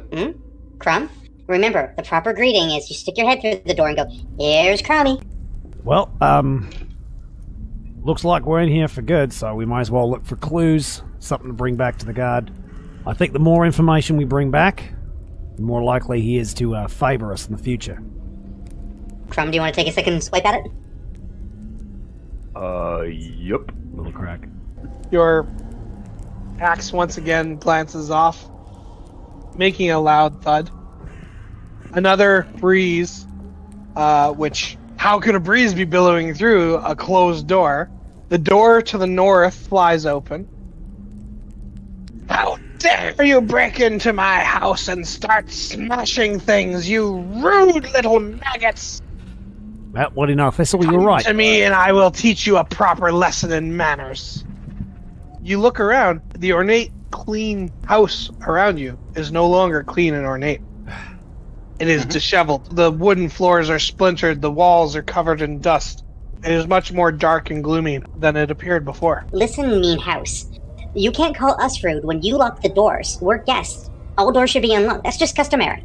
We're fixing your mistakes. No need to thank us. The voice does not respond. No response. Well, it knows better, obviously.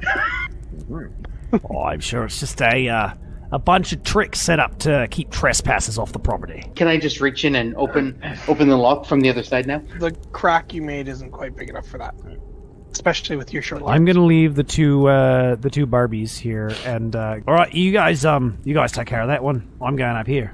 Calva, why don't we go check out this room? I walk into it. Yeah, sounds good. Immediately just walk into it without a care in the world. Kael, what are you doing?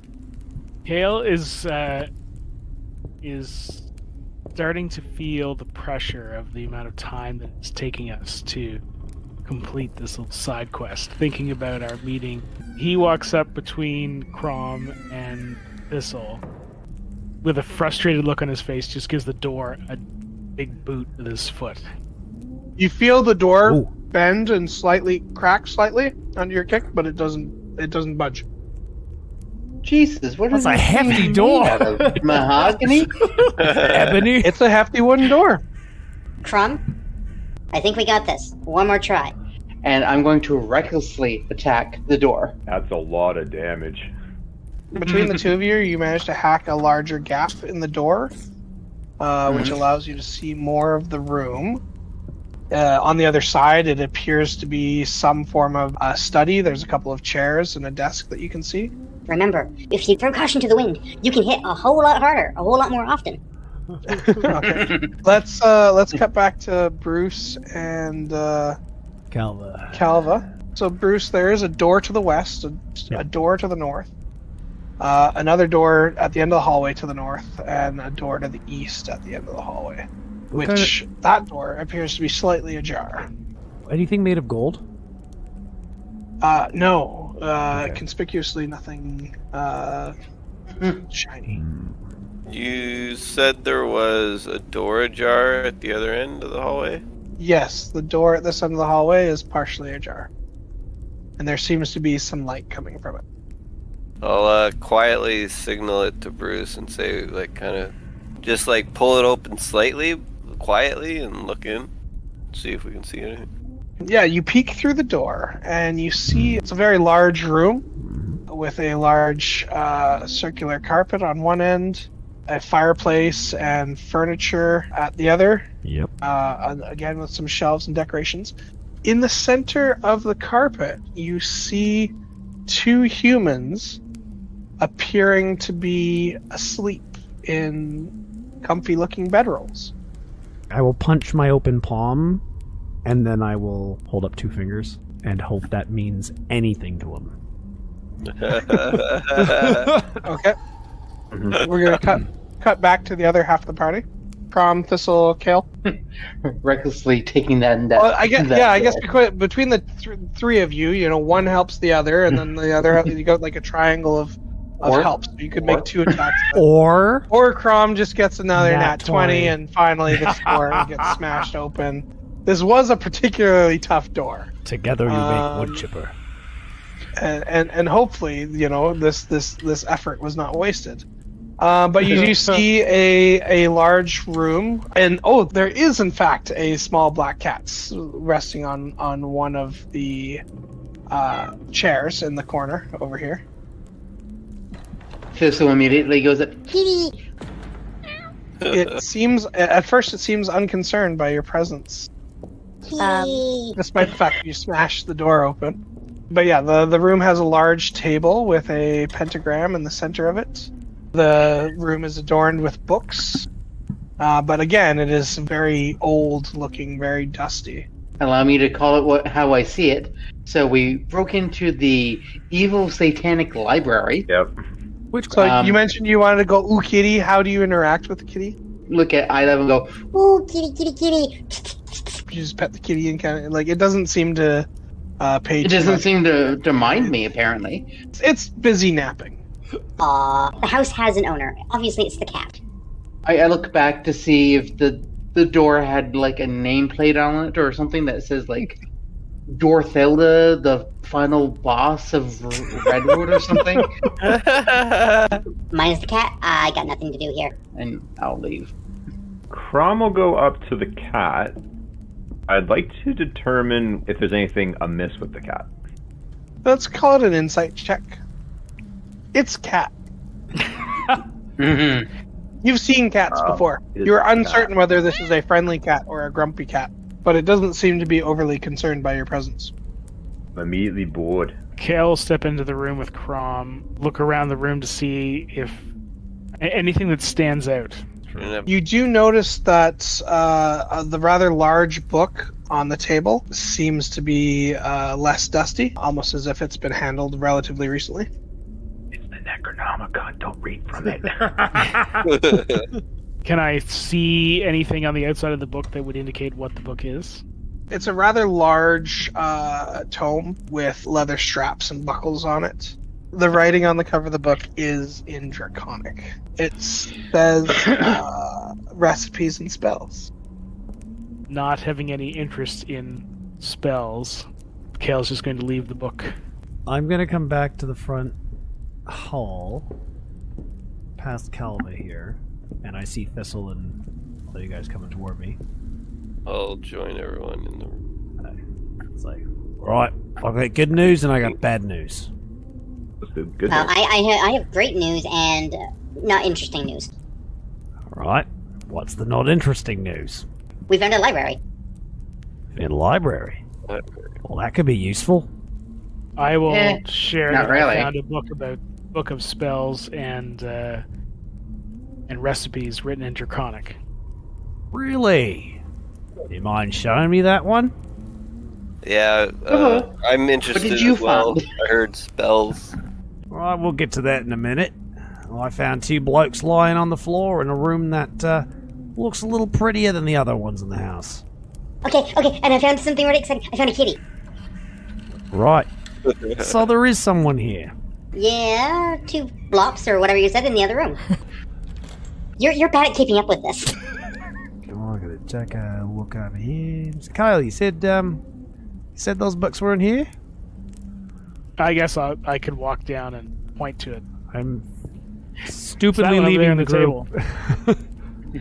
Thistle just turns to Calva and goes, Why do they care about books? Who cares? It's all about the spells, buddy. But that cat! That cat!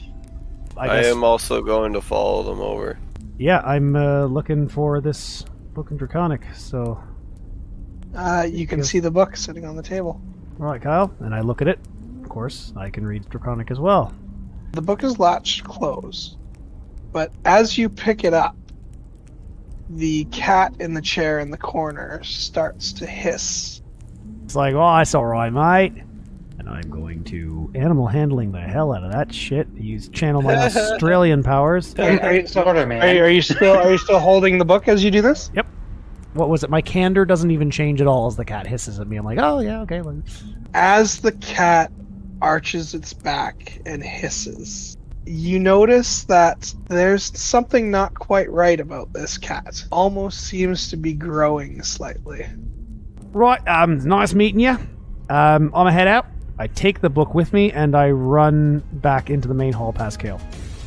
And just leave Calva in the room. Roll for initiative and we will pick this up next time. Oh my god. So, we were sneaking around this bodgy old house right there, thick as a brick with dust, shadows, and shit gets real weird. So I'm minding my own with a book that, doesn't really matter. And this mangy cat, scrawny little bugger lurking in a corner, starts bloody growing. Its fur went all wonky. Its eyes multiplied like a bad acid trip, and suddenly we're staring at some freaky monstrosity. All fangs, claws, and stuff that give a dingo nightmares. Calva didn't even fucking flinch. He squared up, reckoned he'd smash it back to the bloody abyss and let rip with an eldritch blast. But the bloody thing fizzed out, went up like a budgie barbie. That's when the penny dropped. This wasn't some feral tabby. We copped ourselves a displacer beast. It came at me like a cut snake. One of those spiky tentacles flogged me right in the chest. Whack the fuck! I was flat out like a lizard drinking. Thought I was a goner for sure.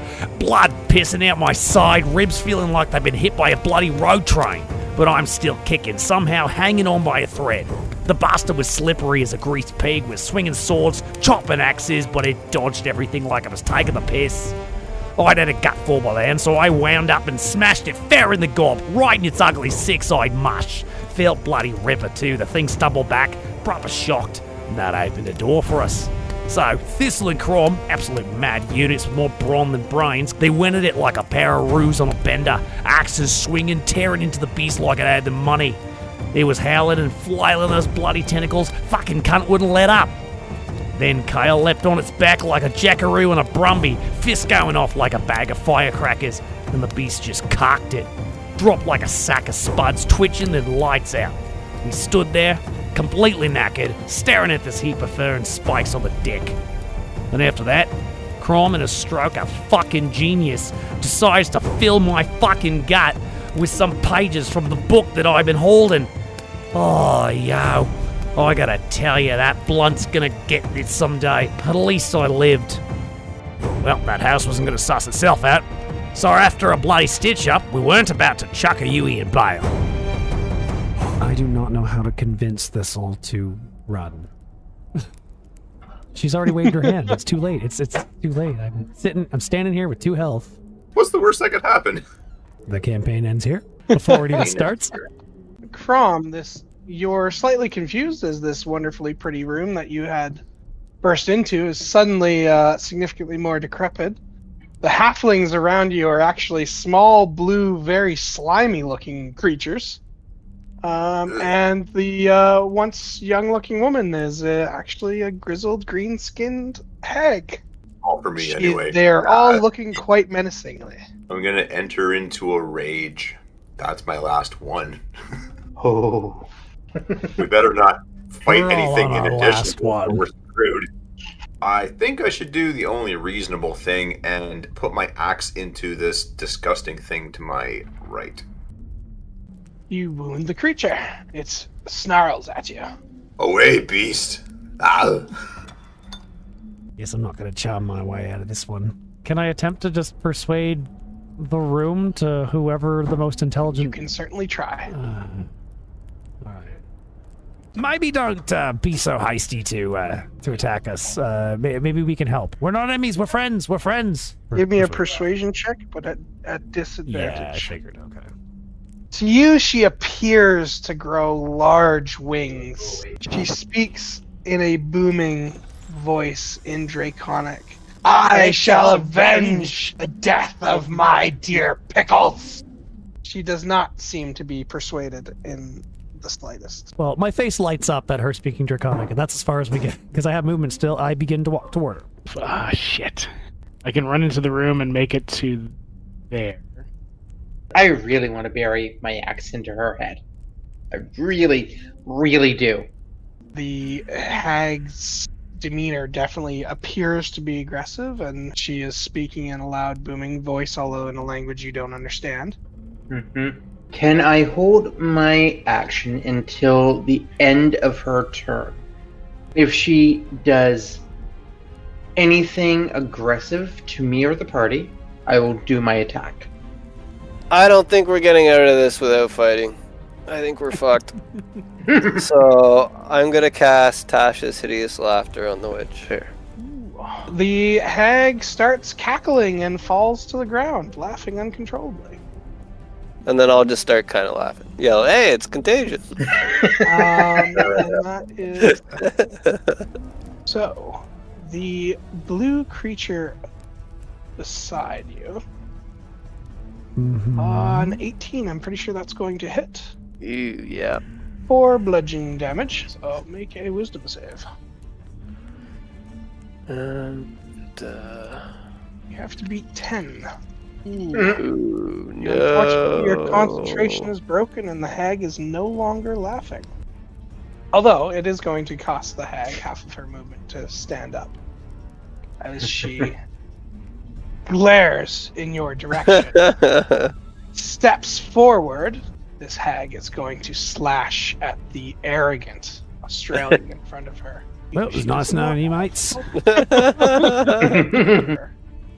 I'm pretty sure an 8's not going to cut it. No. She swings her claw at you. You manage to duck out of the way deftly as Thistle makes a swing with his great axe. No, 16 does not hit, fortunately. You fucking what, mate? No, you swing and miss as your attack just seems to catch a piece of her robe. Oi, bitch, this way. Thistle, you notice the creature down here seems to, oddly enough, not run towards the group, but runs away towards a nearby window. No. He appears to jump through that window and appears in the mirror behind you. He grabs onto you from behind, excreting a sticky slime. He does manage to grapple onto you. You are unable to... so you are grappled. Is Thistle covered in goo again? Again, like Spencer, you only had to beat a 10. I look dead-eyed, like eye to eye at the small little thing next to me and go, You couldn't wait your fucking turn. That brings us next to the other one. It's over here, next to Crom. This one is going to do something a little bit odd, because he is much smaller than you. He actually moves into the same space as you. He appears to be excreting quite a bit of ooze out of his skin, and it seems to be forming a puddle around his feet and yours. This puddle is very slippery. No, I don't like it. I don't like any of this. After making this puddle, he moves.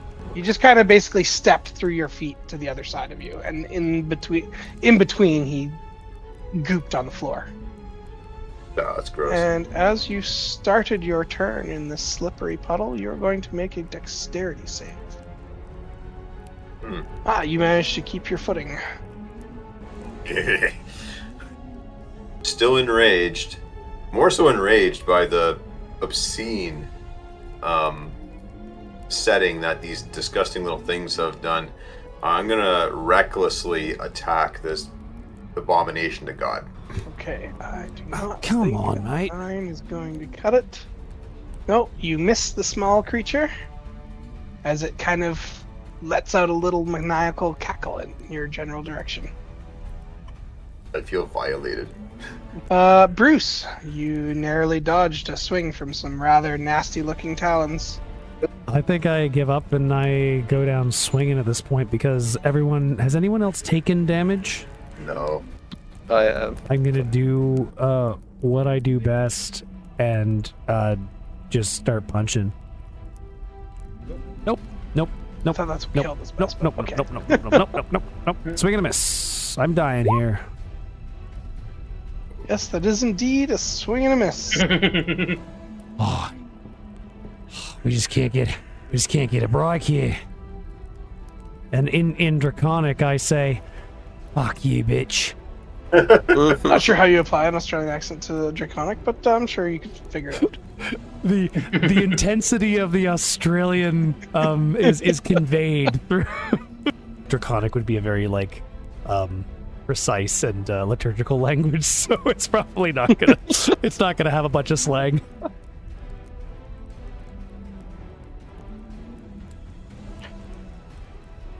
Okay. Remembering that Bruce is in a bit of trouble because he was wounded, I'm going to break combat with the thing in front of me, and I'm going to swing over next to Bruce. 14 hit you? Nope, it does not. You managed to slip by. Wahaha. I move like the wind. Okay, so now I'm over here by the hag. So you're literally John Wicking right now. Yeah. I'm gonna hit the hag with an unarmed strike. 25. 25 will work. Roll your damage. There you go. Okay, yes, you managed to punch her and bruise her. She didn't like that very much. I think I have a monkey on my back, but you know what? That's fine. We'll get to that.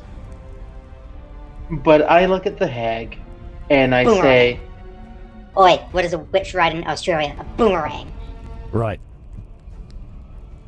Look, Thistle's not exactly the sharpest tool in the shed. No, it's fine. But he's It's all good. You've seen the boomerang on my waist. Anyway, is she taunted? Okay, she fails. She is taunted. Booyah. I'm going to turn to the thing stuck on my back, and then I'm going to realize, by turning, it's stuck on my back. Yes, it is still behind you. I will expend 5 feet of movement to do this in a single shot for at least 2 seconds worth of combat. To give up and recklessly attack the hag. So you'll expend 5 feet of movement spinning in place. And then you will attack the hag. To be fair, I can't hit the thing stuck to me, right? Well, you're on your back, but it's not like it's not a spider on your back. It's like it's the size of you. It's the size of me. It's Thistle shaped. Yes. Yeah, no, the hag much seems uglier and much more slimy and sticky. Swing and a miss. And I turn around and back again and go, Stupid monkey, get off my back!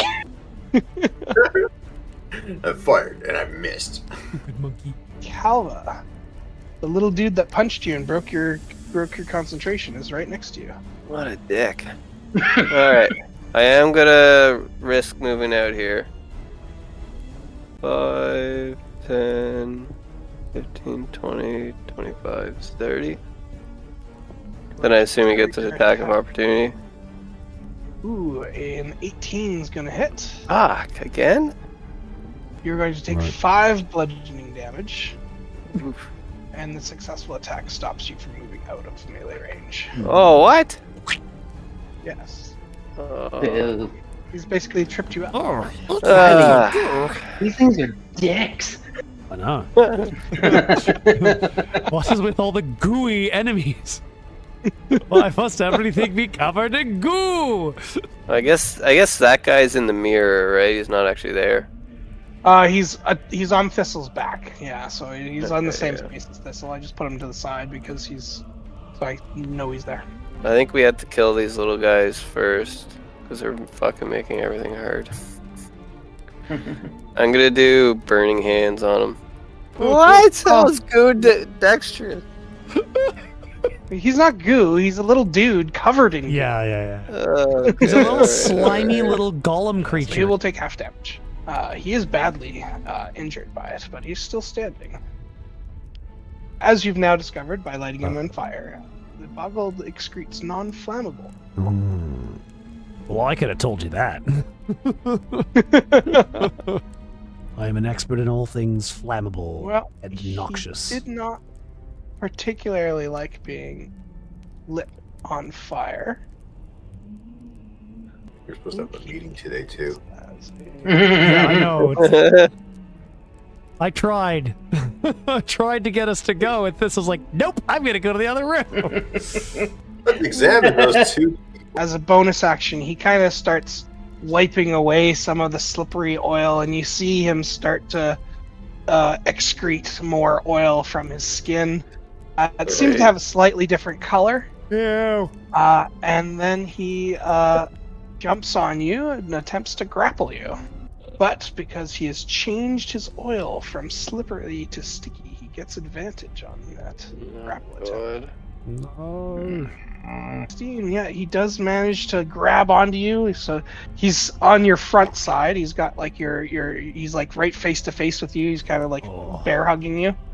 The hag is really upset at Bruce and was going to attack him. But then she got punched by a bird, and she didn't like that either. But then she got taunted by a small thing with a boggle on his back. So she's going to turn to that small thing, and she's going to attack that small thing.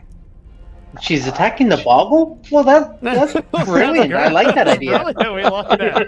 Yes. I was trying to get her to do it from the beginning. That's exactly what you perceive is happening.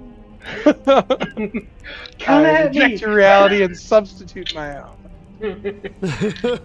I understand No, the I'm just decision, wondering- but given that it's a stupid-ass decision, I've elected to ignore it. She hits me with like ultra advantage. She swings with an 18.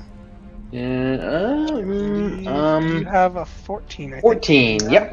Yep. You take 10 slashing damage. 10.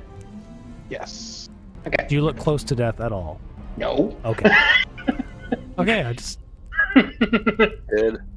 I know. I know Kael's very squishy, but I would be classified as just bloodied. okay. And Calva, you're still okay on HP? Probably one more hit from this guy and I'll be down. All right. Okay, yeah. So the little dude on your back is going to start pummeling you with his fists. Oh no. Yeah. Okay. That tracks. He's literally glued himself to your back, and now he's going to start punching the back of the head. Yeah. You're lucky I don't want to suplex him. Grab him from my back. Use him as a whip weapon. him off my spine. Improvised weapon. Use him as the chair. I would like to wield the boggle. Unfortunately, with a 7, his little fists pummeling on the back of your head don't seem to do much in this case. Hey! Get back up there! That's it. Annoying the annoying guy. If you do that again, it's back to Winnipeg with the two of us. Nobody out annoys me. Right. Yeah. Crom, why haven't you murdered this guy yet? Well, Crom might Try get a chance. Go ahead and make an attack roll. If you'd like to use your reaction. Attack roll. Oh, he's coming over to stick to me. He doesn't manage to get away, so instead he's going to just try and punch you back. I'm pretty sure an 8's not going to cut it. An 8 will not cut it. I am too swole for that. Because you're standing in a puddle of slippery oil, please make a dexterity save. Who left the banana peels on the ground? You do manage to stay on your feet. Excellent. I'm going to recklessly attack the disgusting, secreting abomination to the heavens that. This insult to existence. Yeah, roll the hit. Okay. 16 is going to hit. Yay! So, 10 damage. That's lethal damage. How do you want to do this? I want to very carefully angle my axe, shout, "Kill shot!" Yeah! And cleave the Kill damn shot thing in called. half. Yeah, you only needed a 6. But you went for the kill shot anyway, and it works. One down. I'm just gonna move the Boggle's corpse over there to indicate where the slippery puddle is. Bruce, what you gonna do? How are you not in death saves? I'm panting. The absolute refusal to fall over. As the bonus action, which I will do first, Hunter's Mark is being used for the second time. Don't you fucking dare. Oh, I'm too old for this shit. That's not gonna hit her, buddy. Sorry. Is there any? Can I pass my DM inspiration to Bruce? I am a song, Thistle. Yes, Thistle the Bard. Can, son- you, Yeah. yeah. So, I'm gonna say yeah. So what I will do, as he's panting like Kratos, that final moment, taking a breath right before he hits Zeus, kind of falls down, and the hag laughs, and Thistle, not missing a beat, takes the butt of his axe and just whacks the back of her leg, so she stumbles and looks back at him. Go for it again, bye. Yeah. I'm not the one going down under now, mate. It's go ahead and take another one, and holy crap, I'm hoping for a. Come on, don't you fucking dare. You fucker! Bro, she's going down under on her head. And Thistle vows to never give up his inspiration. Sorry, mate. I just don't have it in me. I'll lay it down. I take out my coffee. I open up my flask and I just have a drink as I lay on the ground. I voluntarily go prone drinking coffee. Just Oh my lord! Reaction to a blow on my whistle. Kael, First few months of land down under. Kael, your friend Bruce seems to have lost his will to fight. Seeing Bruce down on the ground, giving in, Kael's going to swing around the hag and attack with a unarmed strike. 19. A much more effective roll. I'm in the throes of death. 7 damage. And also, I'm going to push the hag 5 feet straight back towards the east wall. I pushed her away, and I didn't use all my movements, so I will step in and get right up in her face. I'm now angry. I'm sufficiently angry enough. I will rage. Okay. To hold on to that rage. What does Thistle's rage look like? His rage is less like, "Rawr, I'm angry," and more like he's frustrated. Because it's like... The vein on his forehead. Yeah, it's like nothing's working the way it should. Yeah, he would definitely have like a pulsating vein in his forehead, and I feel like, you know how a cat vibrates and purrs when they're content? It's like the opposite of a purr. It's like an angry purr. Vibrates at a frequency of anger. And he is going to recklessly attack the Vrogel on his back. Are you fucking kidding me? 12 is not enough. He's able to kind of wiggle around and dodge from behind as you're like trying to swing your axe over your head behind you. He's able to duck down under. First dice. Now he's literally raging. Yeah. Calva, you've got a sticky boy on your front. All right, this guy needs to fucking die. You know those like baby carriers where you strap a baby to your chest? It's like that, only much uglier and much goopier and stickier. I'm gonna grab his fucking skull and use chill touch. So to Nat hit. 20. Okay. Oh. 5 plus 6 for the crit. 11. Plus 2 for the genie's wrath. Plus your ability you have. Yeah. Yeah. Slave Master coming in clutch. 13 damage. That's way too much damage for it, but it's still... So yeah, that's lethal damage, so go ahead and describe it. I'm just gonna grab him and go, "You fucking piece of shit, you need to get the fuck out of here," and just throw him aside after it's done. The necrotic damage causes his head to just kind of rot away, and the genie's wrath bludgeoning makes it just kind of pop as you throw his corpse away. This was impressed. Yeah, very. This is like, holy shit, the dwarf has Alright. Good on you, mate. Now I'm gonna move. Can we leave? Okay, so how long does Very your important taunt point last? to get to. You did? God. What? Your client will be very upset with us. Let's Taunt that Batman Thistle this did fucker. turns ago is no longer effective, so the hag is going to focus her attention on the dude that punched her and pushed her back, and is going to make a slashing attack at Kael. I don't think 15 is good enough to hit you, is it, Kael? Nope. Nope. So you managed to definitely dodge her swing. Oh, that was okay. It's the one on Thistle's back. He's going to continue to keep bludgeoning you in the back of the head. Mm-hmm. I think does 16 hit? Yes, it does. So you take one bludgeoning damage. Yeah, these guys are annoying as fuck. They don't do a lot of damage, but fuck, they have a lot of utility. I have a blue thing on the back. Kill the Do monkey. you guys agree we need to kill the hag? goony imp? Or yeah, or the hag. So I'm gonna do a rip 5, 10. You're gonna get height just over me. Yeah. I sort of like And roll to the side so he can get as he goes like Yeah. as a reaction, I look over my shoulder, going, "I got this, big man." Ah. And I crusade the witch by recklessly attacking her. And Fuck let's off. try that again. Oh my god! Let's try that again with reckless abandon. She has a force luckily, field. Yeah, I luckily swear. you used Reckless. Unfortunately, that 12's not going to be good enough either. No. What is going on? He's ducking and diving as you're swinging. Kael's the only and one you doing any damage. just can't seem to hit her. Oh. Between the two barbarians, we haven't rolled jeez. past a 10. I haven't rolled past a 5, dipshit.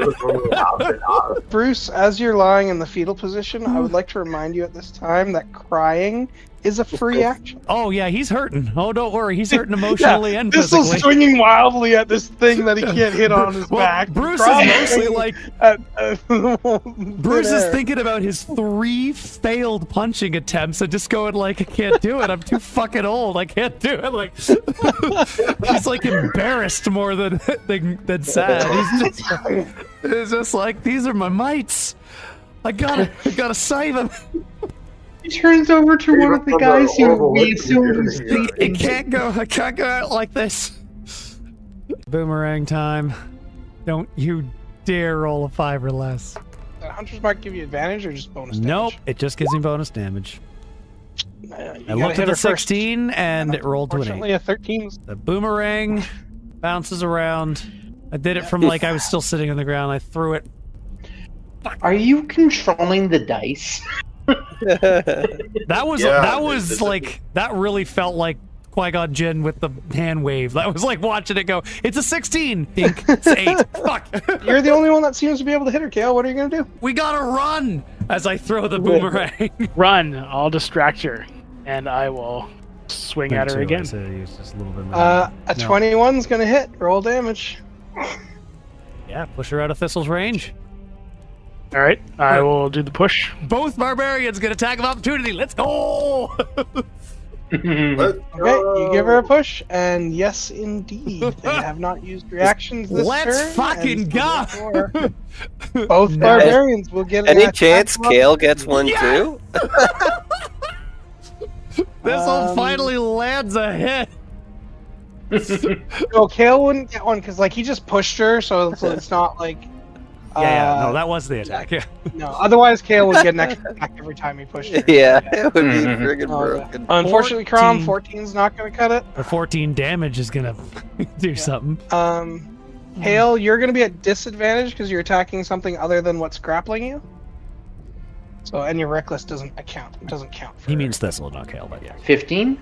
15's not going to be good enough. Yeah, I figured. You both take big swings, but as she stumbles back, you both miss. Thistle, you've still got this little prick. Oh over your yeah, back. I am going Run. to recklessly murder it.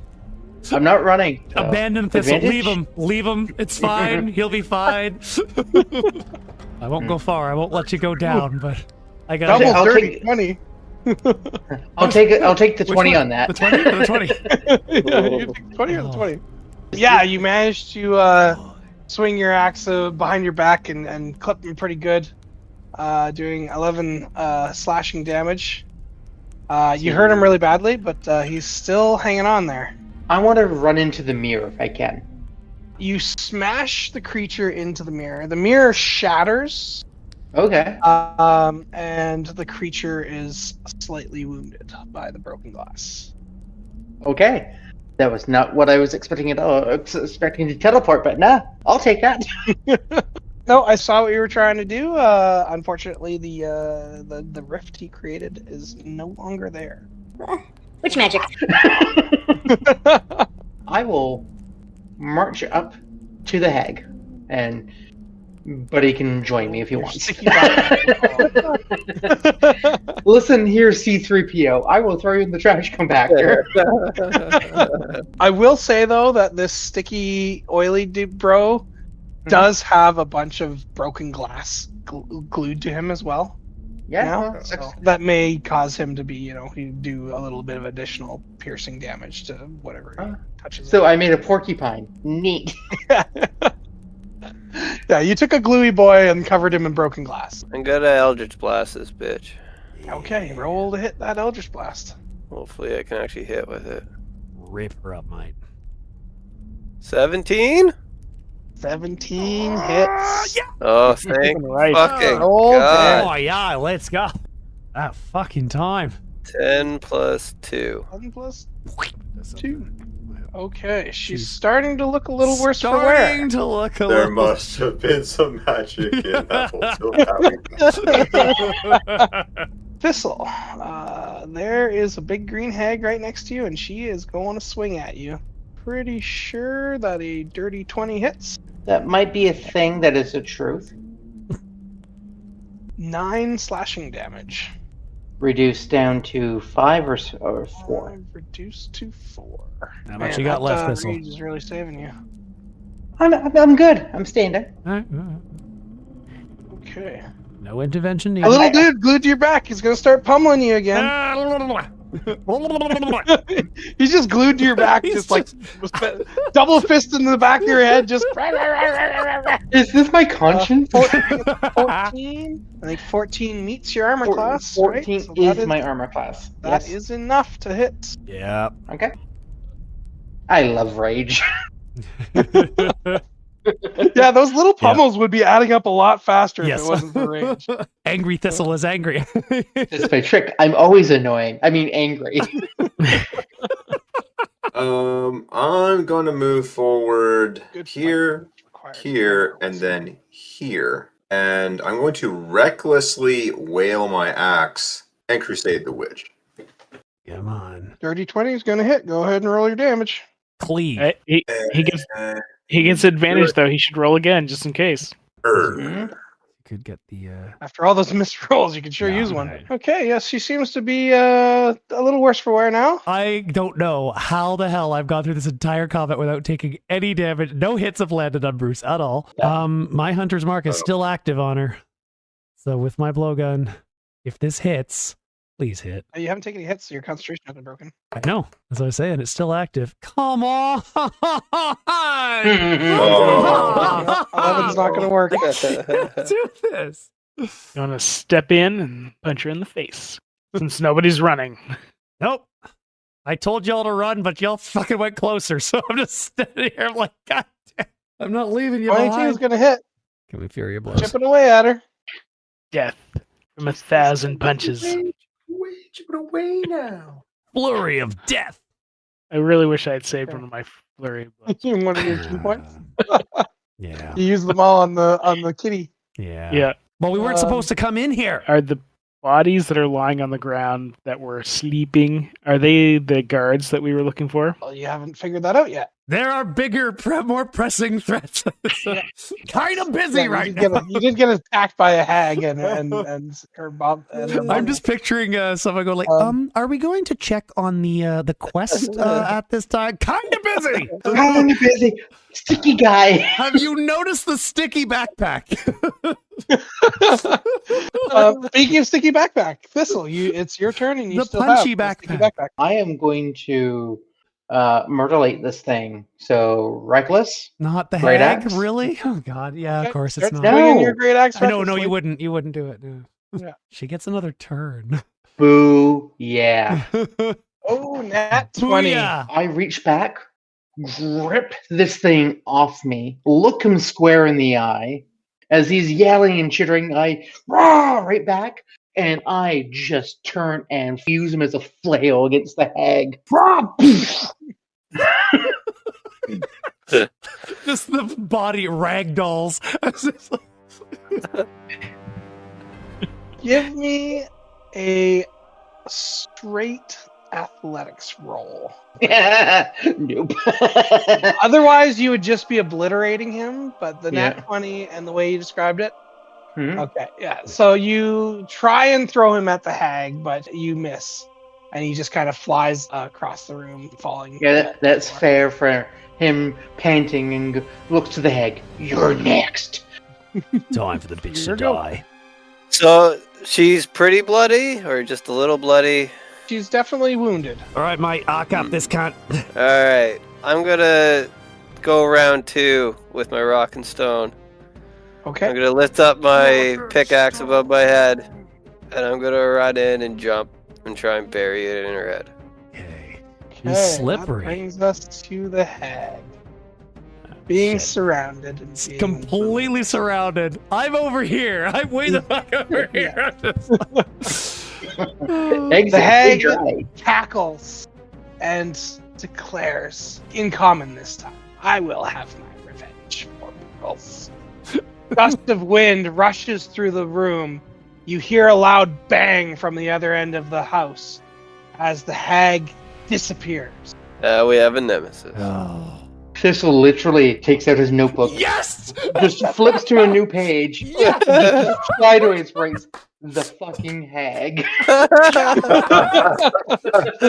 Fucking witch. She's in the book of spite, boys. It's time. Let's go. As combat Bruce, you notice the two people lying on the ground. Yep, I'm the lying- chains around them. The chains around them start to dissolve and just like turn into dust and float away on the air, and they start to wake up. Can I do an insight check to see if these are the guys we're looking for? Okay. Don't you dare. Oh, yes. Yes. Not only do you notice the big old flaming fist logo on their armor, which wouldn't have taken much insight to find, but you do recognize them as fitting the description of the two individuals that the captain asked you to go look for. So just as the hag takes her exit, I kind of nonchalantly sort of roll over and go, "How you going, mate? Nice, Bruce. We're here to rescue you." And we're like all like panting and like, "Hi, we're here to rescue." Cough up blood. Yeah. There's a little bit of like a cough up blood. It's like, I think we best be getting out of here. Which is I saw. Yes, let's get out of here. Thistle would like to go down to the brog he threw down there and pull out some of the pieces of glass and mirror and keep them. And before he walks away, like he'll turn back and kick the fucker in the head again. I'm walking. I don't know why you guys are still standing around. I'm not even looting. I'm walking. Yeah, I'm GTFOing here. Yeah, you all make your way to the front door, which you find is now wide open. We still Kael gotta not go through having the a pixie single forest. scratch on him is just sort of like casually walking out of the house. So, May I make a bold suggestion to the group? Maybe we could take an hour if we have the time. We only have that time. we only have an hour. We have an And hour. it's still going to take us like an hour to get through the forest. That was only combat, right? So it wouldn't have taken us like an hour. Oh for yeah, combat. that's true. I suppose maybe it's Yeah, How long it's still mid to late morning. You know, you guys didn't spend a lot of actual time here. Like, Maybe not inside the death house. Maybe we... I light a fire just right out at the bottom of the stairs here. I just like sort of like light a fire, pull out some rations, pull a little As pot. the last person steps out of the house, there's another mysterious gust of wind, and the door slams shut. Right. Fuck you too. And in that moment too, you look around and you see the windows on the houses, all the shutters also slam shut. Yeah, having not taken any damage during that. We'll offer to stand guard while the others rest, if they would like to take a moment to tend to their wounds. I'm going to turn to Thistle. I'm like, all right, I promise you can take your revenge and get what you need. But right now, you got to keep your eyes on getting back. Nothing else. I kind of look at Bruce weird. I'm like, yeah, she's gone. Of course. Right. What? And so I look at Crom, and I just nod at Crom, hoping he understands what I'm trying to say. Yeah, Crom just nods. It's like, Please don't let him get distracted, please, for the love of God. That will be so interesting when we get into something that does fear. Doesn't affect me. Are you immune to it? I'm immune to being frightened, yeah. The frightened condition, but yeah. Yeah. Oh no. So yeah, you do successfully short rest and get your heal from your short rest. However, you hear some cackling in the distance and some low croaking. The sound appears to be echoing around the forest, and you can't determine which direction it's coming from. So I'll just leap up in my defensive stance and I'm going to start looking around. Oh, a nat 20. Okay. Everyone roll for initiative with advantage. Hey. As Bruce spots a group of frog-like creatures in the woods on either side of the path ahead of you. Normally, that sort of nat 20 would get you a surprise round, but given that they were very likely to catch you guys by surprise. I got a 7 with advantage. Oh my god. Wow. I let go of shift, so I had to hit mine twice. Oh my goodness, look at them. They're everywhere. Oh, look, they're so cute. Got huge pointy teeth. Oh, I'm not too worried about it. Should make quick work of them. Hopefully none of them know how to use magic. I see 4 over there. 3 little green guys and an orange guy, and then there's... over in that bushes over there, there's 2 little green guys and a purple guy. You see them? The green ones taste like Sprite, the red one tastes like dark cherry, and the purple one is actually blue raspberry. That's... What? Okay, so, Kael. Bruce pointed out that you are surrounded by frogs. I got enough movement to get over to the first frog on the left. So I'm going to spread my wings, jump up in the air, and soar towards the frog on the left. Fly away. And He just leaves, flies back to town. I'm not going to be able to get that song into my head now. Thanks, guys. And I just say, see you guys. I'm out of here. I got a meeting to get to. I know. Fuck you guys. This is Bruce's fault. Yep. I'm going to come down with a fist to the face of that little green creature. You've hurt the creature badly. However, please give me a Constitution saving throw. Oh, good. So you notice there's a slight burning sensation now on your fists, which you used to punch through. Okay. Touching them seems to hurt a bit. That will... Yeah, well, that's going to be it for my turn. Oh, little guy over there, okay. This guy... He's going to do a thing. I hate it when they do things. This frog out here, surprisingly, well, not surprising for a frog that he's able to leap, but is able to leap quite far and leaps right up to Thistle. Damn. An attack against you with his dagger. If not friend, then why friend shape? I don't think a 12 is going to work. No. So he misses his thrust with his dagger. This brings us to the grung that was punched by Kael, who is also going to attempt to stab Kael with his. Is a 13 enough to hit you, Kael? It is not. Excellent. Well, excellent for you. Not excellent for the grung, as he misses his attack as well. And that's all he can do. See. This one here is going to leap to the other side of Kael and also try to stab him. But alas, a 9 will not cut. I'm targeting the purple one. I'm shooting my blowgun. I was gonna roll to see, and I miss.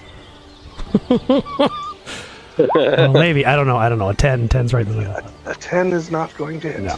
Well, Thistle is going to look at the one in front of him, get really upset that the friend shape is not friend, and go into a rage, really upset that this plushie is trying to do him harm. He is going to recklessly hit him across the head, yell 4. What? Ubu, as he gave him like the full baby eyes. He's like, oh, I can't hurt him. He's so cute. He tilts his head to the side. Says rib wound. And your rage ends. No, I'm kidding. Now I'm infatuated. Now I'm starting a grung culture. Yeah, you're now charmed. You turn against the Enemies abound. Okay, so Kael, who has jumped, flown himself into a crowd of enemies, finds himself surrounded on all sides as another grung hops next to him and attempts to stab him. Ooh, a 23 is definitely going to hit. Nice. 3 piercing damage. And make a Constitution saving throw. I was waiting for the and. Ooh, a 6 on your Constitution saving throw is not going to cut it, Pete. Yep. 5 poison damage. Ooh. Burns, it burns. Okay, this brings us to Crom. So he is going to recklessly attack the grung in front of him. Ooh, a 24 and a 11. So 24 is definitely going to hit. And he is going to do 7 slashing damage, severely wounding the grung in front of him. And that is all he's going to do. The red grung waves a stick in the air, which glows green slightly, while chanting something in his language. But why, teddy bears? Why? Alright, I am gonna move over to here and see as you move, oh shit. You step on a sharp thorn. Ooh. 200 points of damage. What kind of thorn is this? You take 7 piercing damage. You notice that a large area around you that you've just entered is covered in twists of thorny vines. Brambles everywhere. The ground around you is difficult terrain. You son of a bitch. Alright. Well, seeing how Kael is surrounded, I'm gonna try and pick off this guy over here with an Eldritch Blast. Okay. Kael just looks back, remembering the last battle. Are you sure you want to do that? I roll Eldritch, a 1 on my damage. 1 + 3. Eldritch fart. You get a post-it note from your patron. Try again next week. I'm sorry, your subscription to Eldritch Blast has expired. Please. Hey, would you like to try Eldritch Blast Plus? Are you enjoying your trial version of Eldritch Blast? Yes, are you enjoying your trial? Advanced features are not available in the trial version. Please purchase the full version now in order to access for advanced features. Okay, so the purple grung holds up his dagger and shouts something in a language that you do not understand. both he and the grung next to you leap. Thistle looks like a small target of opportunity. Have fun. Please, surround me. I am weak and helpless. Oh no. Okay. So, what are the cleave rules again? The first grung attempts to stab you. But a 7, I'm sure, is not going to cut it. Nope. Second grung gets a 19. Yep. 2 piercing damage, but you're raging, so that's half to 1. Okay. And make a Constitution saving throw, please. Oh yeah, he touched me. The stab wound burns slightly, but you do not take additional damage. No longer friendship. I am going to use 1 key point to use Step of the Wind, fly up and over these 3 grung that are around me, and I'm going to land next to the red guy. As I'm coming down to the ground, having been burned by 1 grung already, I'm going to pull out my quarterstaff, and I'm going to crack him in the head. I like headshots. Damn it! All right. Well, that is my turn. Ooh, that was very underwhelming. This brings us to the grung next to Thistle, who is going to try and stab Thistle. Don't stab me. I'm adorable. Adorable doesn't work on adorable. 18? Yes. You take 2 piercing damage, half to 1, make a Constitution saving throw. Yes. You're definitely not affected by the poison. And I'm going to say you have an advantage on your next con save against the same poison. Ooh. Frogs that Kael flew away from. Unfortunately, Kael, you may be able to fly, but they can still hop. And it's coming after you. I was really hoping I was going to get that red one. Unfortunately, I don't think a 9 is going to work, is it? Nope. My monk skills allow me to deftly dodge out of the way. Huzzah! Another one hops towards you. This time, a 22 is going to hit. You take 2 piercing damage and give me a Constitution saving throw. 18 for con. Ooh. Excellent. Okay. Bruce, Right. your bird friend's in trouble. Oh yeah, they're fucking everywhere. I'm gonna go ahead and attempt to push this one right in front of me out of the way. So I'm gonna make a enhanced unarmed strike. Okay. Oh, you have to move. I'm moving. No, I'm moving him out of your range. And Crom's. As you move forward, you take Oh, there's 5 piercing damage from the thorns around your feet. There's thorns in the path too. Right. Right. But your enhanced unarmed strike will hit. Oi, Yes. little Fine. bugger! There's pricklies all over them. Right. Punch right in the face. There you go, mate. That's what you get for messing with my friends. Okay, you manage to smack him and knock him on his ass. He is impaled on a spike and dies. Right. They go down easy. Just make sure you connect. However, as you touch him, please make a Constitution saving throw. Yes, indeed. Oh, I don't think this is gonna go well. Are you like super resistant to like everything poisonous and venomous because like Aussie man? Not yet. Not yet. Okay, I know a thing or two about you venom, mate. have- Well, look, we're from Australia. That's where the snakes, the most venomous snakes in the world. And I've definitely Okay, never been you- bitten by one.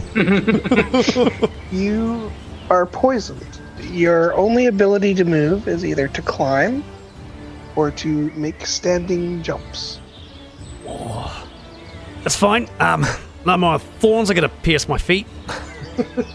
I have no more actions left. I can't move, so Thistle. I'm done. Bruce has lowered the number of grungs in front of you to 2. Good going. We'll go for a victory lap later. Crunch can't move. Crunch. Yeah, I'm alright. I'm like smacking my leg. Lies and slander. The purple one looks very strikeable. The purple one is going to get stricken recklessly, like almost a full cartoonish wind-up, and just go straight into him, lifting him up over his friend and then back down onto his friend, kind of like smashing the watermelon. Only it's purple goop just going over top of his friend. This grung is very clearly shaken by this development. A great axe bearing his purple comrade smashing into him has been quite traumatizing. So, being not the bravest of creatures, the one grung all by himself chooses not to charge in towards the fight that is clearly being lost, and instead chooses to leap towards the fight where they have significant more advantage. Leaps towards Kael and attempts to stab him. 18 is going to hit. No, it's not. No? Nope, my armor class is You have a 19. Oh, shit. What? Yeah. Dexterous little boy. Yeah. Oh, I forgot. Oh, yeah, I forgot. Kael Like, reaches so into his pocket and pulls out a middle finger. There's not a lot of 19s at level 2. Fair enough. Okay. Now, Crom is not raging, but he's pretty angry, and he doesn't like these guys. And I don't think he would be as concerned about the thorns. So he's going to move in 5-10 feet towards this other grung. In doing so, he takes 7 piercing damage. His ankles are slightly bloody, but he swings his great axe recklessly. He gives his signature Arnie grunt and buries his axe into the head of the grung, splitting it in half. Oh, I don't like that red one. The red guy's going to stab with advantage. Kael. 4, you are going to take 2 piercing damage and make a Constitution save. Ooh. Excellent. I'm gonna aim my Eldritch Blast at the red guy. Oh, so naughty. Naughty in the It is face. going to hit. So go ahead and roll damage. Oh, Stimpy, what are you doing? Wow, I forgot about that joke. He fails his Constitution save, and the thorns retreat into the ground. Oh, good. That makes my next action so much easier. This grung is dead, so he doesn't get a turn, and this grung is also dead, so he also doesn't get a turn. That brings us to Kael. Yes, I'm fully aware of the situation that I've gotten myself in. Fly speed can be an advantage and a disadvantage at times. Fortunately, I have a way out. I'm going to use Step of the Wind, fly up in the air. As I'm in the air, I'm going to spin around and toss a dart at the red grung. Not that one, but it's not much better. I'm going to continue to fly, and I'm going to land just... I'll land next to Bruce. This grung is going to hop in and jump right up to Crom and attempt to stab him. Although I'm pretty sure 9 is not going to stab Crom. But this next guy is going to do the same thing. Ooh, nat 20. He is going to take 6 piercing damage, and he is going to take additional 7 poison damage. Well, that's not That brings good. us to Bruce's turn. Get my boomer. I'm it right at the head of that thing. Nice. Max damage. Knock that guy out. No! Get away from my friends! Oh, cheeky fucker. It's doing some kind of crazy magic. It hits the creature and clatters to the ground. Just run up Crom's back, like, Excuse me, pardon me. jump down. The one that stabbed him is getting shanked back recklessly. Because great axes are great as a poking, piercing weapon. Okay, that is going to hit, so go ahead and roll your second melee attack. Ooh. Ow. The second one does not hit, so roll damage just for the first one. Yeah, no, I'm poking him. Well, that's a lot of damage. I'm committing to the bit now. He is full shish kebabbed, and I'm yeeting him into the forest. Because I still have that advantage on poison. I look at the other grunt, and with my axe, I'm licking my weapon, like. No, wait, it's. Never mind. You Roll stupid! Constitution save with advantage. Thistle confused why Bruce just yelled at him. Extremely bitter. The green one tastes like sour apple. Oh yeah, that's right. You don't like the sourest sour apple you ever ate. What does it taste like? Cactus juice. Alex already threatened us with a cactus. Oh, I see that. That's why I said. I'm looking straight at it. I'm like, why does it taste like cactus? Why does it taste like? This grung is going to hop in and attempt to stab Thistle. No! I still can't move. 21 is going to hit. Yes, he is. You are going to take 3 halved to 1 piercing damage and make a Constitution save, not at advantage. Just saying, I had a 5 to this. You are going to take 6 poison damage. Oh. Maybe it was the first one finally got its way into the system. The apple now hurts my tum-tum, guys. Crom's going to do reckless on the guy to the right of Thistle. Brings his axe down vertically, splitting another grung in half. Yeah, high five. Oh my god.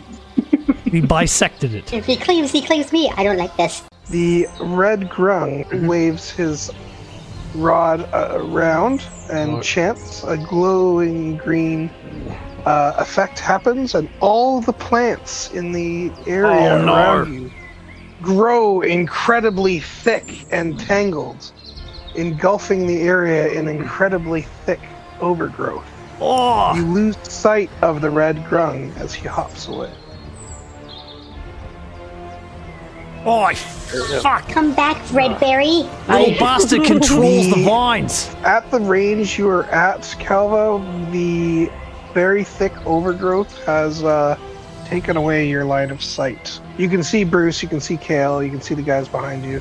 Oh, I totally forgot that you have 2 guys that could have been helping you with this fight, but you know what? They're just You guys could have reminded me that They've you had just been NPCs standing there with you. watching, going like, no, you guys are, you're good. No. Don't worry. We'll ask after the fight and go, so you guys useless or what? It will determine how we interact with the captain upon return. So yeah, Calva, it is your turn.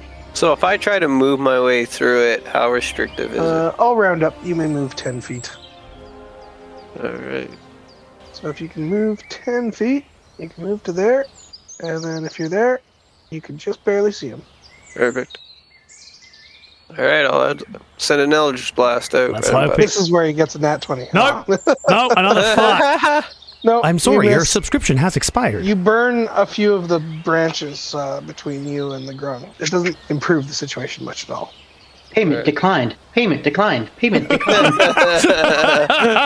Oh, come on! Kael, you're entirely surrounded by thick branches and trees. So, Kael enters a panic and passes out. Well, that explains what happens for your turn then. That grung is dead, so he doesn't get a turn. That grung is also dead, so he doesn't get a turn. Bruce, your bird friend, just passed out next to you. Oh no, and I can't see anything either. I'm covered in growth. And I'm still poisoned. Oh, I'm not liking what I'm seeing. Come on! No. Nope. You would have noticed that Kael started thrashing around and became very agitated by the fact that he He's in a could tight not space. move, couldn't move his wings, and started hyperventilating, and he just couldn't get out of that space. He passed out. Hold on, little guy. I pull out my dagger and I begin slicing vines and try to clear them away from myself and from Kael. Don't get in that one. Yeah. I stab myself in the chest. 20. Okay, you do manage to cut about half of the vines that and plants that seem to be restricting Kael. Kael, you're now only restricted on 3 sides. I don't know what's going on with these vines. I think it's that fucker over there. He's got some kind of control over them. It's just a little guy. Hi there, little guy. Do you want to meet my friend? He kind of tilts your head. It doesn't seem to understand the words that you're saying. Reckless. That's Plus lethal. 2. All right. So Right. whichever way he tilted, the axe comes from the opposite direction and curves upward. Body falls slump. The head still on his axe, and he takes us like as far as step forward as he can with all the vines. And go, Here you go, little friend. Back in the woods for you. Cue victory music. Oh, you're not going to name him after a vegetable or something? The plants are still thick and engorged. I guess Kael is still unconscious because he doesn't know he passed out. So Kael would come to clearly agitated by the fact that it's so constricting, but is conscious again. Thistle will walk over. Remember, keep your head empty. Think no thoughts. Kael's just going to reach down and place his hand on Thistle's shoulder and say, Thank you, my friend. Can we get out of here, please? You are able to move about freely. Well, Yeah, we had within done the with that. restrictions of the overgrown. The plants are very thick and difficult to move through, but you're not So limited by turn order. I go back to the 2 pucker nuts in the back. Go. So, did you guys decide to sleep, or are you deadly afraid of frogs? Okay, give me an answer here, buddies. The knights are standing there holding what are clearly very serious wounds. They look at you and express gratitude for rescuing and protecting them. Like I'm looking at Bruce going, Does this mean I have to be nice to them? Because, I mean, that's going to be real hard. Oh, let's just get him back to the city and get our money. Or at least a free pass to go. We can drop him off at the captain's office and be done with him. All right. All right, I need to go pick up my boomerang. Considering the thickness of the overgrown foliage, Yep. give me an investigation check to find your boomerang. Oh, fuck. Come on, I know it's got to be around here somewhere. Loading. Nope. It is lost forever. Nat 1. It's You gone. rolled that one. Oh, you found a stick. Oh, I found a stick. A It's slightly like, bent stick. for the first time ever, you see Bruce kind of holding back an emotion. Guys, I think I lost my boomer. Can Kael assist Bruce in seeing how distressed he is over the loss of it? Kael may make an investigation check at disadvantage. Because you didn't see where it went. Yeah. Now, theoretically, if the party wants to spend a significant amount of time looking for it, they may start. our meeting's in 45 minutes, right? It is definitely late. It's my choice. Late morning. Throw it into the Not thick noon. bush. Let's GTFO, guys. Let's get back to town. I almost seem disturbingly nonchalant after looking distressed, and then there's like a complete expression change on my face to, nope, time to keep moving on. Thistle will actually attempt to helm the way back. He's tired of being out here. It's actually not that far to go. After about 100 meters, you find yourself back in the forested area where you previously encountered the satyr and pixies. Thistle, having licked the blade of your axe, your stomach is incredibly upset, and you have a very strong urge to defecate. Luckily, as you come into the clearing, you see a small structure. I'm just running to it. Sweet, it's an outhouse. Very convenient. It does very We should much check look it like first. an outhouse. The immediate area around it seems to be surrounded by some rather thick foliage. As you approach the door, you pull it open, and you see inside what is clearly an outhouse. It's not overly dirty, but it does have a terrible smell. You see a gnarled wooden stick inside it. That looks somewhat familiar. Well, I take care of what I need to take, and I mean, it's been almost 10 minutes in there. you all hear like a string of weird songs that he's singing, like 1, a 2, a 3, and a down, and a down, and a 1, and this is how we count to 5, count to 5. Okay, so do we have a cutaway? Are we doing something while he's taking his shit? Kale's going to look around and see if he can spot any reason why the brush should be abnormally thick around the outhouse. There's no obvious reason as to why it's thick, but the thickness of the growth does look very similar to the foliage that you just hacked your way out of. I probably didn't even notice Thistle stop to poop. I'm probably over here and realize, like, wait, there's nobody behind me. So I'm standing here. What are we doing, guys? I thought we were going back. Where's Thistle? Kale's going to knock on the door and say, hey, Thistle, you don't happen to see a suspicious grung hiding in there, do you? No. Did you look down the toilet? Did you look? Thistle's just shitting on his head. He takes a second, stops. Nope. He finishes what he needs to do. He kind of stands up, looks at the stick, and goes, Give me an investigation check. Oh, takes a good look at the stick, does he? That's a 4. It is indeed a stick covered in poo. As you pick it up, it does glow ever so slightly and vibrate ever so slightly. Oh no! This is quickly interrupted as you notice the structure around you is unfamiliar, suspiciously slimy, Oh no! and laden with teeth. Everyone roll for initiative. No! Oh my God. Thrive. Thistle! Taking a shit in a mimic. And chomp down on our poor barbarian. If I could give Why you are you inspiration, taking I would. Right. 22. Best time for it. Oh no! Yeah, that's right. You can't react. You can't react. So thank you for giving me an excuse to use this. And you got a nat 1 on your initiative. Yep. Oh man. Thistle is taken by surprise. Did not see that one coming. I gotta know, is Kael starting to lose his cool by this point at the constant string of distractions? Like, yeah, I'm waiting for Kael to just go beast mode and like punch the next obstacle in the way to next session. Other than the like panic attack that he had back at the thick vines, Yeah.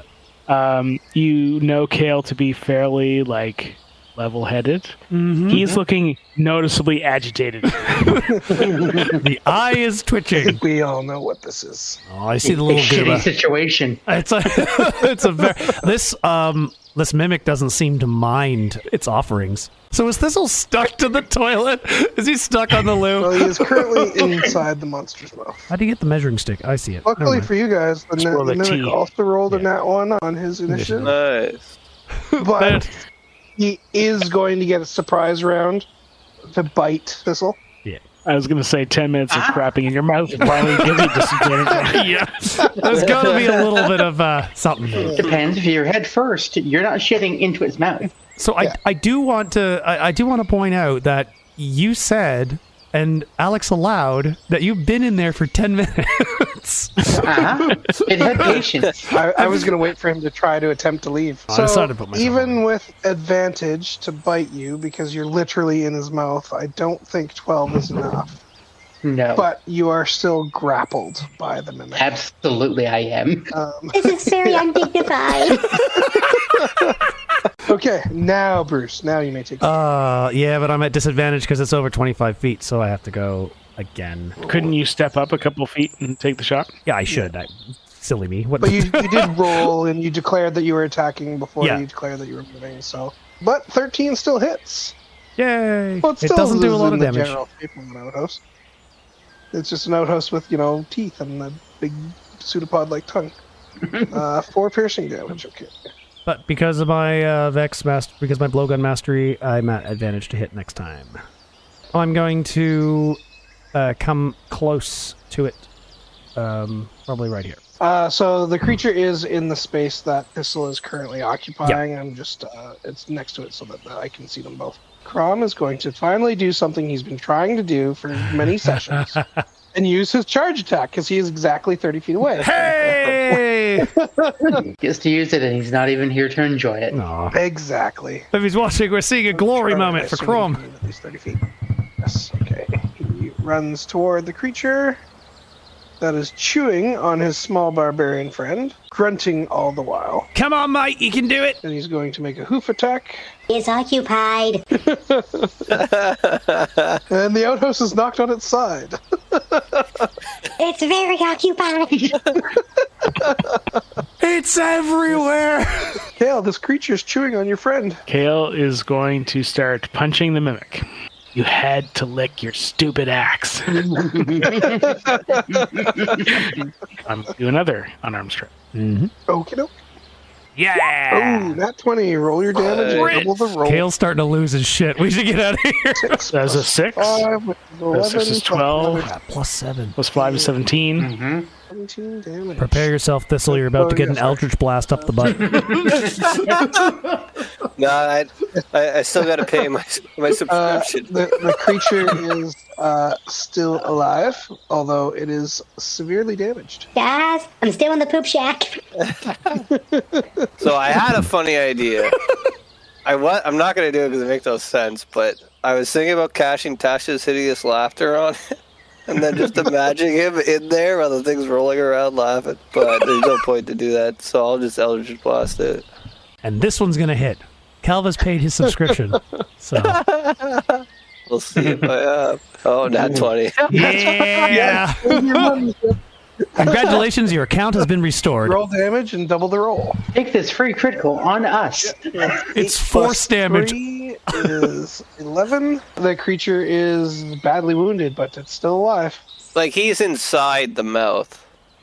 Am I able to use it on him even though I can't see him? You don't need to see it. It just needs to be within 30 feet of you. So I'm just going to move here, and it is a bonus action. Yeah, it is a bonus action. So I'll use it on Thistle. On him. In amongst all the chewing and chomping on you, that staff that you were holding has broken, and the upper half has stabbed into you. Ow. Give me a Constitution saving throw. Okay, Oh, no. you don't take any actual physical damage. But you resume pooping. Yep, that's. I get that.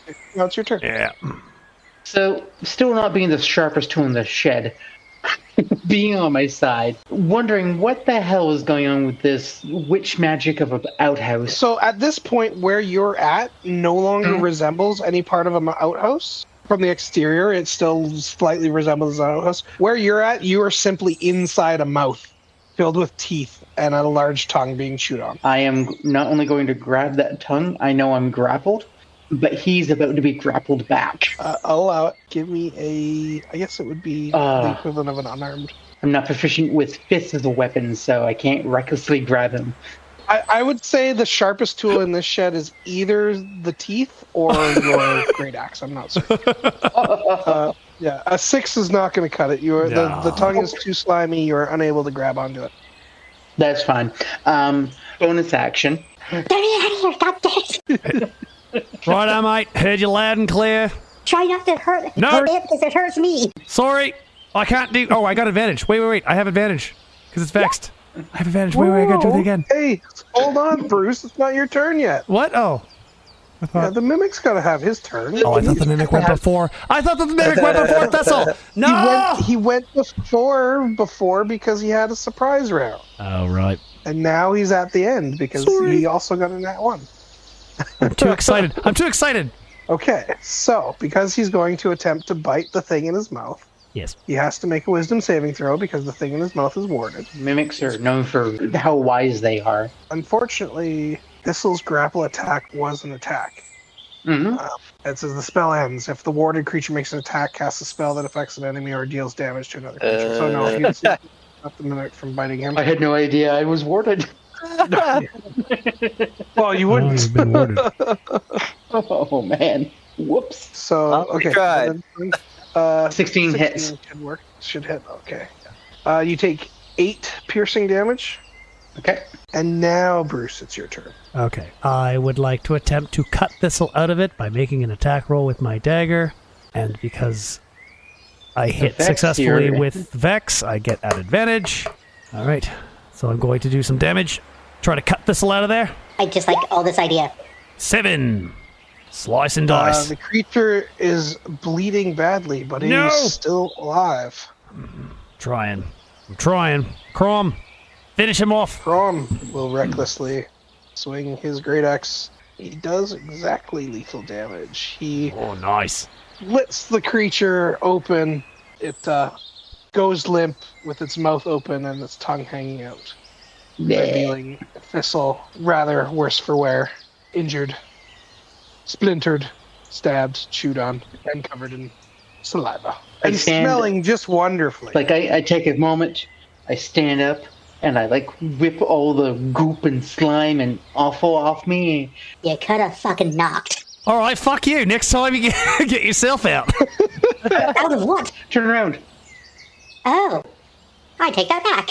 My apology. You know, there's a lot of logs around here you could have sat on and taken a shit. But magic outhouse. Yeah, it wasn't there last time. Now, I think I'm starting I to know, agree with it's Kael. We need to convenient. go. No more distractions, mate. Yeah, okay. Still wicking goop off me. Starting to see that. And like, Yep. 1 second. go over and I yank out one of the mimic's teeth. Goes in the pocket. That does make sense. But 10 minutes later, realize, How, what's this thing that's been digging into my side? pull out the thing that stabbed into me. Oh yeah, the stick. Put that in the pack. As you pull the stick out of you, you notice it no longer has that kind of aura or vibration to it. Neat stick. Still goes in the collection. At some point, I have to ask for a Kender bag. Kael has already started walking. He hasn't said anything. He's just walking. He's not saying anything. He's gone. He's gone. So yeah, I presume the party wants to make Right. a beeline for the city. the town. Yeah. Yeah. Like rage marching. I like point to Crom's back. I'm like, get on, we're going. And I just walk like beside. I like lead Crom's like, let's go. I got under Crom's back and I'm like, I appreciate how he thinks I'm the problem here. After about an hour or so, you arrive back at the city. It is early afternoon. Find yourself at the front gate of the city. I suggest I'm going to go in and talk to the captain and take these 2 blokes and see if he can let us off so we can get to our meeting. Seeing as you're accompanied by 2 flaming fist guards, the guards don't give you any trouble as you head back into the captain's office, although the guards seem somewhat surprised to see you. You walk in and the captain greets you. He says, "Wow, you were actually able to find them. That is great news." Oh yeah, I told you we had a special set of skills. Wasn't a problem at all. Shut up. Not a problem. Totally easy for some a band as skilled as we are. But I might advise, before sending anyone else out there, you might want to send some kind of holy man to sort of cleanse the area or set up some kind of magical barrier or something. There's a lot of stuff going on, a lot of fuckery afoot. We've done you well, and we'll be on our way if it's pleasing to you. Yes, I appreciate your work. As I promised, your previous crimes are forgiven. Please avoid any similar instances in the future. Much obliged, sir. He dismisses you and you're ready to leave. Thistle opens his mouth. Bruce immediately just claps it shut. I just grab him by the scruff of the neck and I just start walking with him. It's like, nope. Well, Kael has calmed down slightly, and but now seeing that you have come out of the captain's office, Kael's not waiting for any confirmation that we can go. Any further cues? No. Like, take your Starting to walk Can we towards stop by, like, the meeting one location. area? I just want to I've got a look on my face where I'm just done. I'm like, right. And I'm dragging Kender, right? Like, I'm dragging Thistle behind me. Okay, I will be goopy. I don't care about that, mate. We got someone to be. Kael goes back and like grabs the other side of Thistle, so it's like the kid between the two parents, like swinging its legs in the air. Bruce and Kael are just walking down the street with Thistle dangling in the air. You get to the wealthy part of town. You're only a few blocks from Cinder's estate. You notice as you're walking by a familiar tavern, you notice a commotion inside the Twig and Berries. Not my fault. Who says this out loud? Yes. Kael's taking the lead right now, so it's your call. Kael has now had lots of time to calm down, although he does see the urgency in heading to the meeting. He can't help but show some concern for what might be going on inside the tavern. Let's go, Thistle, and heads towards the door of the tavern to peek in and see what's going on. As you approach the door, a tabaxi comes flying out of the door. He seems pretty badly injured. The whole bar is involved in a brawl. I'm kind of singularly focused because the time. I just started moving towards the door, and then the tabaxi came A out. tabaxi was Right. like flung out of the door. Is he prone? So- Like, is he beside us, or did he run Yeah, out? he's prone and unconscious on the ground. I'm gonna look at the door, look at Thistle, look at Kael. Fine. And I like walk in. Kael's gonna stop Bruce before he goes through the door. I've got a look of say, determination, like I'm gonna end this on my face. So I think we're in pretty rough shape. right. Both Crom and myself, at least, anyway. And perhaps we should get a sense of what's going on in there before we move in, or maybe we should just move on. You know what? Tell you what, little guy.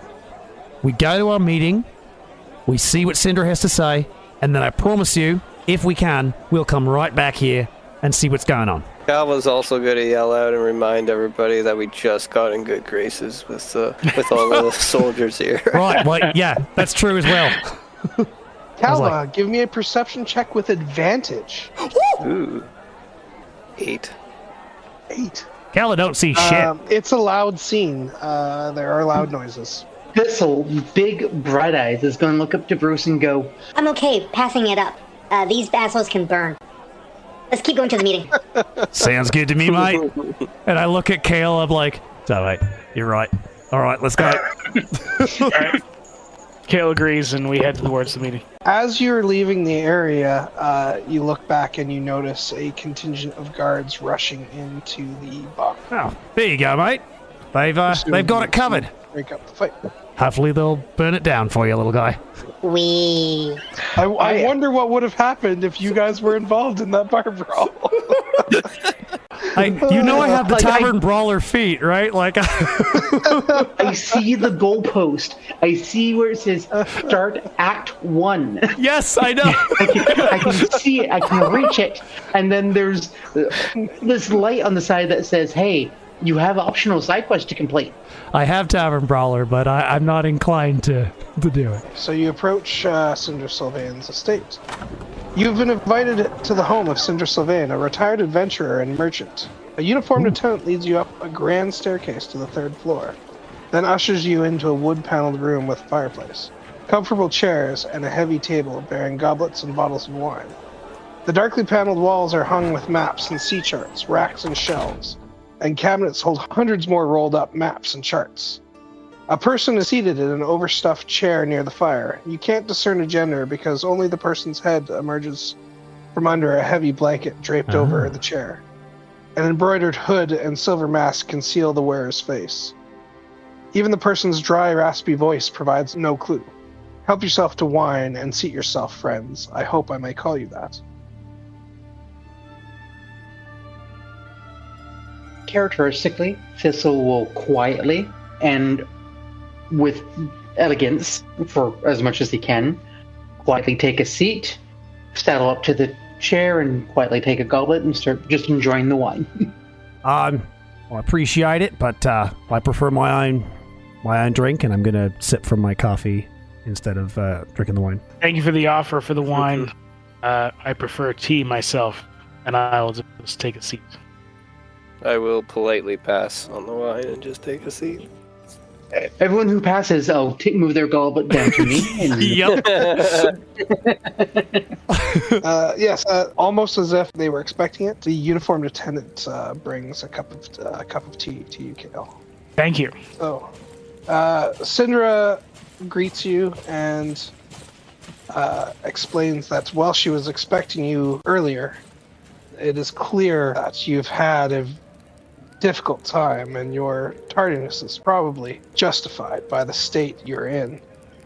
She has resources and accommodations for you. It is clear you need a rest before undertaking the business that she has to offer. Right on, I appreciate it. I'll take you up on that. What do you blokes think? Yeah. 100%. Agreed. I'll just sort of hang back from the party a little bit, explain to her what we were doing for the guards and trouble that we were in. That's why we were late, and apologize for our tardiness. She expresses her appreciation for your candor. As she said, it's clear from your state that you were held up against your own will. Go ahead and do your level ups and any details that you haven't already worked out. Now's the time to do it. So Bruce is, he's going off to be by himself in the corner. He's holding his head in his hands like he has a headache. And he's sitting, he's staring down, and he takes one of his hands off and he reaches inside, he's holding something underneath of his shirt. You begin to see kind of a sparkly energy around him. As this sort of, this glint, almost like the glint of a gemstone, kind of comes over him like fireflies or whatever, and he rips the pendant off of his neck, and as he holds his hand out to the side, the sparkles are getting more and more intense, and they swirl together, and you see these dark black sapphire crystals start to grow out of this weird ethereal form. And then standing about 10 feet away from him, you see a small drake as begins talking to it in a language that nobody understands except Kael. Ooh, magic lizard kitty. Do I understand what you're saying to the words that you can't really make it out because we're sort of whispering under our breath, but you can make out that we're speaking Draconic to each other, and I seem to have some kind of relationship with this creature. A couple words that pique your interest in particular, because you've been asking about my time in the afterlife. There's a sense that we're talking about some sort of reincarnation, death and finality and stuff like that, but it's hard to make out exactly what the full context is because I'm muttering. Kael will come up to Bruce quietly and say, "Very impressive. This is new." Fuck, it doesn't matter anyway. Yeah. This is me mate. Thistle will go up to him and go, Magic lizard kitty. You're cute. This guy right here is the reason I'm alive. Well, not this one. I don't really know if it's his parent, because they don't really give birth the way that we would know, but this one hatched from what I thought was a pretty stone. Turned out to be an egg. I've been keeping his soul here on my neck this whole time, and now I can finally let him free. He's good to have around, aren't you, mate? And then the drake just kind of like looks up, this face of innocence, as it's kind of basically a baby dragon. What do you mean that your friend's kin saved you your life? As I've mentioned a few times and joked around, I've been to the underworld. My old life, I might have misstepped, got hit by a ute, sent me to death. Well, this little guy's father, I guess, or his ancestor, he was there and he gave me this little gem, this geode, and he told me to take care of it. And so an unknown amount of time passed, because in the afterlife time doesn't pass the same way it does here. And eventually the little guy broke out, and he told me he could take me back and I'd be useful again on the overworld or wherever, but the only thing was I wouldn't be able to control where I go, and he'd have to remain with me the whole time. And so his essence, his father put his essence into this little gemstone that I've been wearing, and he told me you can't lose it and you can't let anything happen to it, because if it shatters, that's your last chance and you won't be able to get back. But now for some reason I feel strong enough that I can actually release him now and and my connection to the afterlife is this little guy. This little bug right here. His eyes start to glow. His sapphire body, like all the crystals along his body and his spines, they kind of start to rattle. And you see this sort of pulsing light work its way toward his mouth, and he shoots a little tiny purple blast. Thistle just kind of like gives you a golf clap. Thistle will take this opportunity and go and have a nice long bath. As he's watching himself evolve the ick and ichor and bull crap of the day, or thistle crap of the day, he kind of looks at the wounds he's sustained and it's like, Ow, ow, the hell. Oh, yeah. Okay, that's not cool. Yep, cool, alright. he kind of sits back and he's relaxing and gives him like a nice hot pool, and all of a sudden he gets a tickle in his nose and he kind of just sneezes, and his eyes are closed because he sneezes, but you see like a whiff of like gray and pink sparkle air fly out of his nose. I better not be getting sick. He gets redressed up and washes his hair and dries everything for the first time ever. He comes back and you see his hair is like not only clean, but it's like almost brushed and not messy. You can actually see that it's like a deep like autumn red, not like half brown, half burnt, half filled with twigs. And he just kind of flops on the bed and he's like, okay, sleep now.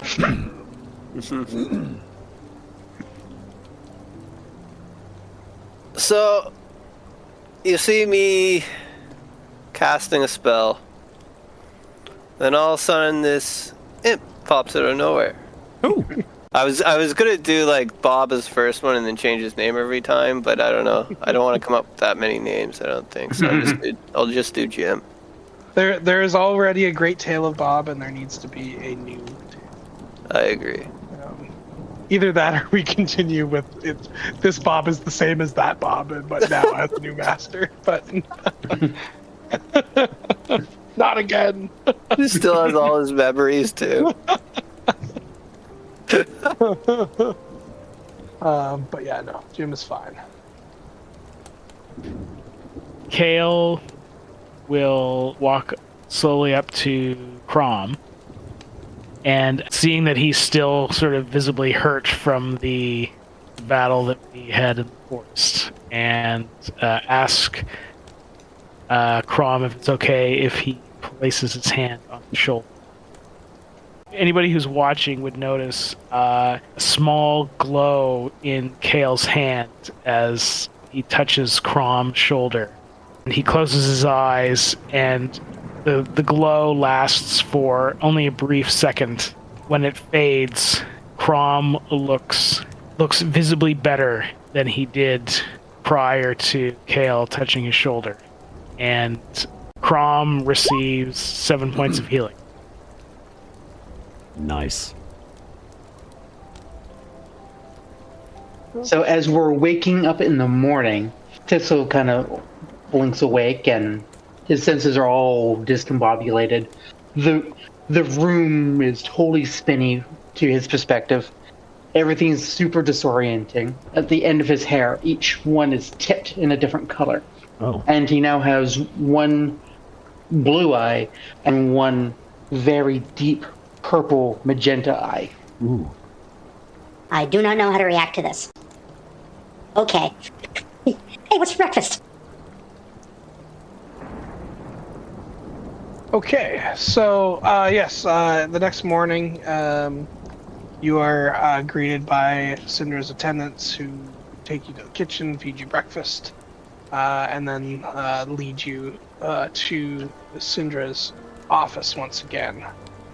She explains to you that as you may have heard, there has been some form of curse plaguing the land. The clerics that I've spoken with have dubbed it the Death Curse. It has caused devastation across the land. There are undead wandering unchecked in many places. While they have been a threat before, they seem to be significantly stronger.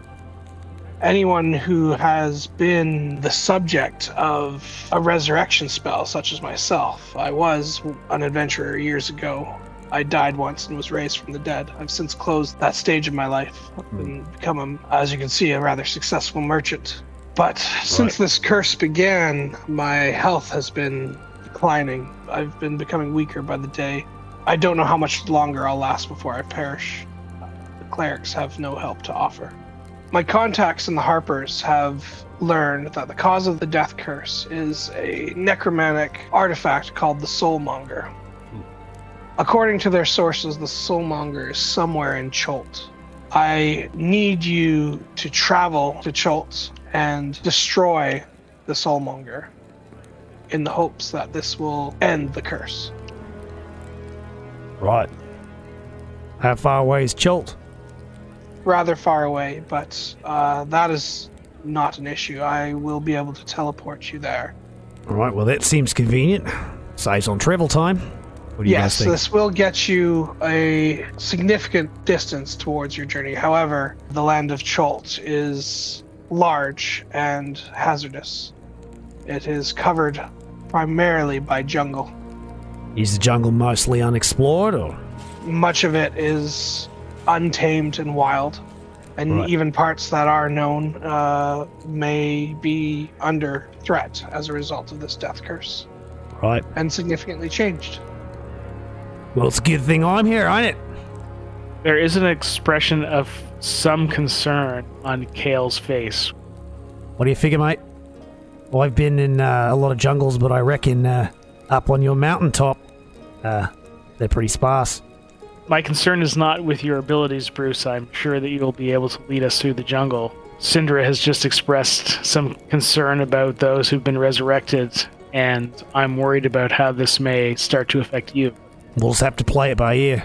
I'm feeling a lot better now that Wongo's able to join us, and I can actually bring him around, but there's only one way to find out. I hope that he will be able to keep you safe. Hope he'll be able to keep all of us safe. If he ever turns out like his dad, then I don't think we'll have anything to worry about. Thistle will look up to Sylvain. I understand you're teleporting us. Very grateful and appreciative of this. When we are there, who are we meeting? When you're ready to part, I will teleport us all to Port Nanzaro, the only major settlement in Cholt. I've been there several times before, so there's little chance of mishap. Once there, I will stay with a friend, Wakanga Otamu. He's one of several merchant princes in the city. Okay. But how you go about your quest is primarily up to you. There's little known about the location of the Soulmonger, other than it is somewhere in the land of Cholt. You mentioned your vitality is being affected by this. Have you seen others who have furthered on the condition that you're currently on? Are there symptoms to look out for? It seems to be a general decay of one's body. Many have already died.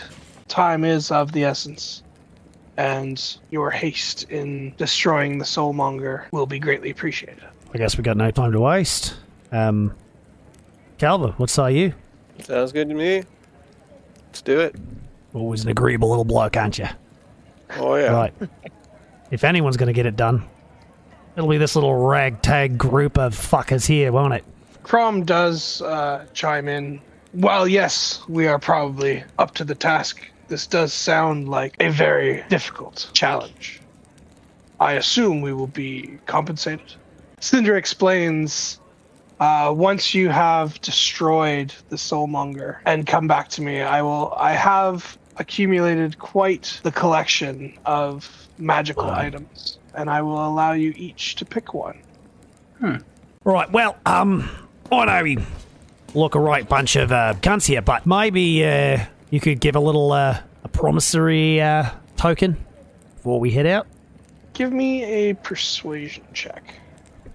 Indeed. This is why Thistle is quiet, because Thistle I know. cannot do this. Thistle is smart. Smart enough to know. That will do. That'll do, pig. Yes, so Syndra does accept that, well, the jungles of Cholt are extremely dangerous, and you will probably need some specialized equipment to traverse it safely. As such, I will offer you each 50 gold pieces to cover those initial expenses in Port Nanzaro. That'll do nicely. Appreciate it. Just want to make sure, no offense, but we don't know you. So, I appreciate the extension of trust. The feeling is mutual. Let's break backs and get the fuck out, mates. I turn to one of the servants. If I get a letter delivered to me from the post, if that could be forwarded, that would be great. Thanks. The attendant makes note of your request and nods. Just a point of clarification on what the explanation was about the death curse. Did Syndra say that it affected resurrection spells? No one has been able to be resurrected by any means since this curse began.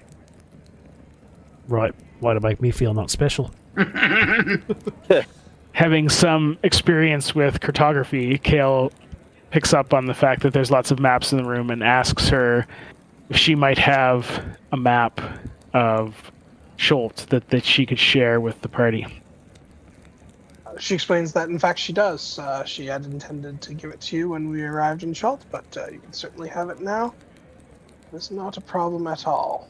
Thank you for the map. This will be very useful for us as we try to locate the soulmonger. With necromancy and necromantic energies being disrupted, has there been an increase of undead, or has there been any effect on the undead? As I explained before, yes, there have been, in places of known death magic, there seems to be an increase of aggressive undead. Well, I have no need or use for a book on the undead. I'm pretty sure my party members might benefit from the knowledge in a book. Would you be able to provide one, if available?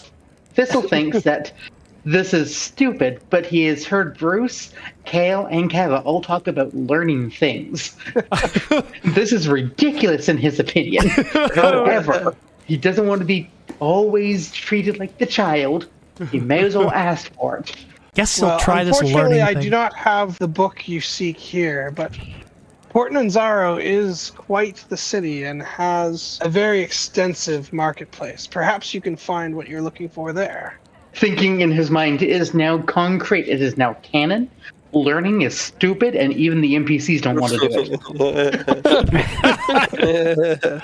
Okay. So, yeah, Syndra beckons you to gather round as she starts to cast a teleport spell.